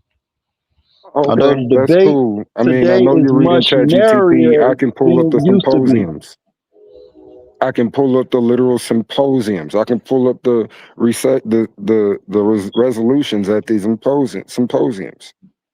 Yeah, so what they did, they just narrowed the chronology, but it's still debate. They still have a higher chronology and a lower chronology. Yes, and I'm saying that debate is one that has been marketed to Christians in order to shoehorn a perspective that is not academic into the conversation. Yeah, so I wasn't using it. If that's what he does, I'm not saying that. I was talking about in Egyptology. They are a little bit confused about the dates. It's not agreed upon. What's agreed upon? I disagree strongly, sir. Like there's been a lot of I'm not saying that, but I'm not saying that to say like, oh, this ain't happening this time, it happened in that time. No, I'm saying like when they have these years, like for Ramses, 1279 to 1213, and I said that was 66 years that he reigned, about 66 years or circa 66 years, right? So that's what I mean by that. Like it's in that range. It's a high chronology and it's a low chronology. Some might say it probably say 80. And the other one, the low chronology, probably say he reigned at 1260. It's the time frame is just narrower. It's not like hundreds of years. It's a narrow thing. It's either you got a low date or a high date. Yeah, so the symposium was actually called the Symposium. I'm sorry, the synchronization of civilizations in the Eastern Mediterranean in the second millennium BC 1. Proceedings of an international symposium at schools Hannidorf, and 15th through 17th of November in 1996. So it was actually more recent than what I remembered. And at the Austin Academy, Vienna, and the 11th through 12th of May in 98. Contributions to the chronology of Eastern Mediterranean, 1, wine, and then it gives a German rendering of the publication. Yeah, so that's cool. I'll look up into the symposium, but I'm saying that doesn't have anything to do with what we was talking. We just went way off the map talking about David Roll and Patty. I'll address Scott Stripling's usage of this chronology as well from James Hoffmeyer. Okay. He says, and this is in the Exodus book, the 4 or 5 views, I don't know. But anyway, it's in the Exodus book, the most recent 4 or 5 views book on the Exodus. Nonetheless, he says the following regarding Scott Stripling, James Hoffmeyer. Moreover, Stripling clings to high chronology in which Tutmosis III reigned from 1504 through 1450 BCE, and Amenhotep from 1452 through 1425 BCE. During 1980s through 1990s, a series of conferences on an absolute chronology led most Egyptologists to favor the lower chronology dates for the New Kingdom. Yeah. So it's not really a debate amongst Egyptologists. They tend to favor the lower chronology, the lower dates for the New Kingdom period. And again, this has been vindicated not only in the initial assessments from Kenneth Kitchens, who was an Egyptologist, Orientalist, and a chronographer, and an epigrapher. He actually I agree with Kenneth Kitchens. You agree with Kitchens? Yeah, a lot of people don't. His research, yeah. Kenneth A. Kitchens, yeah. Well, if you agree with Kenneth Kitchens, he calls the people that follow the early date incompetent, dumb, stupid. Like, he uses jargon of that sort in peer-reviewed publications to speak about the other side. Right. So the early date is no, Kenneth Kitchens says, let me see. He says 1260s, 1250s BCE. Oh no, that was the one thing that I disagree with him in, is the Ramses thing. Oh well, I mean, his Ramses thing is a lot I don't more have to than agree just with Ramses. everything that he said. I agree with all his it's just that Ramses date, because they basing that on because the name that's in the text. They're not basing that on in the Merneptah Stela. That's it. Yes, it is completely compatible with Merneptah Stela, and he actually mentions the Neptoa situation in Joshua, suggesting like once Joshua and the Israelites get into Jerusalem, 2 kilometers outside of Jerusalem, in a location believed to be ancient Lifta, possibly. It was a location called the Waters, or the Oasis of Neptoa, the Oasis of Merneptah. And again, the place where Moses initially, this is what you call an ancient Egyptian toponym, or a place name. Toponym, okay. Yeah, the place name has historical significance because it wouldn't have the name concerning Merneptah until at least the time of Merneptah. And this is the successor of Ramses II. And they were there building storage cities named after a town named after Ramses II. So, I mean, the biblical chronology as it relates to toponyms is quite succinct. And the historical chronology also is quite succinct. Merneptah mentions the Israelites first. If it's not Merneptah, some scholars think you got to wait until Ramses III, but that's still the Ramsonite period Exodus. But I think waiting till Ramses III, now you have the Israelite settlements popping up without the Israelites. Right, and that's the problem. All the archaeological evidence fits with the early period. No, none of the archaeological data fits with the early period. No, it don't fit with the later, because it only fits with the later period. This is the thing. So you have the conquest of Canaan in the Amarna letters. Not only that, we can say you take that out, right? But the conquest is not mentioned in the Amarna letters. They're not fighting Israelites in the Amarna letters. They're fighting Habiru, which is a linguistic match to Hebrew. No, it's not. Yes, it is. No. Yes, it is, bro. Sorry. I already did the research on it. Well, maybe you need to update your research. I read Hebrew. So when they call Abraham, Haribu is not the same spelling as Hebrew in Hebrew. It doesn't. Listen, Hebrew is English. Hebrew is English. That's what y'all got to understand. I don't have a problem with that being the English transliteration, sir. Okay, so you will say ha-avari mean ha-abari, right? And that yod at the end is synonymous with the u it's interchangeable with a U. That's why you have people say Yahuwah and all this other stuff. Those are the Yod and the Y was placeholder for certain vowel sounds. So, bro, miss me with all that. I got scholarly papers on that about the linguistic match and everything. So, miss me. Plus, it says Abraham, the Hebrew, right? So, when you read it in Hebrew, I'm gonna tell you the modern way that how the Jewish people say it's Ha-Avari, right? But they change they make a V sound when the letter is a B. So it's really Ha-Abari.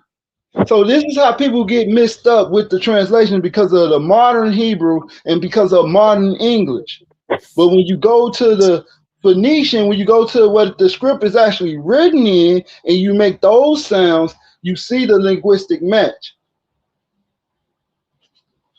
And how do I know that it's not a V instead? It's a B instead of a V because you have Abraham, but they say Abraham because they can't pronounce the B sound. They pronounce it with a V. It says you go into the Hebrew why they changed the letters and stuff like that. That's what they did. That's what the Masoretes and they did with the whole vowel system thing.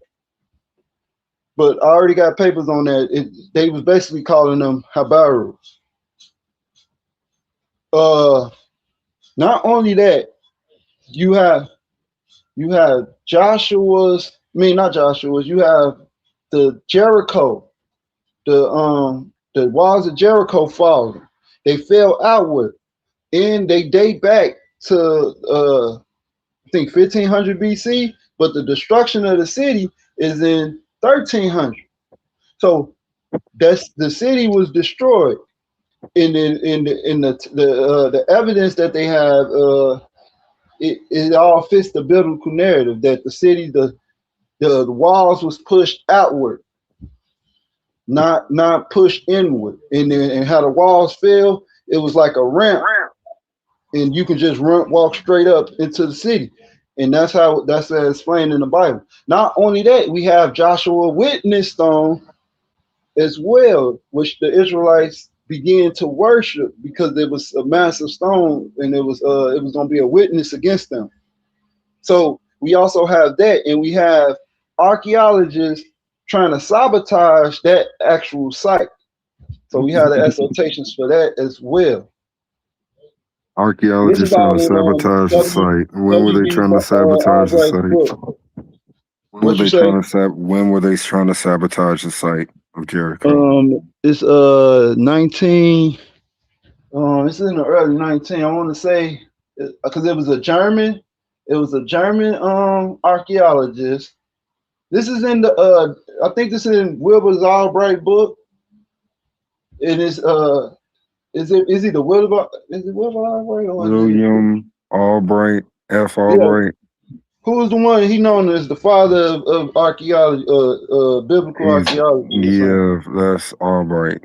Yeah, it's in his book. So he has the actual him and a few others, because there was a few other people that was there. He has the actual the argument scene by these two Egyptologists. One of them was an atheist. Another one, I don't know if he was a believer or not, but when they found this site in Jericho where they had Joshua witness stone, they found it, and it was out of place. Well, I ain't gonna say they found this massive stone, but also they found these like sediments that look like the stone fit in the sediment, right? So they took multiple men to pick it up.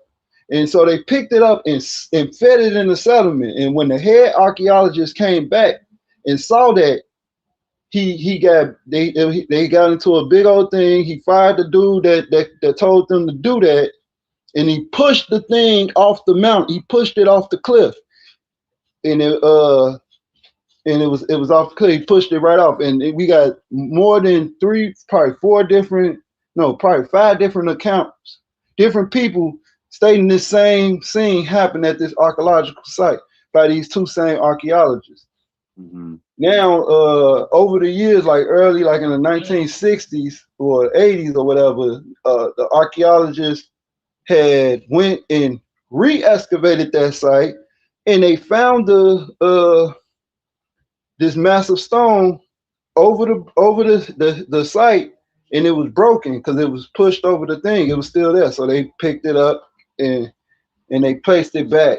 They placed it back in their original spot. Okay. I used to know the guy name by heart. Let me see if I Garstink. It's a German dude. So the German-Austrian team that first investigated Jericho, they were the first team to dig over there. When you say they tried to, like the language you use is entertaining. I don't know how familiar you are with the field of archaeology in and of itself, the methods, the tools, the means of analysis that they utilize, but like they weren't doing stratigraphy in their initial excavation. Yeah, but they did find. Go ahead. They did find a lot of pottery, and they found occupational evidence from pottery, and later on from Garstink and Kenyon's excavation, they found occupational evidence from the late Bronze Age, which would put the 1440s date in question as it relates to the late Bronze Age occupation. The site maintained its site occupation because the destruction layers seemed to have either eroded away from wind and water erosion at the site, or they were scraped off from later site leveling at the site. So the time period in question that we both are looking for is probably not going to be found on that tail at the tail in the location we are looking for anymore, right, due to site leveling. Well, last but not least, Joshua in the book at least says that when he goes into Jericho, they have this conversation where they got to be pulled up and down from the wall. The girl lived in Rebecca, I think her name was. She lived in a casemate wall, meaning she lived within the mud brick style enclosure on top of the Colopian rock wall. So they have that wall, and according to somebody who taught me archaeology, who's the lead excavator at the site, he dates the wall to the late period. He actually has an article, 2 articles suggesting that Jericho existed from 1550 until around 1200 BCE. His name is Lorenzo Nigro, and I learned about this way before Inspiring Philosophy and David Falk talked about it and made videos about it, because I had a class with the guy and he was changing his perspective while the class was going before the publications came out. And yeah, you say you're familiar with Kitchens. Kitchens records all of this as well. The middle building has later building topology, so it's built at a later time period on top of an earlier destroyed administrative complex that was much larger than itself. But the middle building existed up and until 1200 BCE, from 1550 to 1200 BCE. And the destruction layer that was allegedly found at Jericho was properly dated to around 1550 BCE. Again, you should take a good reading. Inspired Philosophy has the article online. He goes through much of it line by line on the Jericho publications from the current lead excavator at the site. You should take a good reading on that material. 1440s, the site was destroyed, or it was being reoccupied. We have evidence of reoccupation, slow, gradual reoccupation, and smaller site occupation at Jericho from 1450 until, well, from 1550 until 1200 BCE. So that time period we have site occupation attested.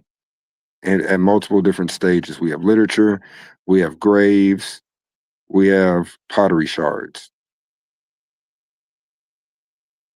from the late period, and then it stops from that late bronze, early Iron Age period, and then it stops at Jericho. But yeah, you can't have the mud brick wall, for example. That's one of the more, oh, he left. But the mud brick wall is interesting because it actually demonstrates something contrary to what he was suggesting. And that's a later site occupation after 1440s, or even, yeah, after 1440s, because the wall was likely put up there right before within a couple of 100 years, 100 years before Joshua's conquest. And yes, there is some, not absolute, but there is some archaeological data for 2 of the 3 sites the Israelites conquered as it relates to the conquest, namely Hatzor and Jericho. Those are the 2 sites where we do have some archaeological evidence for conquest narrative to be justified in the archaeology of the Israelites. So yeah, by the way, when he's talking about in the 1400s, there's no evidence of site destruction at Hatzor. It has continuous site occupation during that time period. There's no evidence of the Israelites destroying the city or that being evidenced in the archaeological record from his own time period and his own chronology. He's just mistaken there. Lastly, A1, you still there? Yes, sir. All right, I'm going to read something from David Falk real quick, and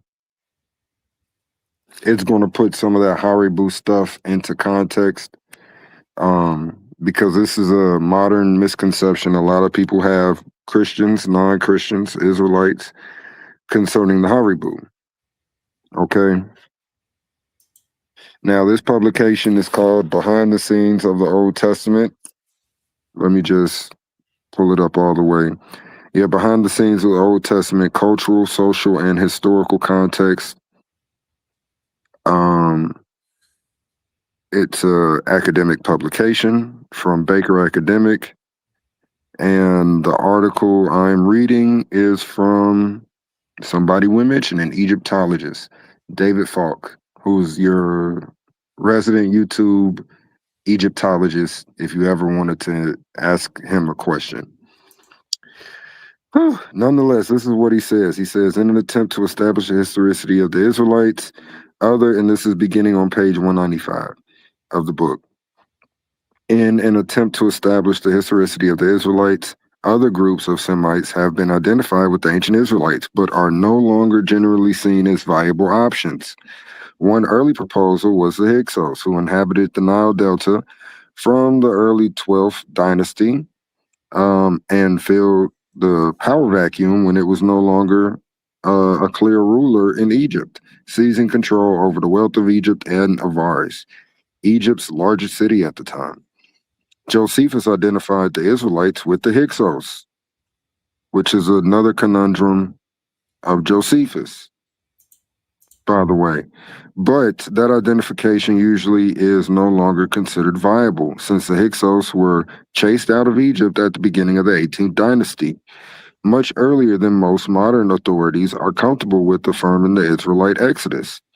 A few, such as Donald Redford, still accept that the Hyksos exit out of Egypt became a type of cultural memory, while at the same time recognizing no direct link existed between the Hyksos and the Israelites of later periods.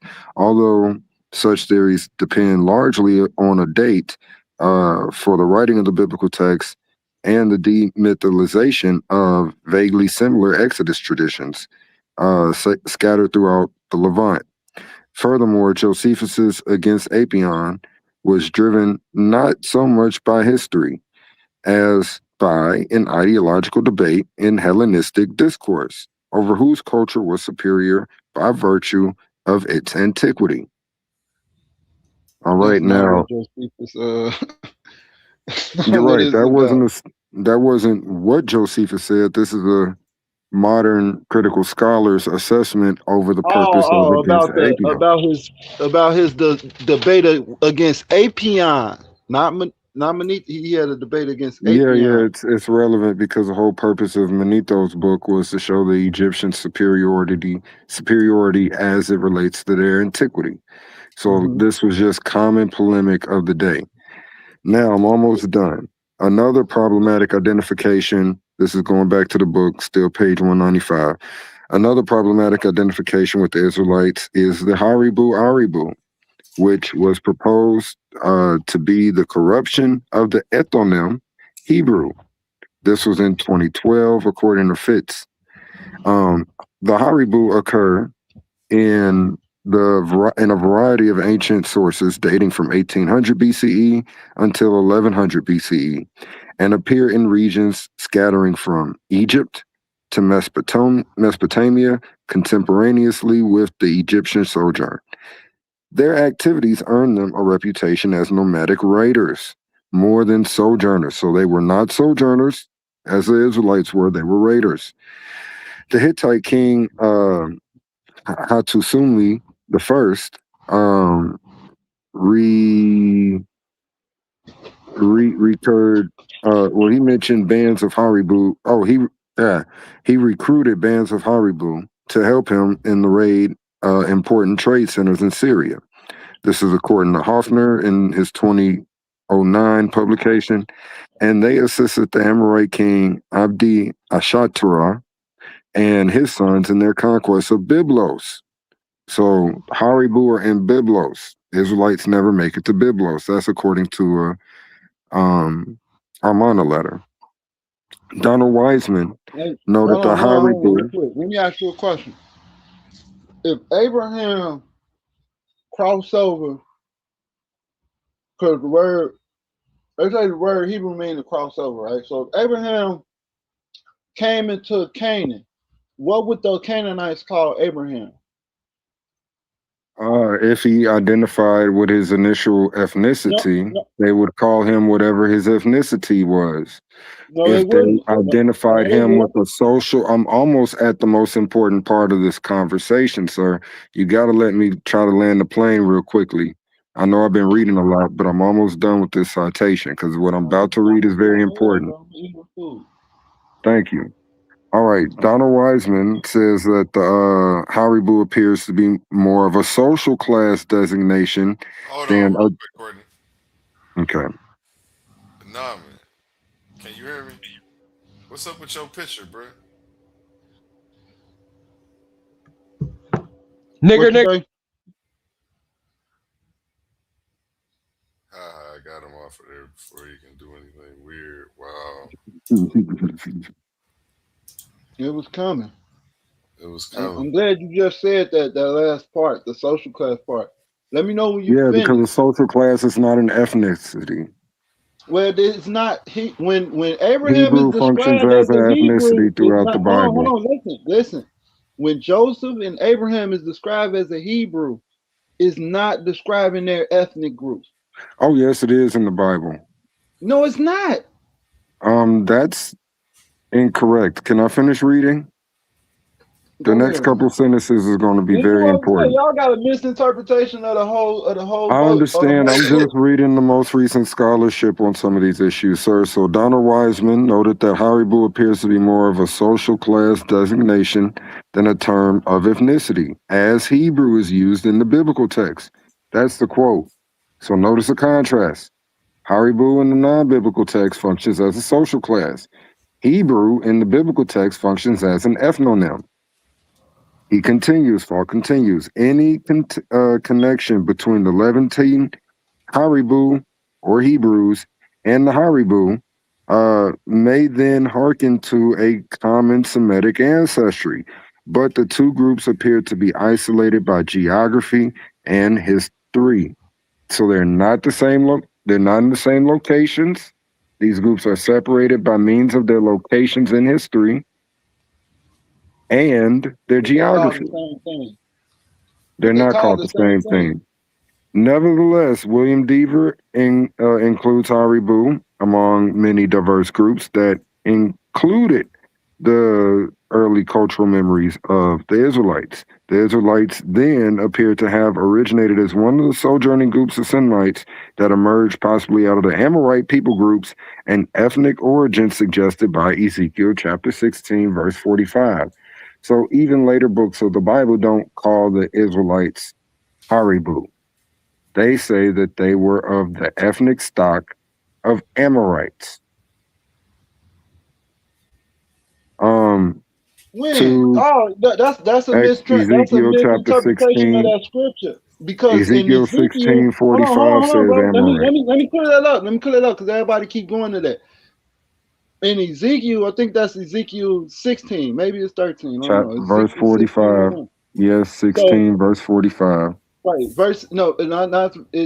the whole chapter. So it says your father was an Amorite, your mother was a Hittite. That's what you're talking about, correct? That's talking about the land of Jerusalem, because it says, "Oh Jerusalem." It's So not why doesn't talking it about say your the father Israelites. was a Haribu or a Hebrew? Because that's a social class. It's always been a social designation.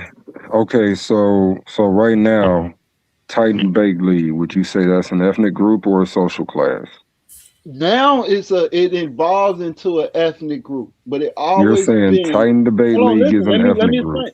Let me explain to you. Not right now. Right now, Titan it's social, but you have people as long as the longer they are interacting with this social makeup of the Titan Debate League, they're going to start calling themselves Titans.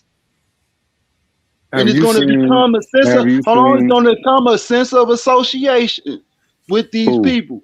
Have you seen David Falk Hold on, watch argue this. that Let's point this out. Hey, what your day ones are called, A1? What your day one debaters are called? Titans.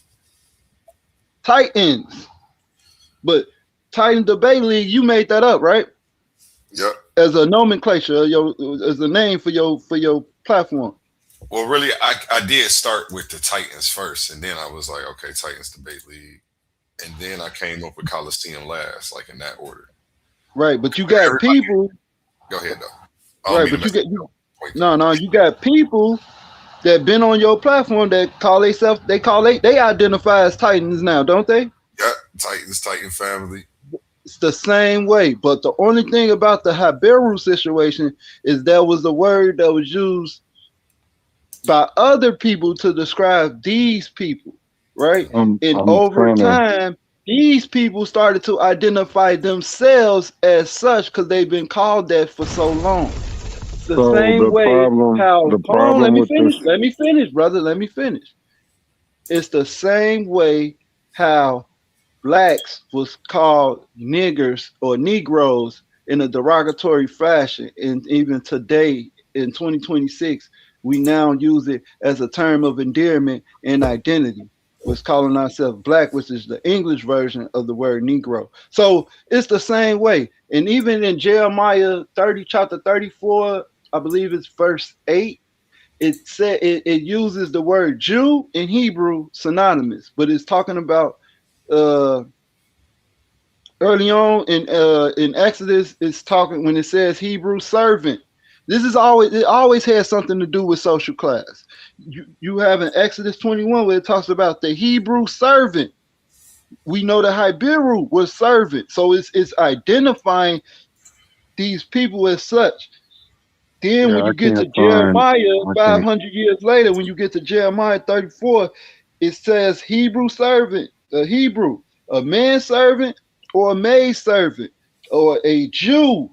It uses it like synonymously. So you see the evolvement of the word Hebrew become synonymous with a Jew.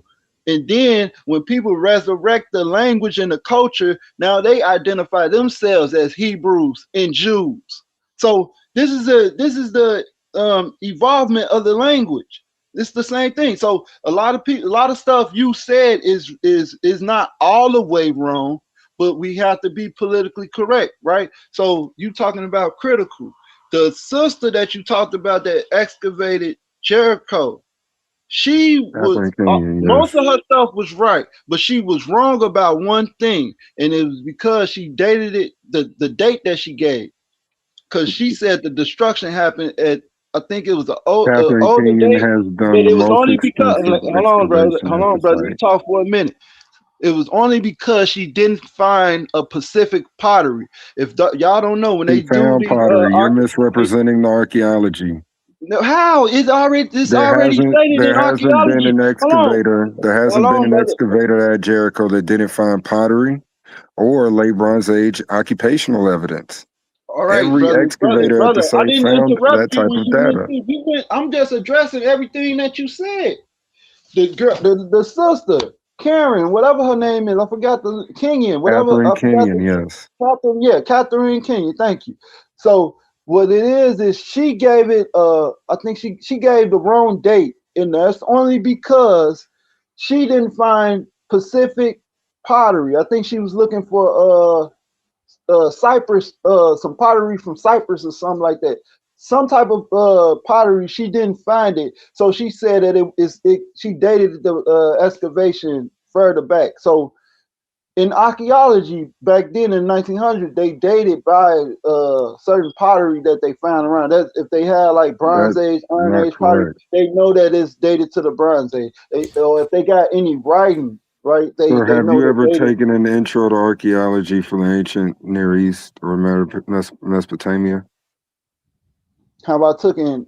Say the first part again. How about taking what? An intro to archaeology of the ancient Near East. No. But I Okay, heard from well, other what you're saying is archaeologists how misrepresenting these the things field. is done. But What you're saying is misrepresenting the field and misrepresenting the way So they the understand the sister, data. let me get back to the sister. So how I know is that I forgot the guy name that came after her that actually found the pottery that she was looking for. She And the before reason why they my didn't teacher. the reason why they didn't discredit her things is I think the sister, she was elderly and then she ended up dying. So they still respected her words because they didn't want to tarnish her name because she was a woman. That's the whole thing. They didn't want to tarnish her. I'll tell you the truth, guys. But she was The wrong reason why they about didn't the want to date. tarnish. Okay, the reason why they didn't want to tarnish her name was because she did the most extensive. By the way, Gardstank, the guy who he was the third most recent excavator at Jericho, prominent excavator at Jericho that did somewhat extensive excavations at Jericho. He's the one that requested Catherine Kenyon to come in to do excavations at Jericho. He wanted some of his works to be critiqued by one of his peers. And he wanted her to do more in-depth studies. And to this day, Catherine Kenyon has done the most, and keyword the most. I don't know why he keeps acting like she did some bad. The most. And by the way, her methodology of doing stratigraphy is what's currently being practiced in the field of archaeology, Egyptian, Near Eastern, ancient. Archaeology is using her means of stratigraphy analysis. So the reason why it took so long for her to do her dig was because of the meticulous amount of scrupulous studies that she did at every layer of excavation. And she, unlike the people that were excavating, again, the early excavators were just looking for buildings primarily. They weren't buildings and large monumental type structures. So when they first went in, the German Australian excavators that you mentioned earlier, when they first went in, they went in with cranes and just dug up the dirt. They weren't doing stratigraphy. They definitely weren't doing stratigraphy analysis as we're doing it today. When by the time Garstang got there, he got to digging in trenches, and his trench after trench after trench was disruptive to the way we understand how to do archaeology today. The one who modernized archaeology at that site, and again, most archaeologists are using her method of stratigraphy analysis, was Catherine Kenyon. You can't talk bad about someone who did and was so prevalent in her field at her time. Like, she was one of the deans of archaeology during her day with Yadel Yadin, and all of these people. The first black archaeologists. Did she misdate the site? No. What? Garstang misdated the site.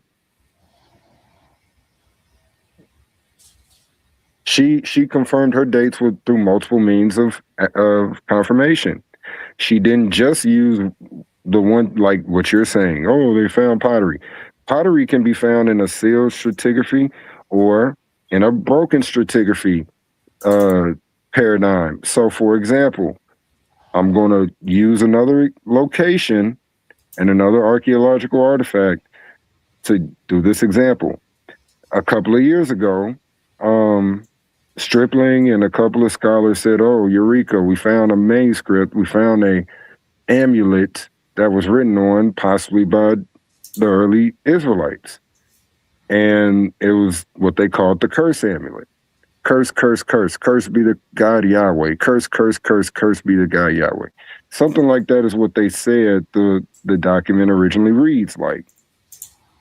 That particular artifact, yes, it was found at Mount Ebal. But no, it was not found in the sealed stratigraphy.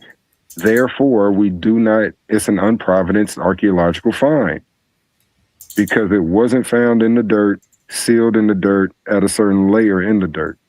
We cannot date that artifact according to the way Stripling and them want to date it. And by the way, Stripling got Gershon Galil, who is also a chronographer, and he's also a late dater, to assess that artifact for one reason, to try to give a broader assessment to the alleged wording in the document. Because Gershon Galil is a late dater and they're early daters. So, if we get a broad perspective to analyze this artifact, we might be able to get this artifact to be seen as important in the field. And it didn't work. So, I mean, when you're familiar with the jargon, the technical means of analyzing the artifacts, the means by which the artifacts are found, when you are able to dissect the actual field report, sir, then we might be able to have a conversation. But so far, you're spouting off at the mouth. Common content that we find on evangelical websites that, according to their statements of faith, are really framed in order to correct mainstream scholarship. So pay attention who's probably using biased source material and who's not. Okay, and last but not least, when it comes to the whole Haribu thing, Falk has a video on his YouTube page concerning archaeological evidence for the father of Abraham. And in that archaeological evidence for the father of Abraham, he looks at 3 records where this king of a territory leaves his position and disassociates himself with his own ethnicity to become a Haribu, an outcast, an outsider. And who is calling them that? He calls himself this. You know what I'm saying? Who is calling the people the outsiders and outcasts? Oh, whenever we find, all of the ancient Near Eastern sources that mention Haribu, they talk about how they're outcasts or mercenaries.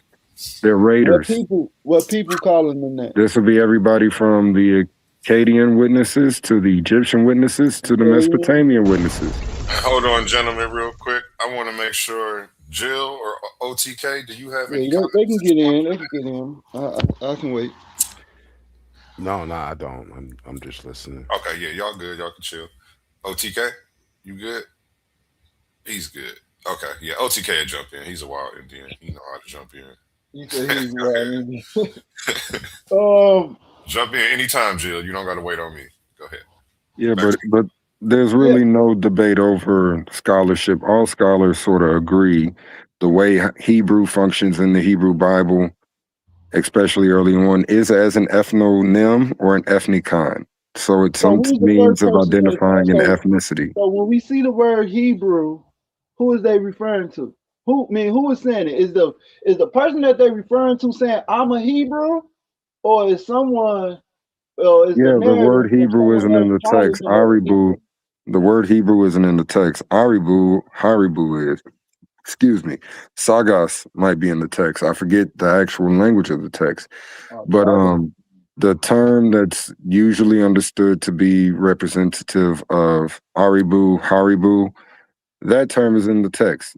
And the king of a land, of a territory with an ethnicity, he says, I'm leaving my people to become a Haripu. He recognizes that this is a step into a social outcasted class group, not a step into an alternative religious or ethnic identity. But why you keep misrepresenting it? I'm telling you, in the biblical narrative, when the word Hebrew is first being used, Hebrew, not Hebrew, when Hebrew is being first used, it's used by people calling someone else a Hebrew, not the person calling themselves a Hebrew. So it's not used as an ethnic term. Yes, it's used as a social term. It's actually consistently used throughout the Old Testament as an ethnic term, an ethnonym. That's much later. That's a different time. That's much later. That's hundreds of thousand years later. No, sir. No, sir. Oh my God, bro. Hebrew in the Hebrew Bible is primarily functioning as an ethnonym. So okay, so hold on, let me show you the linguistic. Let me show you how it matches. So you have the definite article of the hey in the Hebrew. It's the fifth letter in the alphabet, right? And it transliterates to English as the, right? And then so you have the hey, and then you have the ayin, right? And then that's the seventh letter. And then you have the bait, which is the second letter. And then you have the yod. So you put those letters together and you got Hi Abari, right? Or it could the yod could be interchanged with a U early on. You can look at the Metrics Lexiconians for a reference to that. So it could be Habaru, right? It doesn't matter. So anyway, so Abari, Abraham Abari, and it's not the Abraham is not calling himself that. The Canaanites who Abraham is coming into their land are calling him that. Even with Joseph, the Egyptians is calling the Egyptian woman is calling Joseph the Hebrew, that Hebrew, and Joseph was a captive. So this is a social term in both senses. Abraham being an outcast from Mesopotamia, Joseph from being a servant in Egypt. It's social. It was never ethnic. The only time it became ethnic by the descendants of Abraham, Abraham, and then later on Joseph. Then it becomes identity, because that's what their fathers was. They identify with what their fathers was called. Capone. Now it becomes ethnic. Capone. Always in the Bible is always identified as a social term. Capone. Are Hittites Hebrews? Hittites? Yeah. No. Are Nubians Hebrews? Nubians could be. Well, all right. Okay, you just kind of like ruined your whole point, because that is that is what a Haribu is.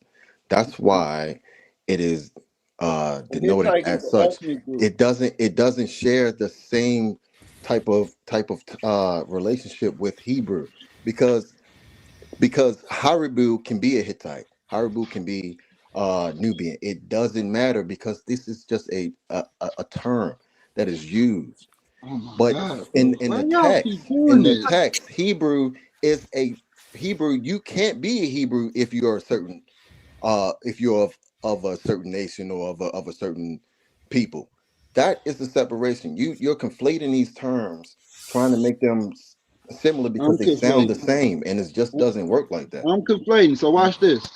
I got a scholarly paper on it, right? Stuart A. West. You can check his writing. You can name. There's no scholar that will support this idea that you're trying to share to everyone.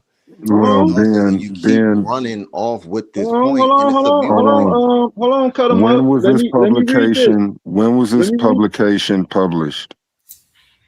When? Yes. It was probably like 1940. Probably 19. No. Stuart A. West is more is recent. It's 2020. What 2022? His is recent. I'll get the date for you. Let me pull this up real quick. And remember, I just read a publication from 2022 that's citing 2022 and 2018 sources. And I got other publications. I could literally just go to a lot of that stuff. They was even the interpretation. They said Ezekiel is Ezekiel is talking about the land of Jerusalem. What's It's your not source? talking about the Israelites. What's your source in the Haribo? Just tell us what's your source. It's just about to tell us. Oh, I got it. I'm trying to pull it up right now. All right, here you go, right here. Damn, why? All right, let me just pull it up this way. Hold on.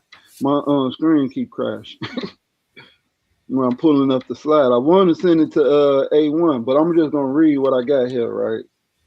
Give me 1 second. Just had this debate. I keep telling y'all. Yeah, I seen that debate. It was horrible. No, you didn't. You didn't see this one. I seen the debate you did with Humble. It was absolutely horrible. Yes. My debate with Humble was horrible. All right, that's your opinion, Yeah, bro. it was horrible. That's your opinion. Because you and Yara keep running off So, at this. Jabari was lying. Oh, they can't what Jabari said. If you seen my video, if you seen my debate, I played Jabari saying the same thing that I said throughout the whole debate. Jabari will be pseudo too. It doesn't matter. Doesn't matter. Jabari doesn't even need to be talking. I ain't pointing at him. I'm just saying, was he lying? Was Dr. Henry Clark lying? Okay, you just spouting off things. I'm just spouting off. I'm showing you evidence. I'm showing you that it ain't just coming from me. Other scholarly people. Listen, do you know why the majority of scholars agree with that point? Do you know why? Do you know why the majority of scholars agree that this is not an ethnonym? This is a social class. One, because this is just one of many different ones, by the way. I don't think I really know. Look, I said I agree that it's a social. I never said that it was an ethnonym. Early on, it's a social. It's an ethnonym. You can't. Hebrew is not the Hebrew. Not that. No. It'll say Eberite. If it was in a biblical text with this. No, it just doesn't work. You're trying to mix the two because they sound the same. That's all y'all do. No, I'm not. It sounds the same, so you're gonna correlate the two, and y'all don't do nothing else. And you lying. You're lying. I don't do nothing else, and y'all hate every time we say it's not the same, and you're like, no, because it sounds the same and it's in history, and you want it to be so bad. Bro, that's not true. Even modern day scholarship says that the Hebrew. I just read modern day scholarship. It says that the Israelites came out of the social class of the Habiru. So what are you talking about? And it says not all Israelites is Habiru, and not all that would be a conflation. If a scholar said that scholar conflated. Exactly. Just how is he conflating when he's telling you that not all of them is? That's not conflation. It's this simple. It's this simple. You can live right next. You might even be of Amorite stock, but because you are not living and self-identifying as an Amorite, you're living on the outskirts of society. You're a Haribu, and it just so happens to be the primary territories the Israelites fought against in their conquest of Canaan was Amorite territories. What does that mean? Haribu likely got grafted into the people of Israel by means of proximity. That does not mean the Haribu that were simultaneously living in, I don't know, Tyre. This from John Henry Clark. Israelites or Hebrew. Why are you quoting John? Okay, go ahead. Man. Why I can't quote John Henry Clark? On Haribu being correlated with Hebrew, it just doesn't seem like the person you will go to. But I mean, I ain't gonna disrespect. I ain't gonna go ahead, brother. It sounds like you stretch it.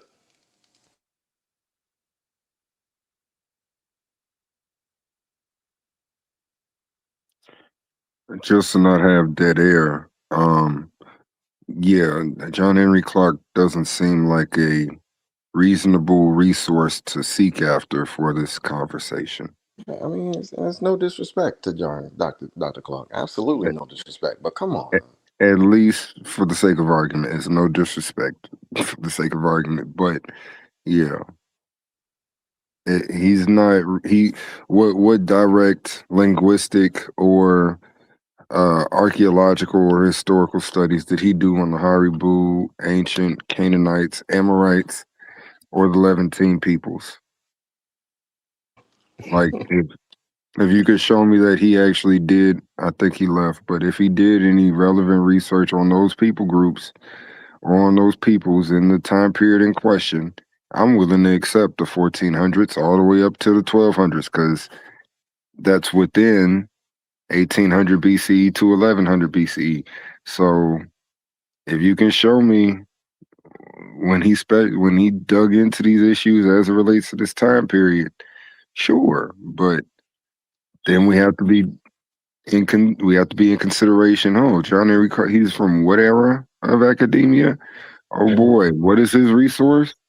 Have there been more updated resources on these same issues?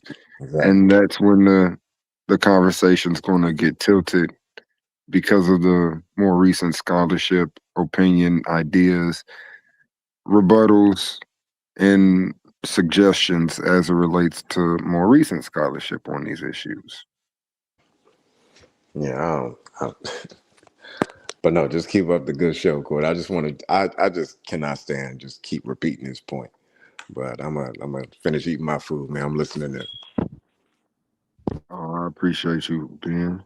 Hey, what I tell you, that boy is a real Nori fan. You hear me? It took me a minute to realize his name, but then I peeped it.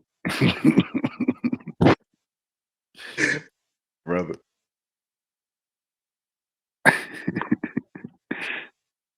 Who is that? JL. Peace. What's going on with you? This is not my show, by the way. Yeah, man. Peace and respect. I ain't even got to quote the John Henry Clark stuff. So John Henry Clark. See, this is the thing. Yeah. Whenever we show evidence and scholarship, y'all always say, "Oh, that's outdated. Oh, it's a recent scholarship. Oh, that's not true." But y'all ain't doing none of the work. You reading, bro. It don't matter how much evidence I show you. You're convinced already. Well, It don't matter. I told you about Catherine. Hold on. I told you about Catherine misdating the place, and now you saying, "Oh yeah, everybody." She still respected, but she had an error. She made an error, and that's what the academic they didn't want to tarnish her name, so they still acknowledge her as such for her great work that she did. But she misdated the site because she didn't have the Pacific pottery, which So she was already there. What part of the site are you suggesting she misdated? She misdated the destruction of Jericho. Okay, how many destructions did she realize were at Jericho? I gotta read back. I gotta read back in the excavation paper. I know the summary of it, everything. I have it. I had the notes. Let me just pull it up on notes that I got. I have to go back and read all that stuff. But I think Brian Wood is the one that argued against it, and it's still debated to today. This was the whole thing. It was a big controversy that she was elderly then, and they didn't want to erase her name or some mess like that. But whatever, that's the politics. Get back to I told you the paper, Stuart A. West. I told you that's the scholar. He talks about the term being social and how it relates to the scriptures. Not only that, the term is not used. This is the mistake that people are making. Just because they see Eber. When they see Eber, they automatically think Hebrew. But it says Eber for a reason. This is crazy, bro. That says Eber, and it says Habari, right? When it's talking about Abraham and Joseph as well. Joseph and Abraham, they say no, Abraham is first. They say Habari. And I already explained the linguistic match with that. And scholars early on made the same conclusion that this is the Hebrew. These are the Hebrews, the Habari. Even in today's scholarship, they understand that the Hebrew, the Israelites emerged from out of a Habari class, social class. So they saying that the Israelites was Habari, but it's just not all of them. And I don't see why I'm not conflating anything. We not saying that everybody that was called Habiru is it? No, just just certain ones.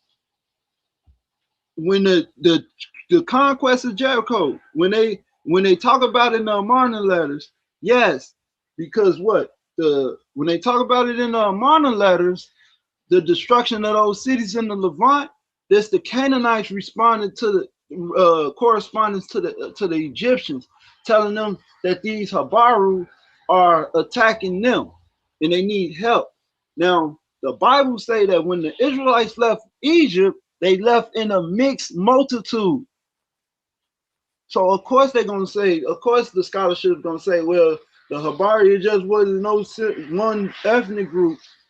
It's different ethnic. Yeah, they was a mixed multitude of people. And no, I'm not saying that the Hyksos Exodus is the same thing as the biblical Exodus, even though the Hyksos Exodus is in the biblical narrative.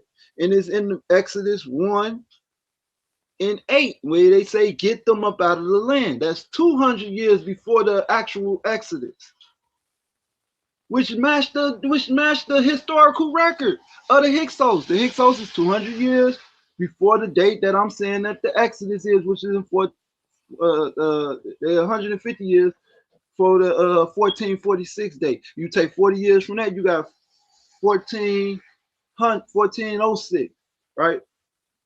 The destruction of Jericho happened shortly after that, like in 13 something. But the sister dated it to the late Bronze Age. But we have artifacts that says otherwise. We got they excavated Shechem. Not only that, they found the temple where I told you where Joshua witness stone was set up at. They had a witness stone. And and they got other artifacts too. But bro, I'm not just saying this stuff just because I think I'm an Israelite or I identify as an Israelite. I'm saying this stuff because this is the research that you come across when you look into when you study, and you just don't study biasly or just to try to say something ain't something not real. No, you got to do linguistic math. You got to do anthropology. You got to read the archaeological papers. Have you did this? I did hours of this stuff. Yeah, I might forget a few names, but I best believe if I have to cite anybody, I know exactly where to go to. I know exactly where to get the name. That's why when y'all say stuff about Josephus, I know you lying because you ain't read Josephus' work. When you say stuff about Manito, I know you lying because you ain't read it. Because it's in Josephus. You read somebody else saying this is what they read, what they wrote. Because if you did, you would know that Josephus says that Joseph married into the Hyksos family. Y'all wouldn't keep saying that stuff that y'all keep saying, bro. And that's the part that I hate, because y'all being disingenuous with the information. And then you want to sit up here and speak all intellectually and intelligently, like you know what you're talking about when you really don't. But then want to say, oh, your sources is outdated. But the scholars use the same sources that I'm using. The modern day scholars. Modern day scholarship uses Josephus' works. It's only our own people that say, Josephus was this, Josephus was that. The only controversy they have about Josephus' writing is the Testament, the Flavian test, the Testament So flavor incorrect. when it mentioned Jesus' name. That's the only thing. Other than that, ain't no problem with Josephus' works. And every scholar, you whoever you read, they gonna cite Josephus, bro. So stop it. Yeah, that's not true at all. All right. Josephus ain't even the first person to talk about Jerusalem. Did she got to DR say something about Josephus? Did he say? No, not she got. Did John Henry Clark do it? Did she got to DR do it? Do modern scholarship cite Josephus? Finkelstein, Devers, BTEC? Yes, they do. I'm glad. Like the fact people citing these people don't mean everything they say is facts. It means that they're relevant to an extent. And when it comes to Josephus's relevancy, as it relates to ancient Egypt, he's not a major contender. So was he wrong about? So let me ask you this, because this is the part I hear a lot of self-taught Egyptologists. Well, not Egyptologists, self-taught people that study Egypt say when he talks about the actual phonetics in the linguistic of the word Hyksos, right? When he breaks the word down and he says that it's basically that it's a Greek word, and he say that it means shepherd kings, and then he says Manetho, he's quoting Manetho. Manetho said that it means shepherd king. And then he said that it's Manetho said that it also is, Josephus say that Manetho say in his second book that it means captive shepherds as well. I mean, or is it captive kings or captive shepherds? Captive shepherds, shepherd kings and captive shepherds, right? Or captive kings. I forget which one. I'm getting tongue tied. But anyway, when he brought out and he broke the word down, he said Hicks, which is Heka in Metal-Netta, right? It's the shepherd staff. And he said it denotes a shepherd. Why he saying that? Because it's a shepherd staff. And then he said in the word sos denotes a king. Why is he saying that? Because it's modern day Egyptology say that that's 3 hillsides. But I'd rather go into what Josephus said. Josephus was said, and it looks like a crown, but they say that's 3 hills. So he said it denotes a king. When he say it denotes a king, he's talking about how it's depicted. It's depicted as a crown. So he's talking about the shepherd staff and the crown, which is in the word Hekakasus, if you didn't know. That those 2 things are there. It's a shepherd staff, a small bread loaf, and a hill determinative. You think Josephus could read the hieroglyphs? No, he's reading what Manetho wrote. Manetho wrote it in Greek. Okay. Do we have in Manetho's works that we have access to today? Do we have him using the term shepherd kings? Do we have? We don't have Manetho. We only have Manetho work in Josephus' writings. Okay. I can pull up the Britannica that says his works only survive in Josephus' writings, which will be in Greek. But we have English and translation. its original language was most likely Greek as well. Yeah. No, he was an Egyptian. Manetho was the Egyptian who the Greek became the lingua franca. That's why Josephus say in the common tongue, but he say in their sacred language. The sacred language is the Metal-Netta. So you got to understand these terms when you reading Josephus, when he says that, he says when he's breaking down the word and he says that, in there he's quoting Manetho and he's saying what Manetho wrote, and he's saying in their sacred language is the heck denotes it's a shepherd staff in the hieroglyph. Well, it looks like a crown, and he's telling you how it looks, how it denotes, right? That's what he's telling you, and that's all that's being written in Greek. And he said this is the shepherd. He say this is in their sacred language, and then he tells you what it means in the common language. The common language was the Greek. It was I don't know if it was Koine Greek, but it was whatever Greek they were speaking during that time. It was called, that's the common language. It was the lingua franca. And these things people miss. A lot of people miss these things. And Josephus makes it clear. He makes it clear with what he agree with Manetho. He makes it clear what he don't agree with Manetho. And that's the only thing. That's I don't know. Okay, real quickly, because I faded out. Google stop. Mm-hmm. Because I faded out earlier. How many destruction layers are you saying were found at Jericho? So to tell how many layers, I don't know. I know they went as far as the Bronze Age, which would be the second intermediate period in Egypt. But the sister dated the destruction to 1600, 1500, I think, BC. 1550. 1550. Right. Yeah, and what is the evidence of the destruction layer she dated to that time period? Well, when they did more excavations later, and I think she was an elderly woman at this time, they found pottery. They found the pottery that she was looking for, basically. But she did find but with her work, she did everything else right. She found the burnt layers. They said the city was burnt and all that. It was Yeah, just she just didn't find the pottery that she was looking for. The burn layer wasn't found by her. Oh, the burnt layer wasn't found by her? No. I could have sworn I seen a picture where she's right there. Yeah, that's what Garstank identified as the streak.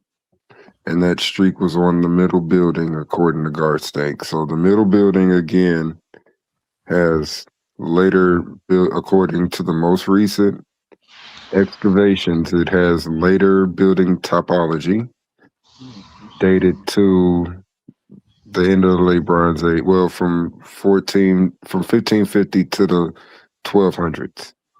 So it's LB2, late Bronze Age 2B. In particular.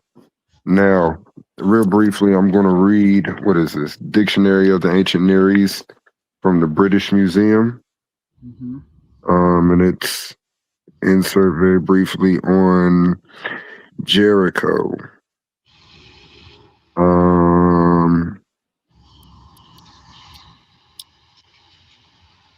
Okay, well, it says here that Jericho had at minimum 16 layers of destruction, according to the archaeology.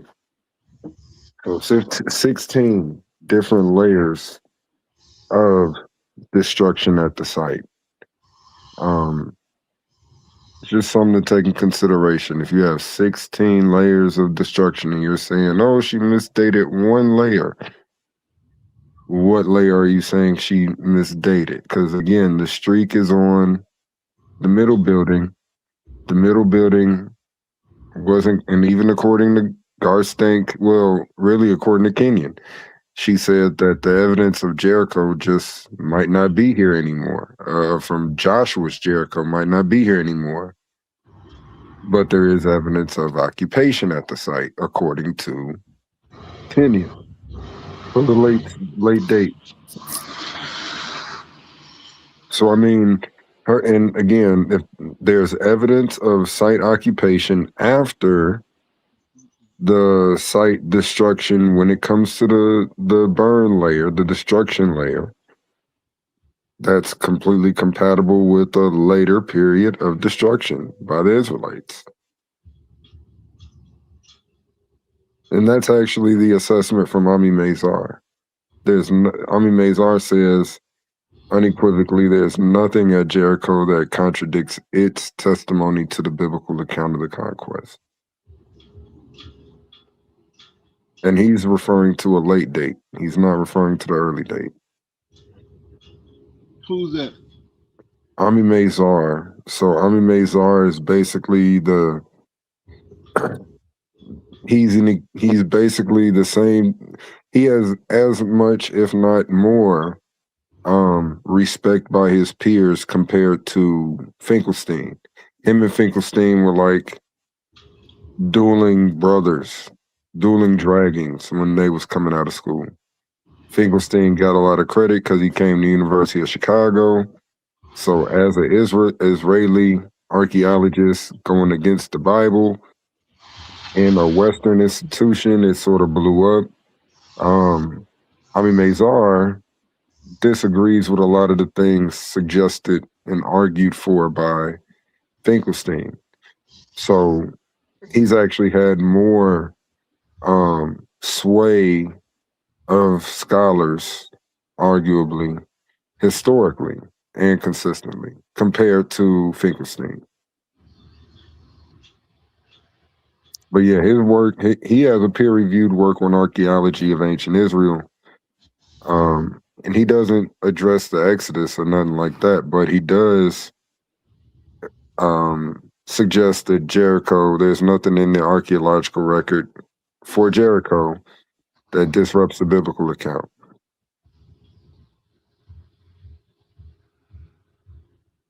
And this is primarily, again, according to a late date perspective.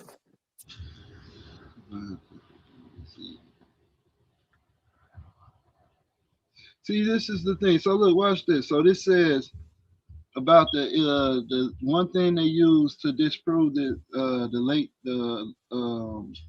later date is that the scarabs, the Egyptian scarabs, they say excavators found scarab seals in the tombs around Jericho. And they say scholars argue that the later scarabs date to 1550 BC. If the city had survived to 1400 BC, which is the later date, later scarabs would appear. Why would they appear if the Hyksos, if these Hyksos seals, the Hyksos was expelled and then brought captive back into Egypt?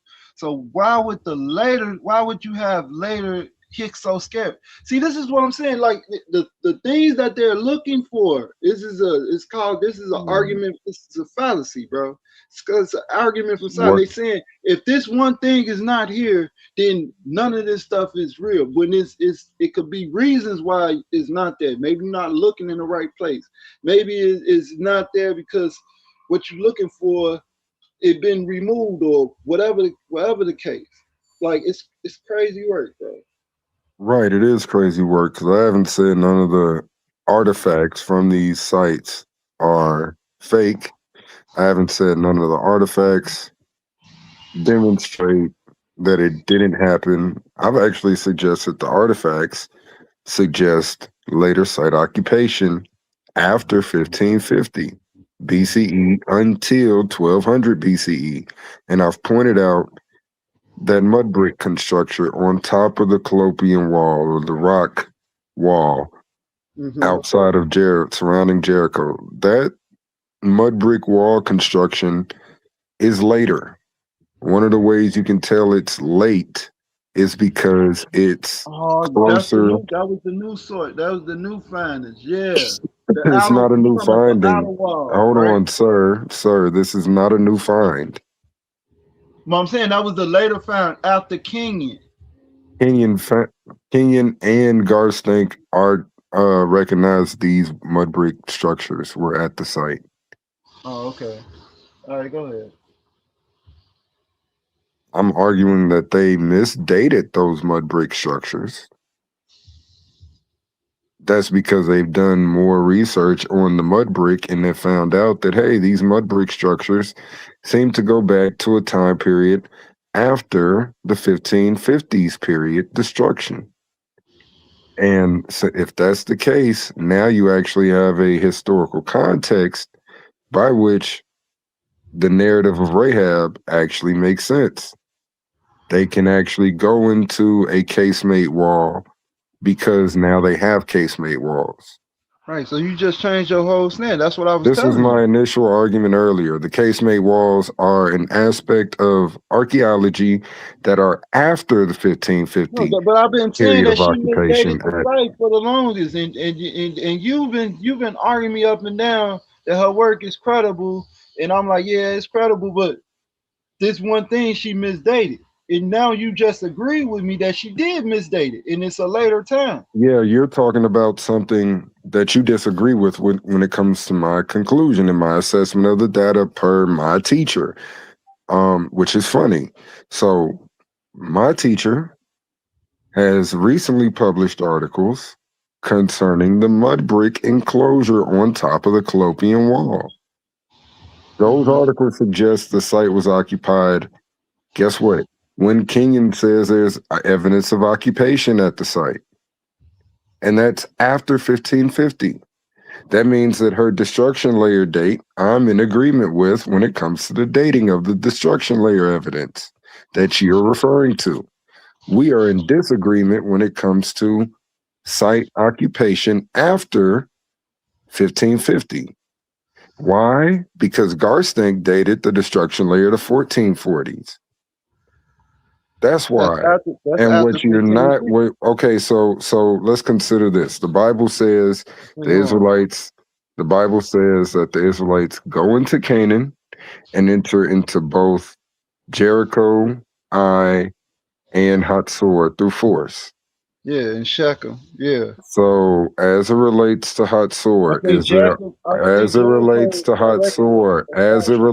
Hatzor, sir, do we have evidence of Hatzor being destroyed in the 1440s? It wouldn't be destroyed that same. I have to read the biblical text, but I believe they excavated that site as well. Yes, Hatzor has been excavated, and there's only one major point of disruption at Hatzor.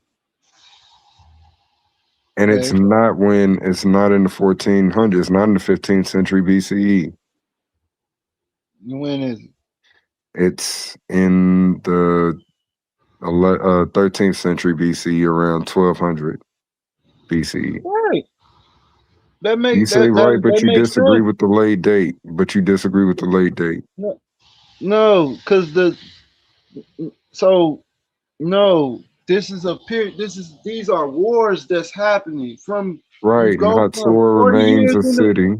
They 40 years in the wilderness, so you got 40 years from what did I say, 46. Right, they're not in Canaan yet. So that you at the turn of the century, you going from 1406, and then you have all these other destructions in the 1300s.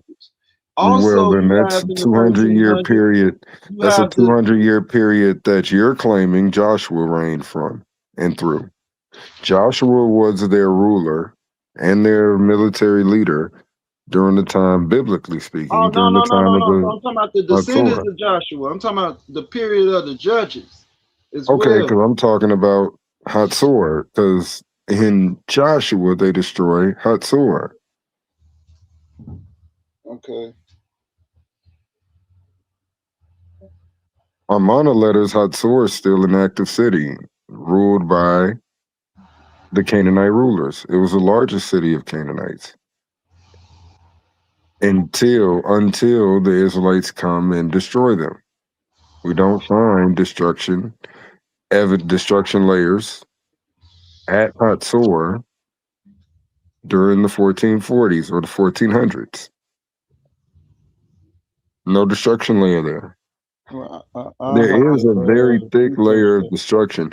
And Hatzor is interesting because unlike most of the other tales in the ancient Levant, but let alone the Levant and ancient Near East period, unlike most of these other tales, Hatzor has a very clean destruction layer. Most other tales have disruptions within the destruction layers, site occupations, all types of things happening where a site was destroyed and then they rebuilt on top of it with the destruction layer present. So we don't see that going on at Hatzor, and they've dug up quite a bit of Hatzor, even though it was the largest. the largest city in the Levant at that time. It was bigger than, if not as big as, Avaris and P. Ramses together. It's about 600 hectares in size. So it was a very large site, and Hatzor does not have two major layers of it only has one layer of destruction layer during the relevant time periods of the possible biblical exodus. But that, again, that destruction layer period is not during the 1400s. You only possibly have contemporaneous destruction layers in the Levant at one of these sites the Israelites enter into with Hatzor and Hatzor Jericho. in the Amarna letters? Yes, and a very active, well constructed city in the midst of the Amarna letters. They don't fall during the Amarna letters. They're still active. Right. So if Hatzor is in You're the saying Amarna right, letters, but if right means anything, then that means that they fall in this period. no, If well, you're saying right and the city didn't fall and there's no archaeological evidence at the site of destruction, the Bible says they burnt the city. There's no evidence of site being burnt at Hatzor during this time period. So now what's wrong with the interpretation? you know what? I'm gonna get back. Say, but as for the cities that stood still in their strength, Israel burned none of them, save Hatzor only, that did Joshua burn. Right. So, all right, I'm gonna have to look into the archaeological findings at Hatzor. Yeah, because you're going to see. Yeah, because when you start reading the excavators, you're going to see Yadin, Yagel Yadin. He excavated at most of these sites as well, many of these sites as well. But he spent a lot of time at Hatzor. When he first dug at Hatzor, he found a destruction layer that he dated to the 13th, 12th century BCE. And 13 so what? 1300s. 1300 what? 13 to 1200 BCE, that transitional period. So the later 1300s. Yes. So at the time, The transitional period of the late Bronze, early Iron Age. But it's an argument that the Iron. The argument is, if you read 1 Kings 6 literally, you get. Century, I thought. I mean, not the 15th century is Iron Age, right? No.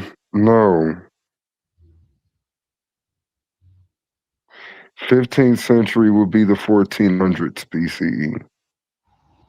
Yeah, that's Iron Age. That's not the Iron Age. The Iron Age begins in 1200s. I mean, that's the New Kingdom. That's the time of the New Kingdom, ain't it?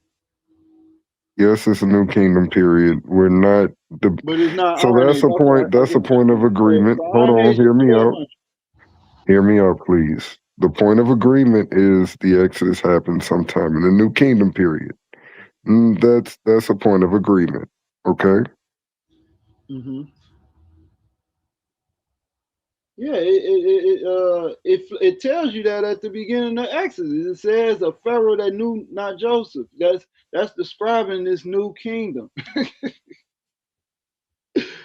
man, I don't know. It's all that, but I think I do have some on Hatzor, the excavation paper, but I just gotta go. I just gotta look. I gotta look in my I probably gotta go back, but I probably did have something on that because I know they excavated Shechem, and right across from Shechem is Jericho. And then from Jericho, you have about some with Ashdod, and it's Ashkelon. Ashkelon. Yeah, you had those cities. They like all around each other and stuff. So I know they did excavations at all them, and even the mountains that Balaam's supposed to have been on top of, where he had to move. He moved from different. It's like these 3 peaks, mountains. So they call them mountains, but they like peaks. And he was on each one of them. The first one, when the Israelites was in, I think this is when they came into Shechem. So on the first one, you only can see a little bit of Shechem. So the narrative go that Jericho, that Balaam, he only saw, he couldn't see the whole camp of Israel. Then he went on the other peak. Then he was able to see a little bit of. He can see like a glimpse of them. And then on the last peak he went to, because they right next to each other. But you got to actually drive to them though. But on the last peak he was able to see the whole camp of Israel. And that same geological reference, those 3 peaks is right outside of Shechem.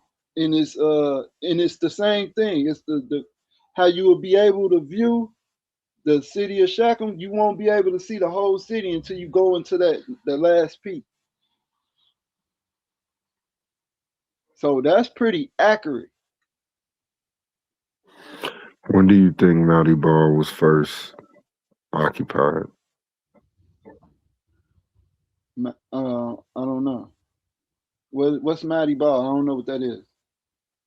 The curse amulet was found there. Oh, the curse amulet. I don't know. Like I said, I ain't diving into all of the research. This is just where my research then brought me to.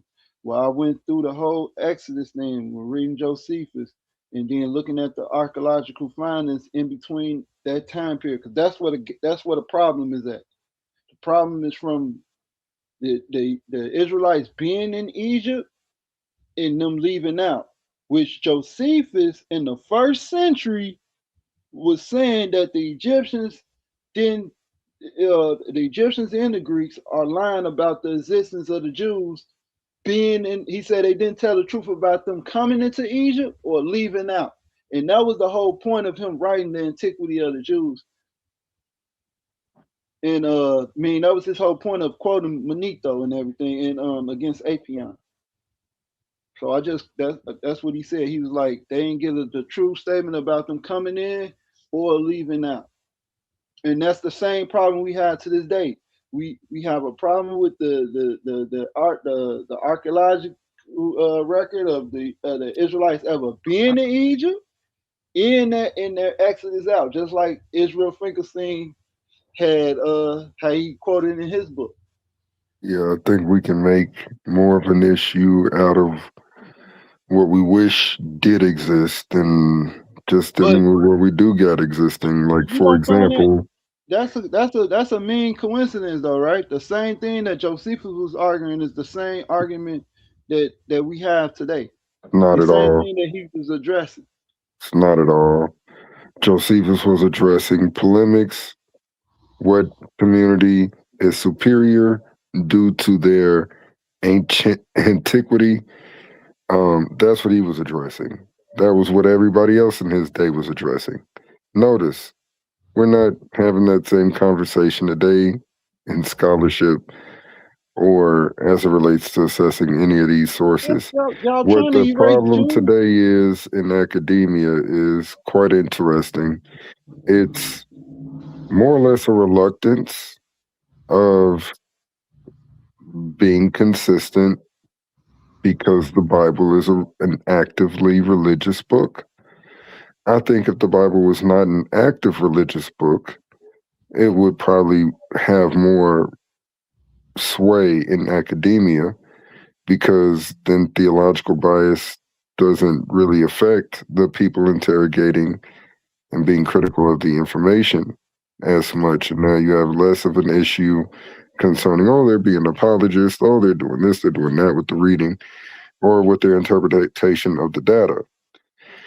But I think it's primarily because the Bible is a living religious text. It's convoluted the academic world to some extent.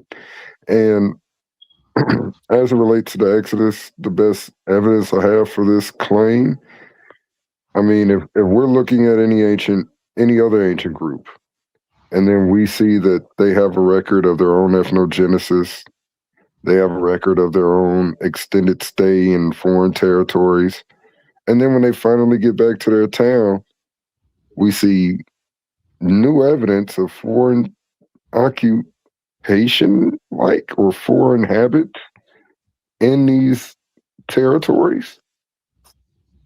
Again, the Israelites didn't eat pig.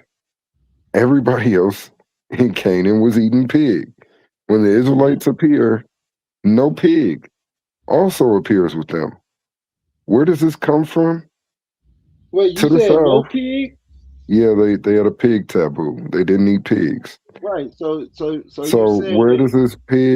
does this no pig taboo seem to originate from? Mhm. Probably the largest economic power that had a pig taboo as well, Egypt. And their pig taboo was very, very prominent throughout their culture for a very long time.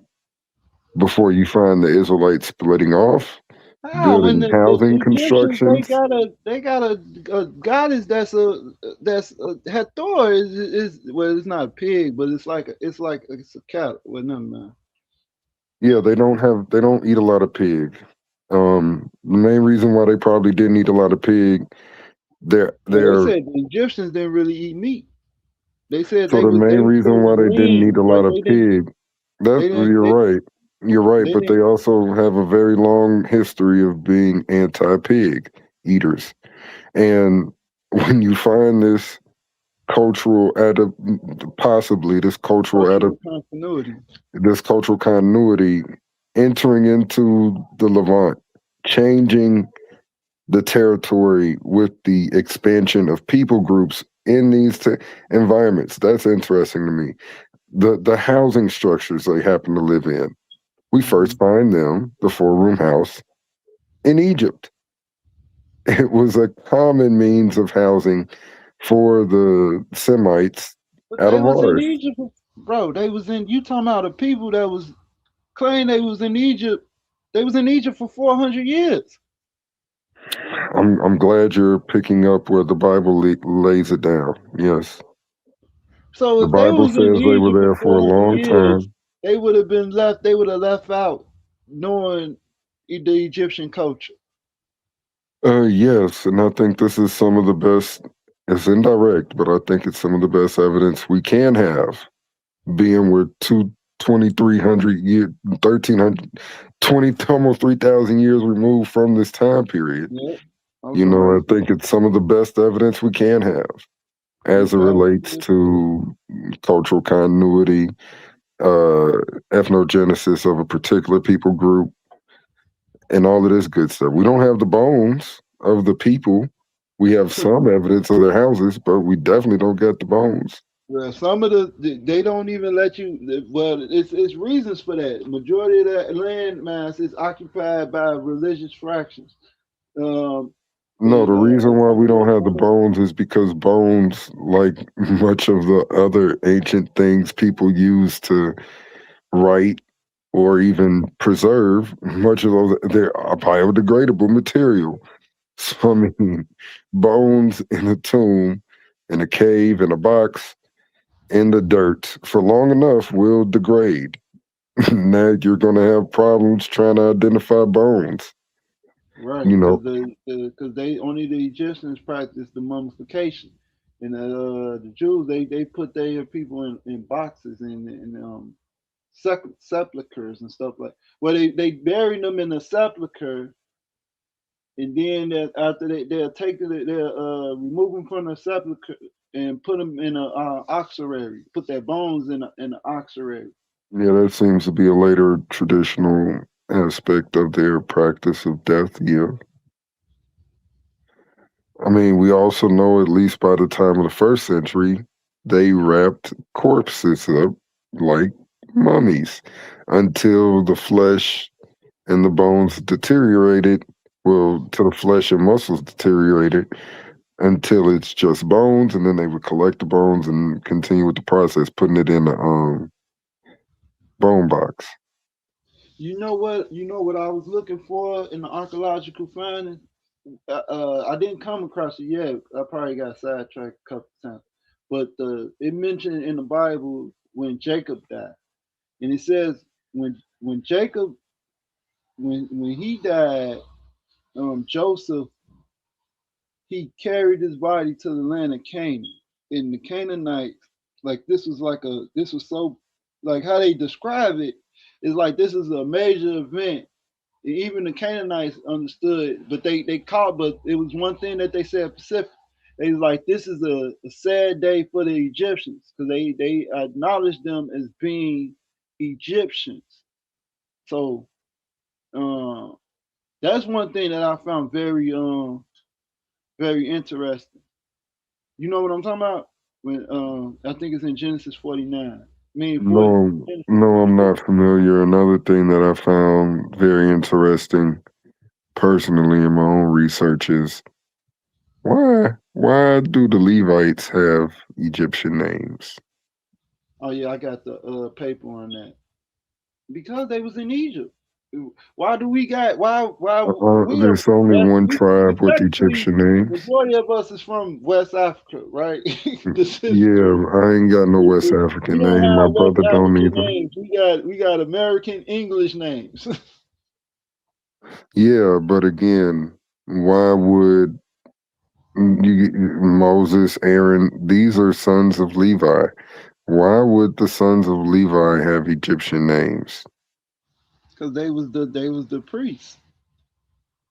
Okay, were they disassociated from their ancestor by that much? Aaron is described as a priest before the Exodus. It say Aaron gonna be a priest to Moses, hinting at Aaron being a priest already in Egypt. I think this is hinting at more than just an ethnic cultural assimilation. I think this is hinting at possibly an ethnic identity of many of the stock from Jacob, from Israel. Many of them assimilated into Egyptian members of cultural identity, not merely their ethnic. There you are, what your pappy is. I'm saying like these individuals would have looked, functioned, and lived more or less like Egyptians, and they would have been the governing staff over the tribes, the rest of the tribes, when it comes to their religious cult. So they was there for 400 years. Look, we here in America, our descendants were slaves. Was slaves. You know what I'm saying? Was captives and stuff like that. Was doing China slavery. Now today we got our people. We got people, descendants of them. What they work in the upper echelon, the middle class. You know what I'm saying? You go downtown, you're gonna see people working at the courtrooms and stuff. So yes, they're gonna be working in the what's the word? They're gonna be in the higher social class fashion. Yeah, because they the majority. So you're gonna see them as the lawgivers, the teachers, the priests. You know what I'm saying? You're gonna see them all over having these titles. That's the same thing that in Timbuktu as well. You had these people had different titles, different skill sets. Same thing with the Habaru, like you were saying, they was mercenaries. These people they had a skill for war or whatever. So what they do, they'll hire they'll offer their service, but not for payment for like money, but for food, because they was wanderers and stuff. So that was just the trick of the trade, you know. And you see this same thing going on. I'm telling you, with our people, like it's crazy. It's too much. It's too much. It's too much of a connection to say, oh, that's just a coincidence. It's too many coincidences. It's too many. Too many. Then even when you go into archaeological find, then you find out, oh, some people called them Egyptians. Well, we know who the Egyptians was. We know how the Egyptians look. Well, then you go later on down the line and you find out that it's community of Jews all through North Africa, and that they are like they look like the indigenous. When the Europeans come to survey the land, they say that the Jews they look just like the indigenous. They are indigenous Africans, and there's no difference in between the two, other than their practice and their genealogy. Their genealogy dating going back to David. That's the only distinction: culture, customs in our traditional writings, and even when you go into those writings in Timbuktu, they're in Arabic because a lot of them was forced to convert to Islam, but they still kept certain Torah practices, but they did it in secret because it was either Islam or the sword. Well, what practices are in Torah that are not obvious and also included in Islam? Circumcision on the 8th. I don't know if they do circumcision on the 8th day. Muslims do circumcision. I mean, you want to be able to tell just because you're circumcised the day. No, they don't do it on the 8th day. All I'm saying is, if we find circumcised bodies. When he got circumcised. So in the ancient Levant, how do you identify somebody that just was culturally assimilated into ancient Egypt and distinguish them from a Hebrew? This is all in As Josephus. it relates to circumcision. Josephus quote, I think he quotes Herodotus in Philo, and he talks about that when they say where circumcision comes from, and they say it's among the Jews and the Egyptians and the Kochians and the Ethiopians, right? And then Josephus makes the claim that the Kochians are really Jews. I don't think you heard my question. No, go ahead. I was asking, is there a way to identify and distinguish Muslim from Jew, just as it relates to them being circumcised archaeologically? Probably not about through the circumcision. It'd be more than just circumcision. So it's never just one thing. What about kosher food laws? Would that demonstrate they're Jews or Israelites? Certain the holy days that they celebrate. The days that the Jews celebrate are different from the days that the Muslims celebrate. I asked about kosher food laws. Yeah, they both have what they call it, kosher. Yeah. What about you wouldn't be able to distinguish them from the direction of the east? It depends on where you at. Because they face east, but they face opposite. They face towards Petra. So if you was in Gibson, okay. I mean they face. I said Petra. I mean Mecca, which is opposite of Jerusalem. Yes, it is. But I'm just saying, like, if we were to, I'm gonna wait. I feel like I'm gonna talk. I've been talking too much. I'm not gonna hold you up, bro. It was a pleasure talking to you tonight. Who is this? This is GD Capone, right? Yeah. All right. I ain't gonna hold you up. Shouts out to A1. Shouts out to the panel. Peace. Shouts out to the audience. Yeah, I'm about to shut it down, man. I'm about to lay it down for a second myself. I'm gonna look into that. What you say, Hazor? Hatzor. Yeah, I'm gonna look into that. That's one thing that you did enlighten me on. I'm gonna look into that research. Probably gonna find the same thing, but I'm definitely gonna look into it. You got my word on that.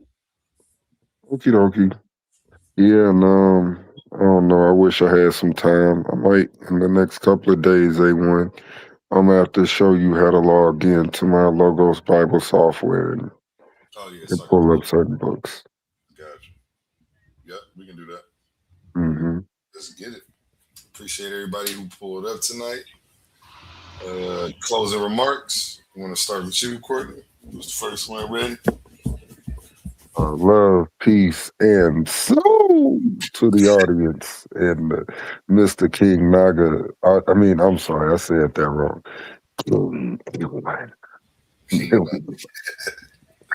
Shout out King Shouts Naga. out to you too, GD Capone. Yeah, shouts out to the bar. Tighten up. Everybody like, comment, share, and subscribe. I'm out of here. Closing remarks, GD and Capone. Yeah, man. Appreciate it once again, A1. Once again, I know I dominated the panel. It's a lot of information, bro. But I just advise everyone to keep studying. You can't come up with a conclusion if you only study one layer of the information. Anthropology is when we are going into anthropology, there's different layers: culture, language, art, archaeology, and migration. So you have to be well versed in all of those things. I had to learn that. I thought if you just go by the narrative and that's what it is. No, you actually have to go into these different levels, and you have to be a student in your research and know when someone is not being genuine, know when someone is being disingenuous in their research, right? So be able to spot these little mishaps, you know. The sister misdated the site. That for a long time was the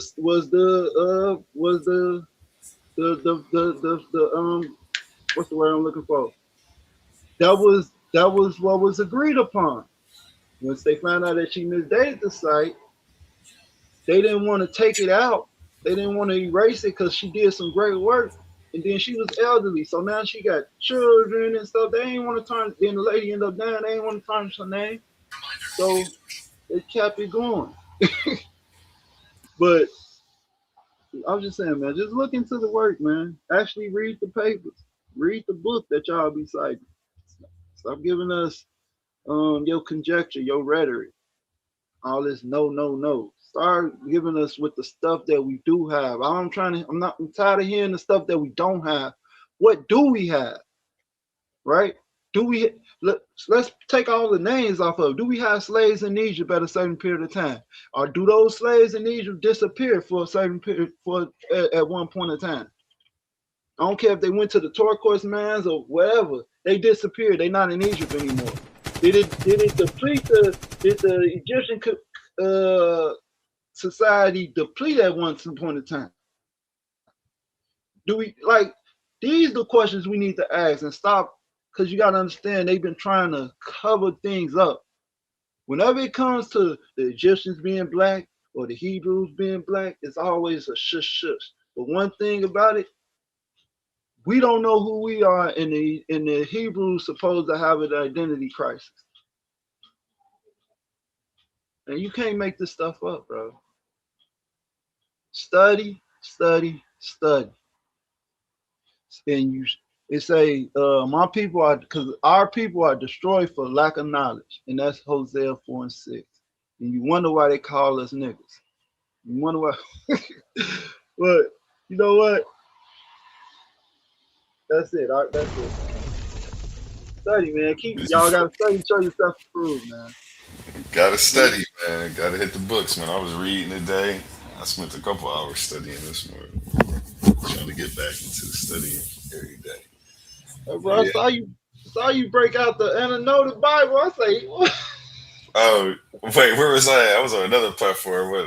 Yeah, I was like, this man, he bringing out the books, man. Oh yeah, I got the whole little library, but yeah, I spent a lot of money on books. I like books. I like to read. I just fell off for like the last couple months, putting everybody else on. So I'm about to start trying to bring out some presentations. I just don't really know what I want to cover yet. Oh, shout out to Humble Mystic, Easter Queen, the brother cut him up.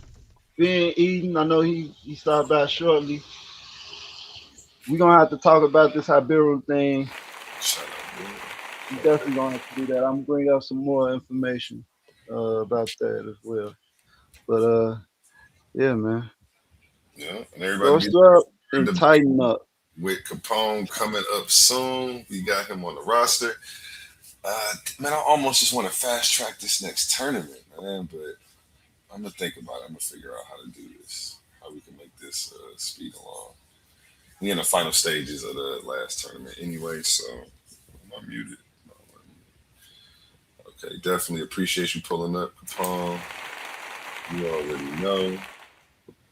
And we're going to end with the song by Connie's Son, Family All Around Me. I'll usually listen to him on Spotify, but you can check him out on any platform. Head on over to his Facebook and tell him A1 sent you. Remember my motto, treat your smile like your money. Never let them steal it. Peace. Family all around me.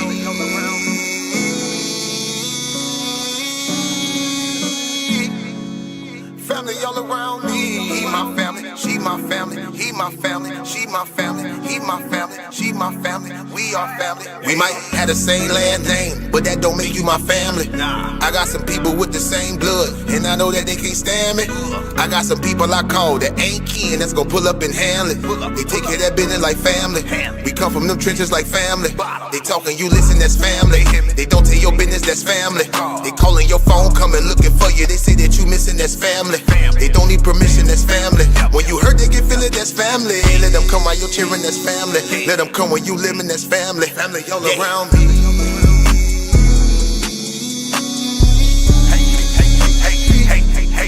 Family all around me. He my family, she my family. He my family, she my family. He my family, she my family. We are family all around me.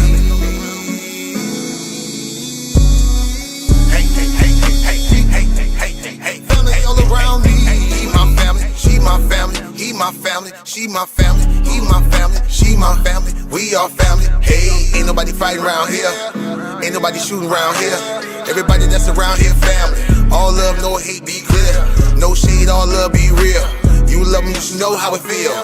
Tired of all these badass kids. Tired of paying all these bills. Family going through the same thing, so they know exactly how you feel.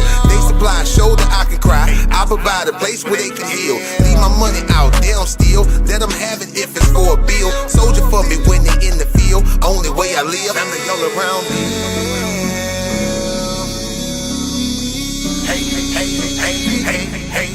Family all around me. He my family, she my family. He my family, she my family. He my family, she my family. We are family all around me.